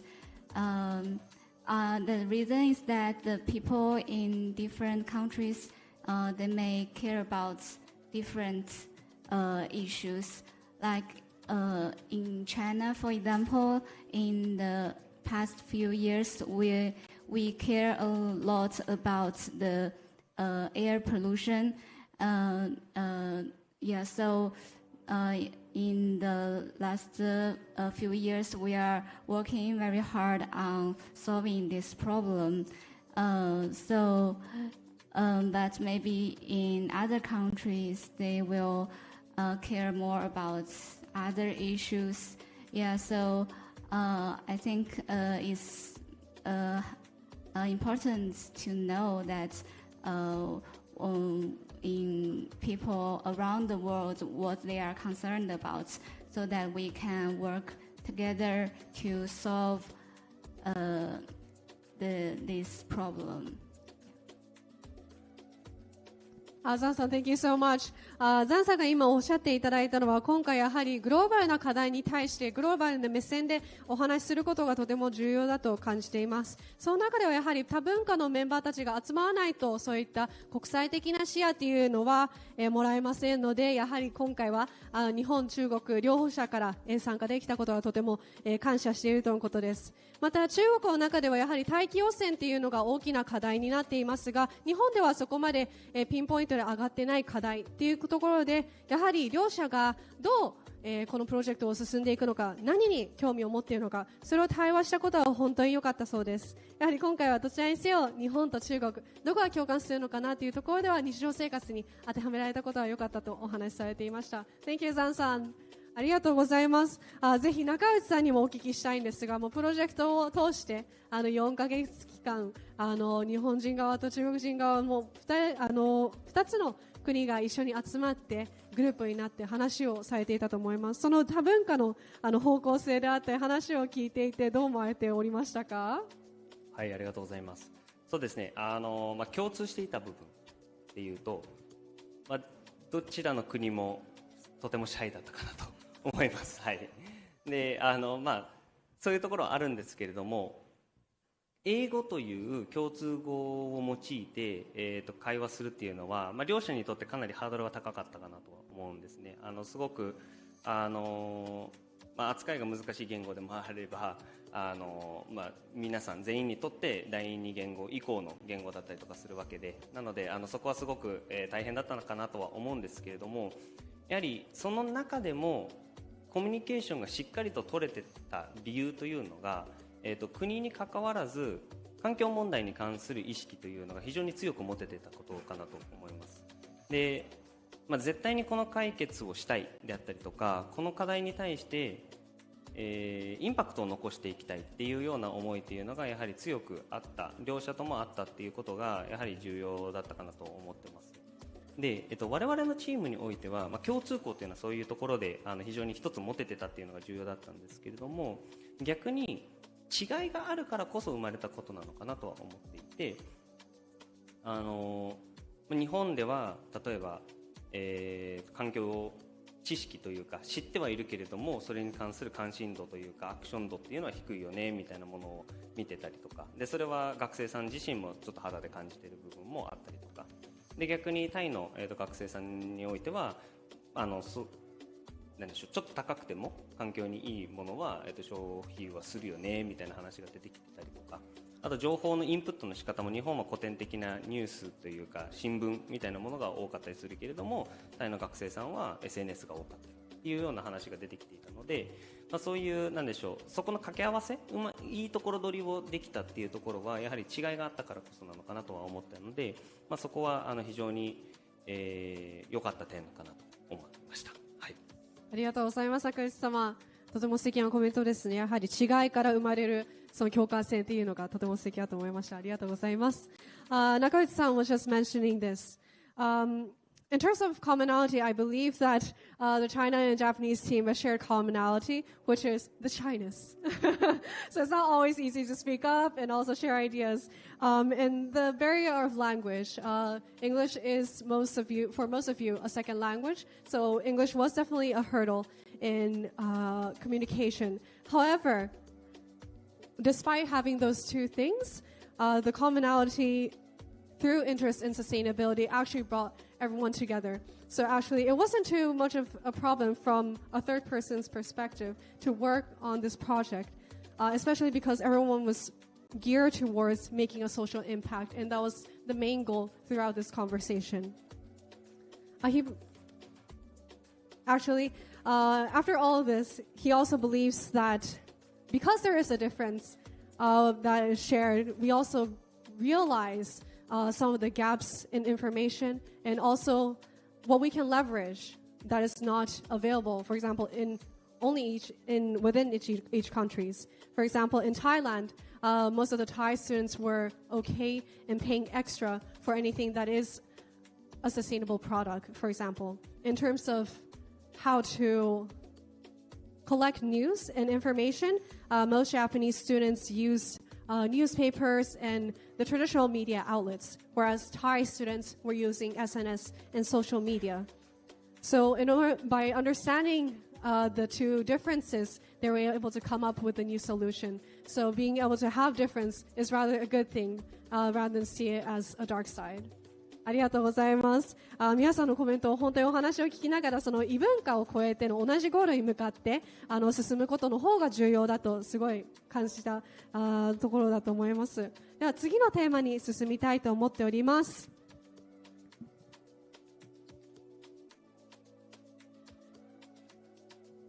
はい、テーマ2ですね。こちら、技術と社会実装において、アイディアを皆さんが考えていく中で、これは本当に実装できるのかなっていう悩ましいところもあったと思います。で、やはり環境課題においては、まだまだこれからのところがあると思いますので、どうすれば技術、そして社会との連携っていうのを取っていけばいいのか、悩ましいところだと思うんですが、今回、本当に散歩さんであったり、他の企業さんの技術を聞いて、そしてそれを実装する上で皆さんとして学生さんとしてどう感じられたのかなって、ビッグピクチャーをエクスポだからこそもっと大きな夢を描いたらいいよという中ではどう夢を広げていったのかなっていうのはぜひお聞きしたいんですが、こちらの方においては、立教大学の中原さんからコメントをいただきたいと思いますが、お願いしてもよろしいでしょうか。はい、ありがとうございます。立教大学の中原と申します。私たちはあんまりすごいビッグピクチャーで考えるっていうことをあんまりしてないんですけど、申し訳ないんですけど結構現実的に考えたところではあるんですけど、私たちはこのデリバリーにおいて LCA を入れるっていうプランを考えたんですけど、その中で政府とかが進めている DX とかをはじめとしたその AI だったりとか情報っていうところをその LCAをこのオンラインっていうデリバリーのアプリとかに入れることによって進めていくことができると思うので、そういう社会の動きとか政府の動きとかと一緒にビジネスを進めていったりとか進めていくことが自分にとってはこのプランの中で大事なんじゃないかなと考えました。ありがとうございました。The comment that was made was, whilst it is the expo and we're supposed to dream big, our group actually focused on what could be a project that could happen from tomorrow onwards. Especially, we really focused on understanding what are some of the national and global strategies that are already in place and analyzing them and seeing the applicability of these, of the solution that they made to these strategies. That way, we can actually fasten the sustainability rate as well. So, putting together the action that could be utilized from tomorrow onwards. ありがとうございます。ぜひコメントもう一つ山根様からもお願いしたいんですが、山根様いかがですか？はい、ありがとうございます。実際にこのアイデアを実装するにあたってやっぱり消費者の行動っていうのが本当に大事だなということに気づきました。いくら高い技術力があったとしても、それが実際に消費者の手の元に届いて消費者が買わなければ環境問題というのは変わらないと思います。そんな中で私たちのグループは、サンゴ礁に優しい、日焼け止めに対してのアプローチを考えていたんですけれども、その何か物を買うといった時にやっぱり信頼性がなかったりですとか何か情報がなかったらそれが実際に消費者の元に届かないと思います。そんな中で私たちのメンターの散歩様が、取り組まれている LCA の取り組みですとか環境ラベルの発行っていうのは消費者の行動にすごく大きな影響を与えると思います。ただこの企業様だけの努力ではどうしてもやっぱり環境問題にアプローチできないと思っていまして、消費者が実際にその商品を手にして買うからこそ問題が解決していくと思います。ですのでこのアイデアを実装するにあたって消費者の行動、それが企業様だけではなくって自分たち個人で何か行動していく、そういった連携が非常に大切だと考えました。ありがとうございます。結構そこら辺はコミュニケーション力のバトンタッチ、その橋渡しっていうお話ですね。ありがとうございます。Yamada-san was just mentioning that her company that she worked with was Sampo-san, and they already have an LCA system. And whilst this will make a significant impact, corporations alone cannot go beyond the current scheme. And so what's really important is to engage other people and youth a lot more into this stakeholdership. Additionally, the consumers, most of them actually don't know this LCA system. So how do we make sure that it is easy to understand, easily accessible is the next step that we need to progress. And so supporting this change in behavior comes from directly talking with the consumer demographic. And how do we make sure we reach them with the right information? ありがとうございました。それは中内様からもすみません最後のコメントなんですがお願いしたいなと思っておりまして、今回社内の中でいろんな課題があっても皆さんも本当に LCR のプロとして事業を展開されていますが、学生さんたちにこんなアイデアをこのお題を提供したらこういうアイディアが出てくると思うよって想定されていた内容と結構違ったんじゃないかなとは思うんですが、違った中でもこれは良かったなってそういう発見があったらぜひ共有してもらいたいんですがいかがですか？ありがとうございます。私のグループはですね、特に何かを準備してたっていうのは正直なかったんですね。なので本当にすごく困らせちゃうんじゃないかなっていう不安はありました。逆になんか行き詰まった時にじゃあこっちがいいんじゃないかっていうガイダンスがうまくできないんじゃないかっていうのが不安だったんですけれども、そういうことも一切なく自分たちで決めてくれたのでそこはすごく助かったなと思ってます。で、今回あえてというかちょっとベイグな状態に作り上げた一つの理由としてはやっぱり学生さんには答えを見つけては欲しくなかったんですね。答えを見つけるのではなくて答えを作るっていうところにどちらかというとフォーカスをしてほしかったし、それに慣れてほしかった。やっぱり社会に出た時に、みんなが期待するようなことをやってても何も面白くはないので、やっぱり自分たちが正しいと思うもの、これが正解であってほしいものっていうのを作り上げていく、この、力っていうのを、一つここで体験してほしかったっていうのが一つ思いとしてありました。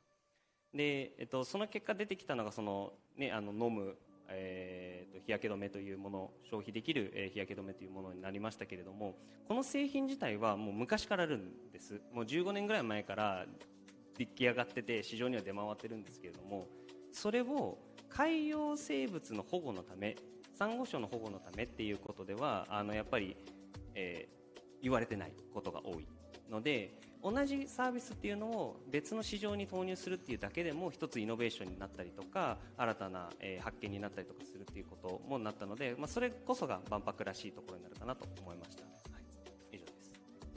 ありがとうございます。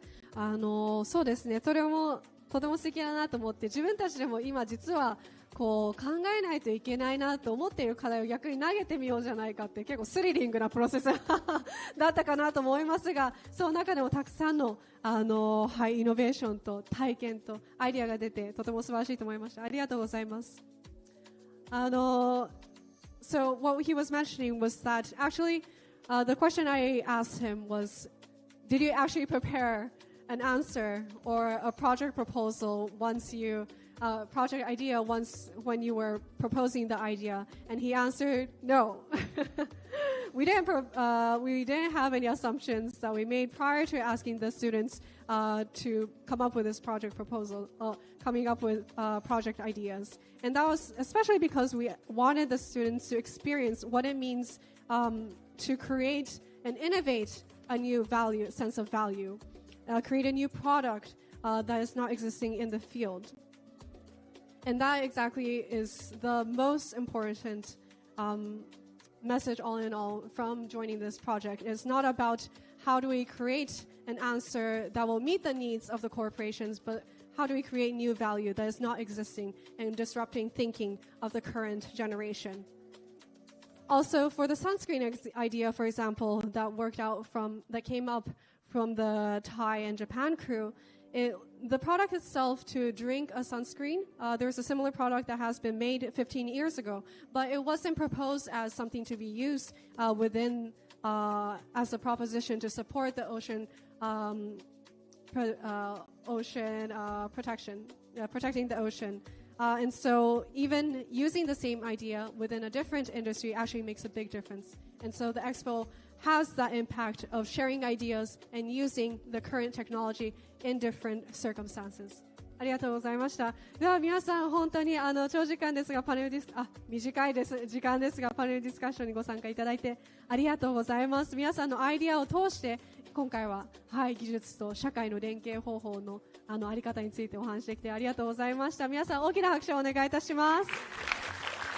はい、ではこちらの方でグループ撮影を一旦させていただいてご着席をお願いしたいと思いますのでちょっと簡単にグループ撮影をさせていただきます。ぜひ、環境省さんとウィザーワールド様もご参加いただきたかったら、お願いしたいと思います。大丈夫ですかね。ぜひぜひ。すいません。早足で皆さんご参加ください。すいません。ありがとうございます。では皆さんいいですね。3、2、1。素敵な笑顔です。ではもう一回スマホで撮らせていただきます。大きな笑顔で3、2、1。スマイル。ありがとうございます。ではパネル1の皆様ありがとうございました。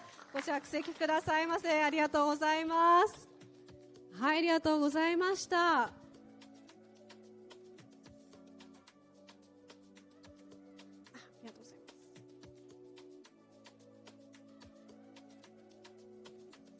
続きましてパネル2に進みたいと思います。パ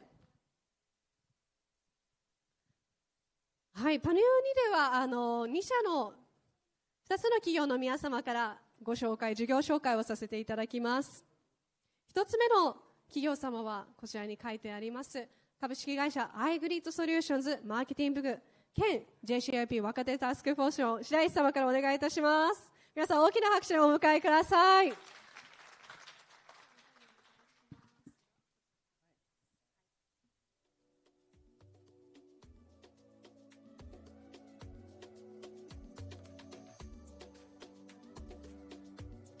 はじめまして、アイグリッドソリューションズの白石と申します。よろしくお願いします。私たちがまずは何者なのかというところを紹介させていただければと思います。アイグリッドというのは、GX ソリューションを提供している会社になります。脱炭素を推進するためのソリューションを B2B の企業様に対して提供しているような会社でございます。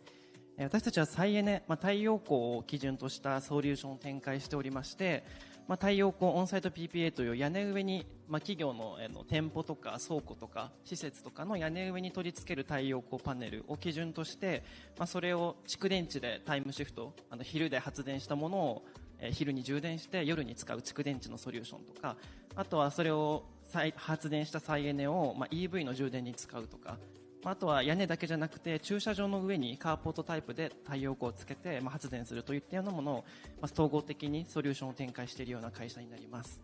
最近ではですね、置かない太陽光と称しまして、循環型電力という形で、企業間で太陽光余った再エネをシェアし合うといったソリューションで、太陽光を置けない施設でも再エネを使えるというようなソリューションを展開している企業でございます。でこの屋根上に置くこの PPA という太陽光のモデルで3年連続アイグリッドが3年連続1位になっておりまして、開発施設が1200を超えているというところでございます。1200施設というとですね、どんなところなのかというと、スーパーマーケットのマイバスケットさんですとか、あとファミレスで店舗数ナンバーワンのガストさんとか、あとジムのエニタイムフィットネスなんかが、今年、6月とか2月の時点で1200施設となっておりますので、なかなか皆さん日常で生活している中では、屋根上に太陽光が乗っているので、見えないかなと思うんですけど、看板をつけるとか、お店のイメージで、見ると、こんな感じのイメージで全国に1200施設あるような形になっています。で1200施設太陽光を開発してきているんですけれども、私たちの特徴として、野立てとかこの森林に置くタイプとか山に置くタイプとか、あと平地に置くようなメガソーラーを一箇所も開発してないというのがうちの、特徴になっております。完全にこの右の写真のような、店舗とかスーパーマーケットとか倉庫の屋根上に特化して1200施設開発しているというところが強みです。というところで、木を一本も切ることなく太陽光を増やしているというところが、うちの強みなのかなと思います。で、メガソーラーと、分散型の特徴っていうのを比較するときに分かりやすいかなと思うんですけれども、このメガソーラータイプだと、左の図のように、やっぱりその都心部には置けない、どうしても山の方になってしまうとか、やっぱり置く場所も限られてくるから少なくなって置けるところも少ない。でもこのうちのこの右側で見ると、やっぱり人々が生活しているところにちゃんと太陽光を置けるから、生活しているところで発電してすぐそこで使えるっていうのが、うちの強みかなと思います。地産地消のエネルギーも増やせるし、自然も壊さないし、災害時にもその場で電気作れるから強いよねっていうようなモデルになってます。はい、でうちがその GX シティ構想というものを掲げてビジネスをしているんですけれども、こういった太陽光、地産地消で再エネを作って、それを企業間でシェアするとか施設間でシェアするみたいなところが広がっていくこと、それが実現した都市というものを GX シティ構想として掲げています。はい、SDGs のこのワークショップというところで、SDGs の視点でこの GX シティを語ると、この右の SDGs のウェディングケーキモデルがすごく体現しているような形になるんじゃないかなと思います。この SDGs ケーキのウェディングSDGs のウェディングケーキモデルっていうのは、SDGs のさまざまな課題と言われているもの、例えば経済とか社会って全て地球環境の上に成り立ってるよねっていう考えがあって、環境をなくしては健康な環境がなくしては社会も経済も成り立たないっていうのが、SDGs のウェディングケーキモデルになります。はい、でこれはですね、ちゃんと気候変動の視点で見ると、やっぱり例えば水不足が加速する可能性がある。そうすると、じゃあ例えば川をまたいでいる国境を、川がまたいでいる国は、戦争のリスクが高くなる。水資源を奪い合うために戦争が勃発する可能性が高くなるとか、あと気候変動によって干ばつが進むと、食料が少なくなって危機になってしまうとか、あとは太平洋の諸島とかだと水没してしまって住めなくなるから難民の問題につながってくるみたいな、本当にその気候変動の科学の視点から社会とか経済とか、いろんな課題にやっぱりつながってくるっていうところが、分かってきているので、こうやってうちが GX シティ構想を掲げてビジネスをしているっていうところでは、SDGs に関しても、大きな意味を持っているのかなと思います。はい、でうちが GX シティ構想そのものをビジネスに掲げているというところで、社会貢献の好循環を生むよねというところで考えています。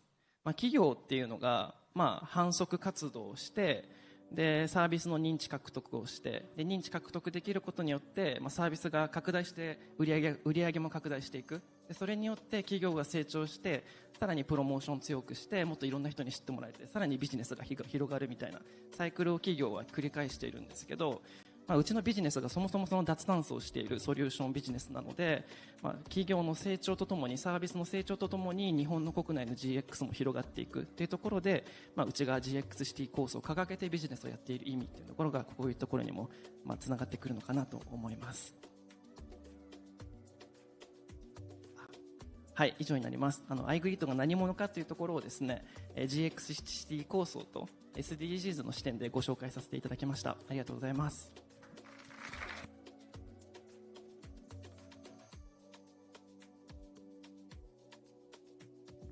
白石様ありがとうございました。はい、続きましてお二方目、三菱地所株式会社まちづくり推進室ユニットリーダー兼一般社団法人大丸 U 環境共生型まちづくり推進協会専務理事の竹内様となります。よろしくお願いいたします。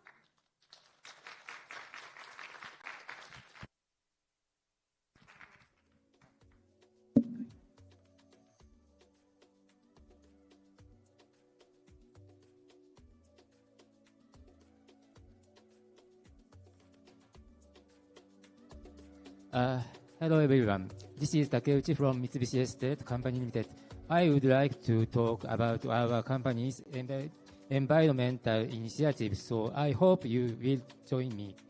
ということですけれども、私ちょっと発音が良くなりませんので、前にですね、生物多様性の締約国会議でインドに行った時に、インドの方と英語で喋ったらお互いよく分からなくてですね、結局オーバーアクションで分かり合って仲良くなったっていうことがありましたが、ちょっと今日皆さんの英語をお伺いしていると、とてもこれは英語ではできないと思いましたので、日本語でさせていただきますので、よろしくお願いいたします。今日ですね、この後あえてちょっとすみません、表題になってますが、東京の大手町丸の内有楽町エリアのお話をさせていただくんですが、我々実は大阪エリアにおきましては、JR の大阪駅の北側ですね、しばらく少し前に、グランフロントシリーズ、地元の阪急阪神不動産さんだとですね、一緒にさせていただいているんですけれども、他にも大阪ガスさんとか地元の大阪の有料企業さんと一緒にさせていただいています。で、昨年ですね、グラングリーン大阪というのを新たにまた追加させていただいて、大阪の方々にご利用いただいております。こちらは大阪には緑があまりないということで、当時の橋本知事がJR の北ヤード跡地につきまして緑の公園を作ってほしいということに応えて、みんなでちょっといろいろデベロッパーのみんなで考えて作ったということですので、もしまだご覧になられてない方いらっしゃいましたら、ぜひこの会場からの帰りに JR の大阪駅を降りていただいて、北側をちょっと見ていただければ、大阪にしては大きい緑の緑地がですね、広がっていると思いますので、ご覧いただければと思います。はい、それではですね、ちょっと本題の方に戻らさせていただきます。三菱地所はですね、ご存知の通り不動産会社、英語でやると三菱不動産って訳されてしまうんですけれども、地所という古い言葉ですけども、不動産会社のことです。で、会社自体は1160名ぐらいの意外と人数少ない会社なんですけれども、ここで今言っている東京駅と、皇居の間のこの大手町丸の内有楽町、東京都の人とかは大丸有エリアというふうに一部うちの社内も呼んでおりますけれども、今日大丸有というと大丸デパートと間違えられそうなので、改めて大手町丸の内有楽町というふうに書かせていただいております。はい、で、このエリアなんですけれども、約ビルがですね、101棟ぐらい建っています。で、そのうち三菱地所が所有管理に関わっているビルが、約30棟ちょっとですかね、約3分の1です。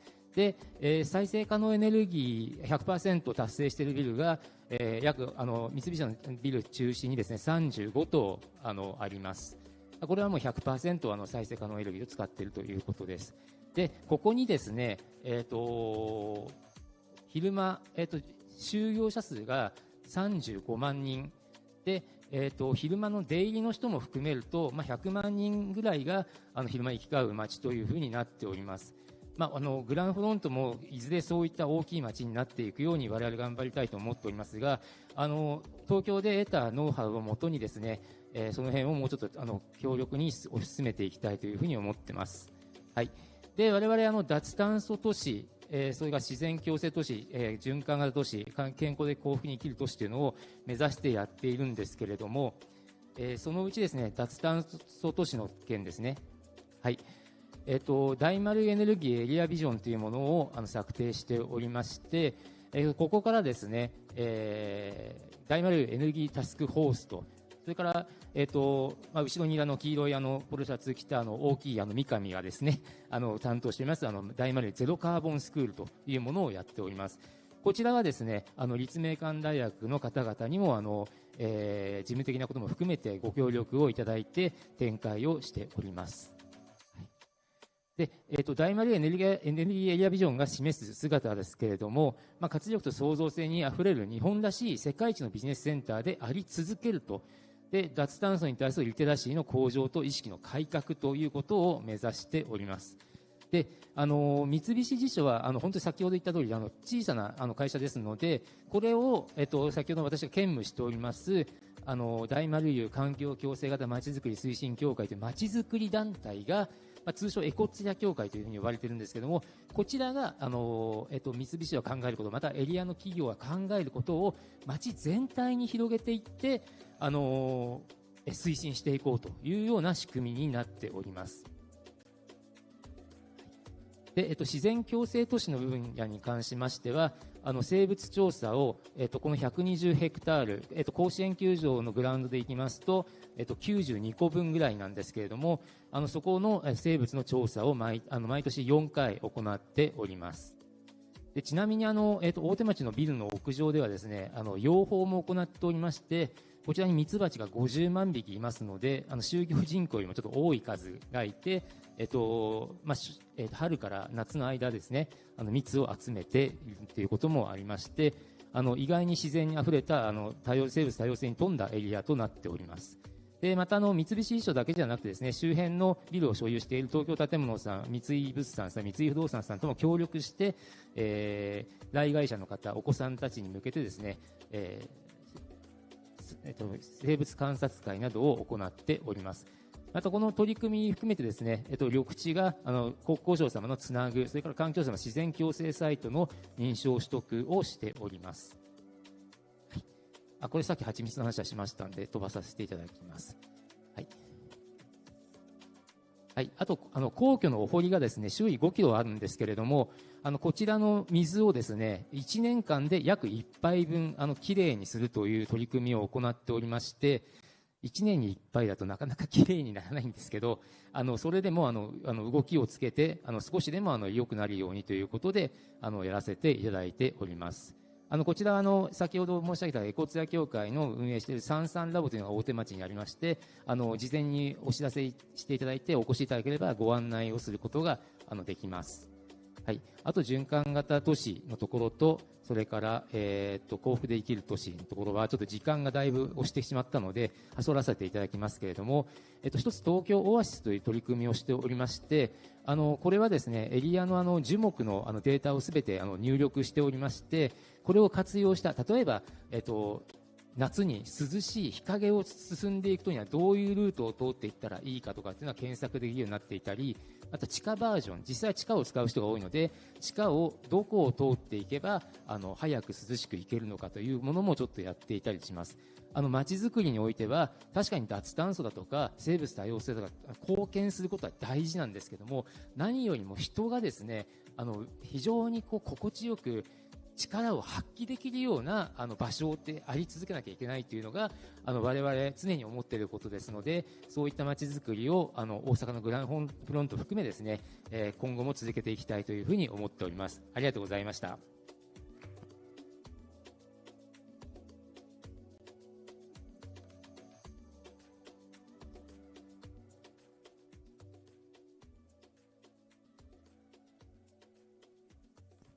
竹内様、お話をいただきありがとうございました。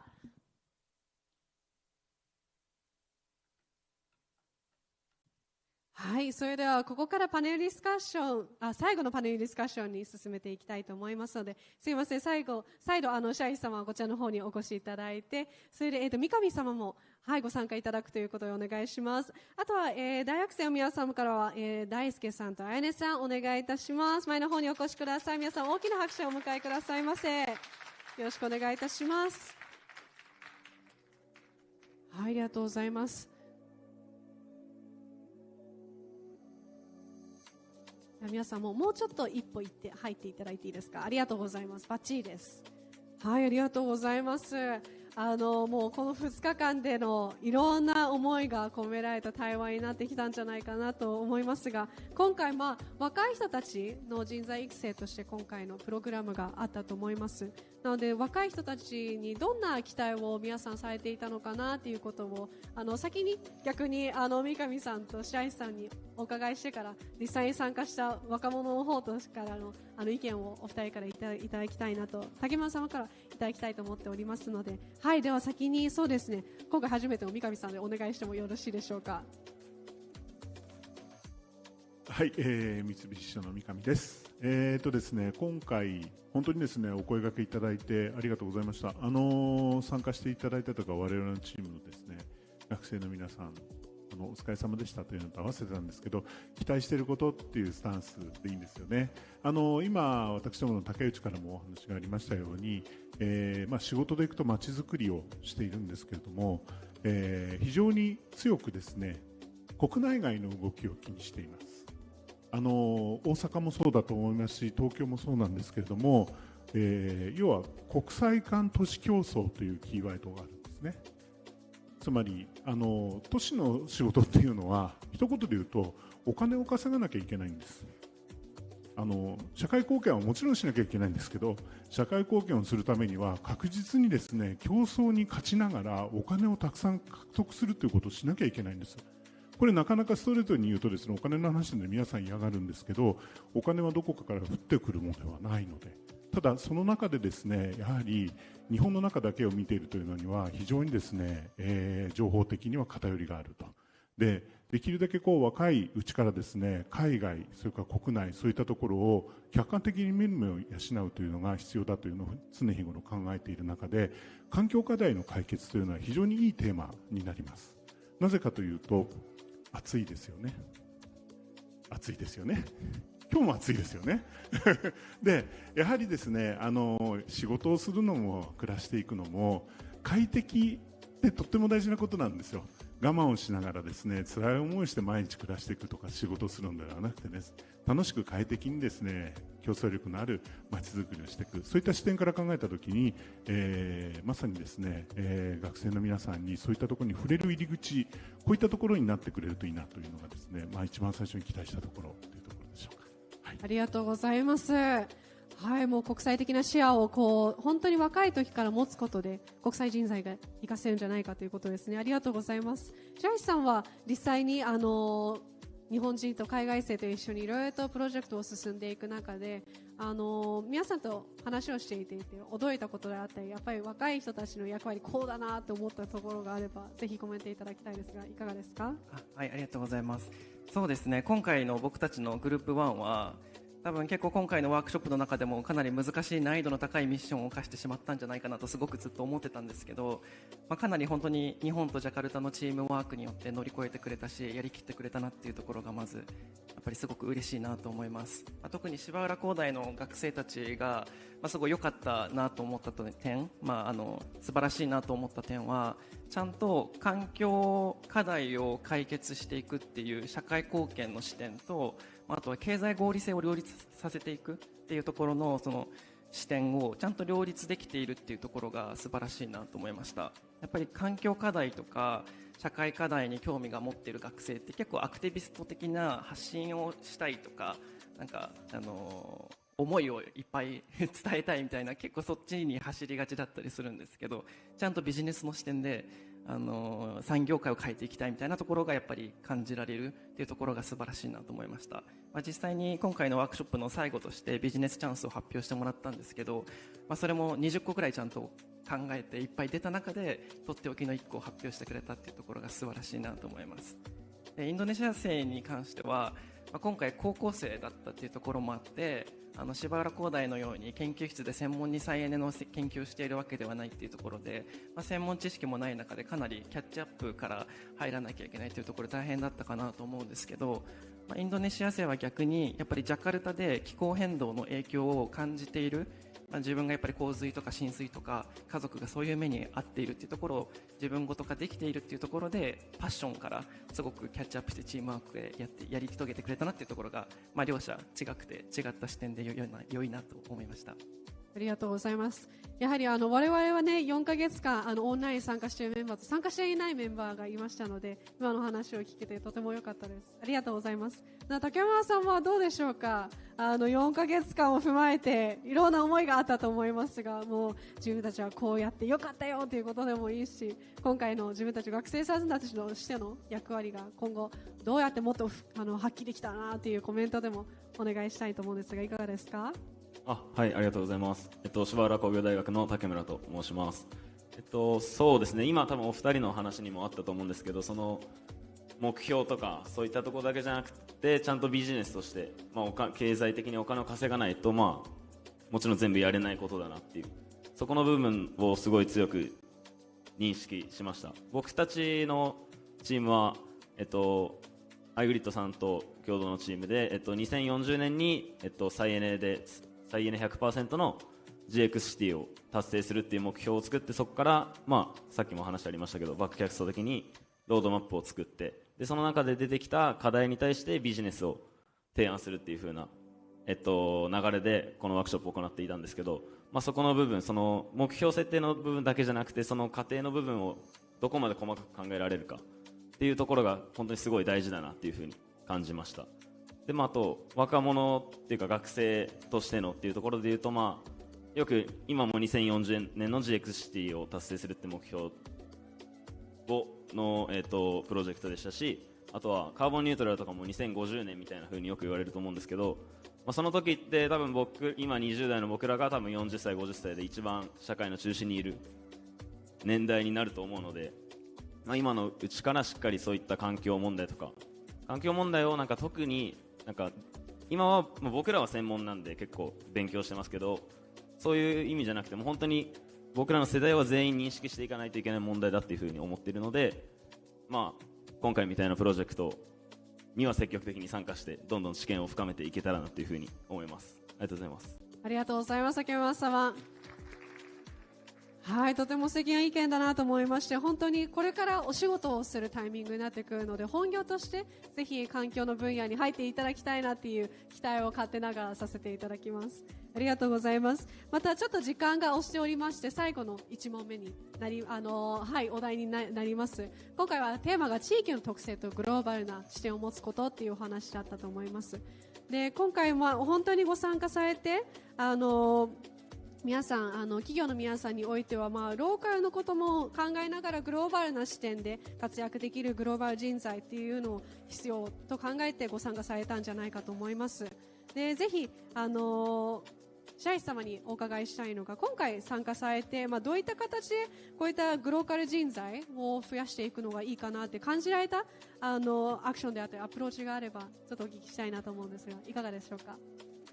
はい、ありがとうございます。グローカル人材というと、そのローカル課題を解決できるグローバル人材っていう意味なのかなと思うんですけど、そもそも課題としては、企業側の課題になってくるのかなと思うんですけど、グローバル人材が本当にローカルの課題を解決することに興味をそもそも持てるかどうか、モチベーションを保てるかみたいなところはすごく大きな課題かなと思ってます。グローバル人材というと多分ただ英語力があるとか語学力があるということだけじゃなくて、異文化理解ができるとか、社会の動静から動きが読めるとか、気候変動と社会の課題が解決の紐付けができるとか、すごくいろんな視点からやっぱグローバルに活躍できる人たちなので、やっぱりそもそものスペックが高いというか優秀な人材たちがじゃあ本当にローカルの課題に解決するってことに興味を持てるかどうかっていうのはやっぱり企業側がサポートしなきゃいけないところかなと思います。今回のミッションでもそこはちょっと気をつけてミッションも策定はさせていただいたんですけど、ローカルの課題を世界にないような事例で解決策を考えよう。でその先に、それが世界のじゃあロールモデルになるような先行事例になるかもしれないし、それが世界各国で横展開されていく事例になっていくかもしれないみたいな形で、ローカルの課題解決の先にグローバルとのコネクションがあるんだよっていうところを、感じてくれたら嬉しいなと思いますし、学生たちはやりきってくれたなと思っております。はい、ありがとうございます。三上さんはいかがでしょうか。実際今回参加されて、先ほどは期待をお話しいただきました。実際アウトプットを通して、グローカルの人材についてぜひお考えをお聞かせください。はい、ですね、ぜひこの、イベントに参加された皆さんもそうなんですけれども、ローカルとグローバルという二極文化というか二項対立で考えるのをもうやめましょうって言いたいです。インターネットでつながっているし、今回ですね、場所を移動しなくてもですね、Zoom とかを使ってですね、本当にリアルタイムで皆さんやり取りをしたっていう実感を持っていると思うんですね。ですから私が言いたいのは、グローカルというよりも世界中ローカルなんですよ。さっき暑いですよねって言いましたよね。マレーシアでもシンガポールでも中国でもカナダでもニューヨークでもパリでも暑いんです。例えば気候のことを考えると、そうするとやっぱりみんな同じ視点で議論するっていう、そういう意味での課題についての共通化というのが本当にまさにグローバルという視点で一つになってきている。そうするとローカルとグローバルっていう考え方自体がナンセンスになるんじゃないかというぐらいの発想でですね、皆さんスクラムを組んだりタッグを組んだりしながらですね、考えるようなそういう時代の人になっていっていただけるといいなということと、あと企業活動はすでにそうなっています。一言で言ってしまうと、我々不動産事業やってますけど、東京だけではなくてですね、タイとか中国とかヨーロッパとかアメリカでも仕事をしてるんですね。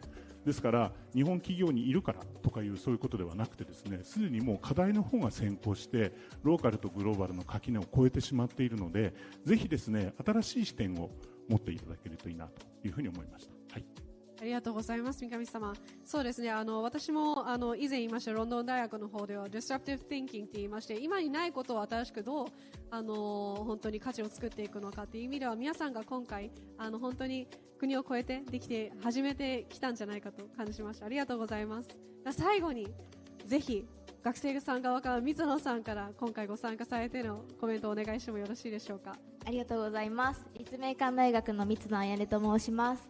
私たちの、グループ10ではカナダのブリティッシュコロンビア州のジャパンタウンというところを、対象とした経済モデルというかモデルについて提案させていただいたんですけれども、最初に三菱地所さんに出したときにその最初の案は却下されてそこからみたいですね。はい、でも実際に私たちもメンバーも最初にローカルのこと、このブリティッシュコロンビア州のこととかジャパンタウンのことについてまだ全然知らないっていう風になって、実際に現地に行って、あとは岩手県の大船渡市でも山火事があったので、現地調査をして、カナダの山火事ってどんなんなんだろうとか、日本だったらどういう山火事が起きてるんだろう、でその後どういう再生がされてるんだろうっていうことだったりとか、カナダだったら今先住民の方と州政府との土地問題が解決していなかったりとか、そのローカルな問題があったりしたっていうのを実際に行ったことで感じることができて、このローカルな課題の部分ですね。なので、実際に行って、じゃあその課題を解決するためにやっぱり対話が必要だっていう話になって、この山火事っていうのは今世界全体で結構地球温暖化とかもあって起こっている問題だと思うんですけど、その山火事が起こったエリアそれぞれがローカルに当たると思うので、その地域の中で資金を循環しながら森林を再生できるモデルっていうのを作っていって、それを世界全体に広めていけるプロジェクトを実際に実現可能にできるように作るっていうのを考えていったのが、私たちにとっての地域の特性を生かしながらグローバルな視点を持つっていう部分かなというふうに思います。はい、ありがとうございました。私もUBC4 年間通っておりましたので、やはりそういった土地の問題はまだまだ続いてるなってちょっと感じたところです。でも皆さんのお話を聞いていて、やはり大切なのは一つは体験すること、やはり足を運んで現地に見に行ったり、そういった人とお話をすることなんじゃないかと思います。でやはりそのグローバルな視点を持つにおいては、その国のことを気になることがとても重要かなと思いまして、今回のプロジェクトでとても良かったかなと思いますのが、やはりそのオンラインで会った人たちがある意味友人に会ったこともないかもしれないけど、でもすごい仲のいい人になって、やっぱり何かが災害が起きたりいいことが起きたらフィリピンの子のことを思い出したり、タイのことを思い出したり、インドネシアの子たちどうしようかなって思う、その点が実は自分だけじゃなくて世界っていう場所がどんどん広がっていくんじゃないかと思ったので、はい、皆さんのお話を聞きながらそういった人材が今まさにここか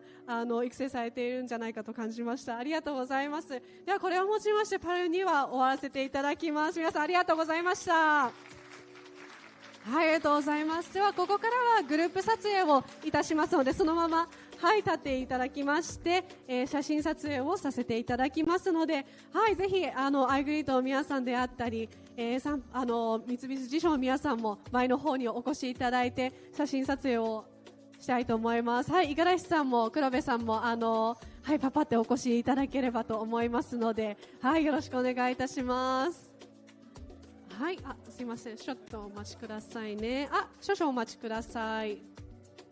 写真用にスライドを切り替えます。はい、では皆さん大きな笑顔で3、2、1、ビッグスマイル。はい、ではありがとうございます。では次はスマホで一度撮りますので、はい、少々お待ちください。すいません、スマホを忘れてしまったそうです。ありがとうございます。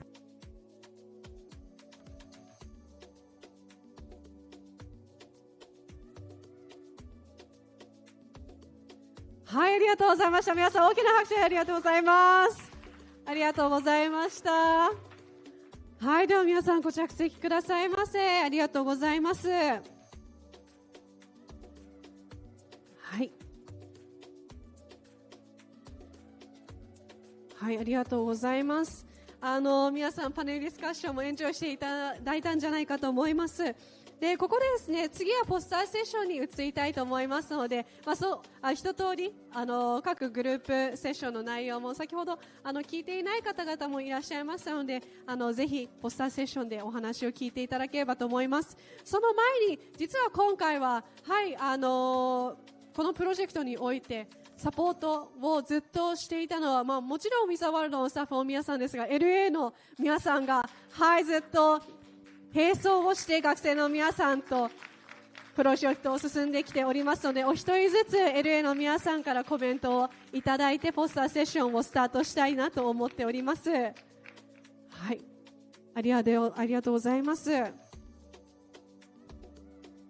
では端から順番に、すいません、30秒ぐらいでお一人ずつお願いしたいなと思います。全然感想と今回参加者のお気持ちで OK ですので、よろしくお願いいたします。すいません、マイクに電源ついてないです。バッチリです。今回グループ1のアシスタント担当しましたともかと言います。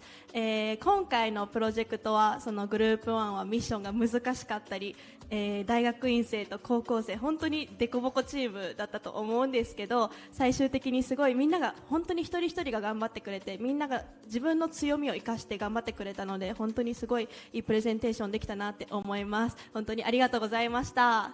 はい、ありがとうございました。では次の方お願いいたします。はい、グループ9を担当したはるかです。はい、皆さん本当にお疲れ様でした。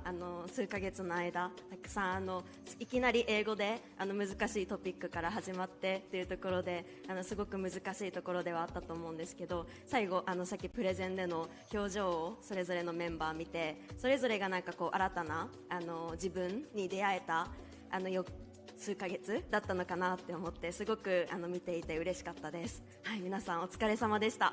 ありがとうございました。はい、グループ1とあと10の方を担当いたしました土屋京香と申します。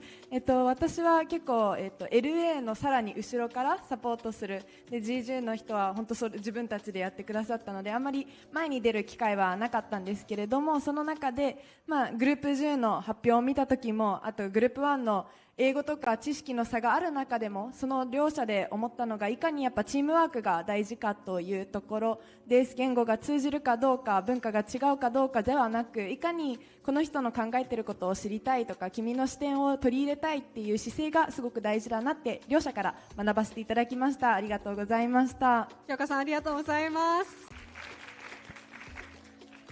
はい、グループ7の担当させてグループ7のサポートをさせていただきました園田るいです。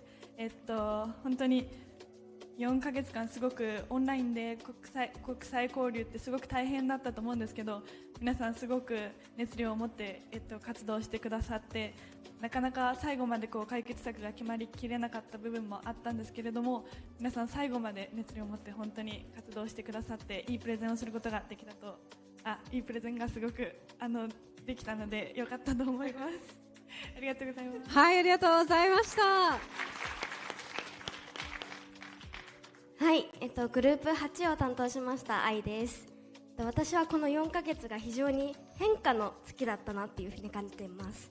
っていうのも、私自身アシスタントではありながらも、グループのメンバーとしていろんな意見を出したり、いろんな意見をもらったりしたので、私自身も変化できたかなと思いました。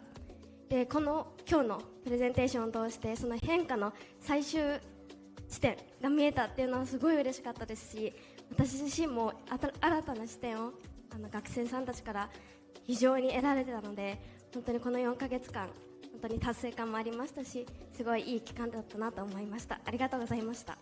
愛さんありがとうございました。では最後のコメントお願いします。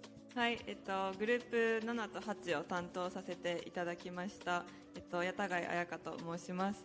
私も京香さんと同じく直接学生とのやり取りに参加するというよりは後ろからのサポートに回ることが多かったんですけど、正直、7月時点での様子を見ていて、どちらのグループも本当に今日迎えられるのかなっていうので少し心配してました。でも今日の7とそれから8の発表を見ていて、本当に涙が出るぐらい感動しました。7月時点では本当にスクリプトを読むことに一生懸命で、なかなかオーディエンスを意識した対話っていうところまで意識が回っていなかったんですけど、今日すごく皆さん自身が私たち観客に向けて心を開いてプレゼンテーションをされている姿を見て、人って1ヶ月2ヶ月で本当にここまで変わるんだなっていうので、私自身すごく刺激をもらったし、これから素敵な未来を作っていく同世代の一人としてすごく素敵な仲間がいるんだなっていうところを改めて皆さんから感じさせていただきました。そして、7と8を、最後まで伴奏してくださった3本の皆さんにも本当にお礼を申し上げたいと思います。ありがとうございました。彩香さん本当にありがとうございました。はい、LA の皆さん本当にありがとうございました。学生の皆さんだけが成長するんじゃなくて自分からも成長されたということで、私も今お話を聞いていてハートがあったかくなってますはい、ありがとうございます。では皆さんご着席ください。皆さん大きな拍手を LA の皆さんにお送りください。ありがとうございました。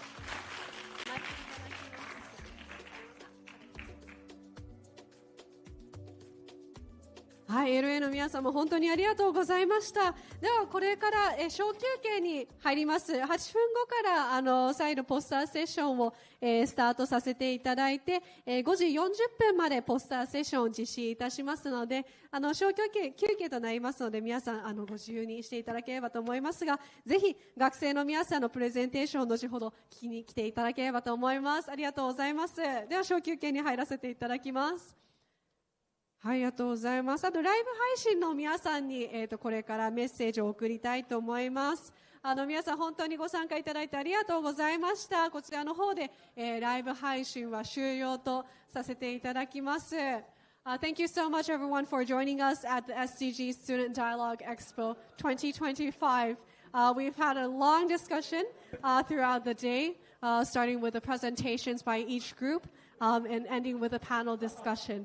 As mentioned before, this presentation today is just a start for the next action, and I hope you really enjoyed the group process of working together for the last 4 months. Thank you so much for joining, and I hope you have a lovely day as well. Thank you so much. はい、皆さんもご参加いただいてありがとうございました。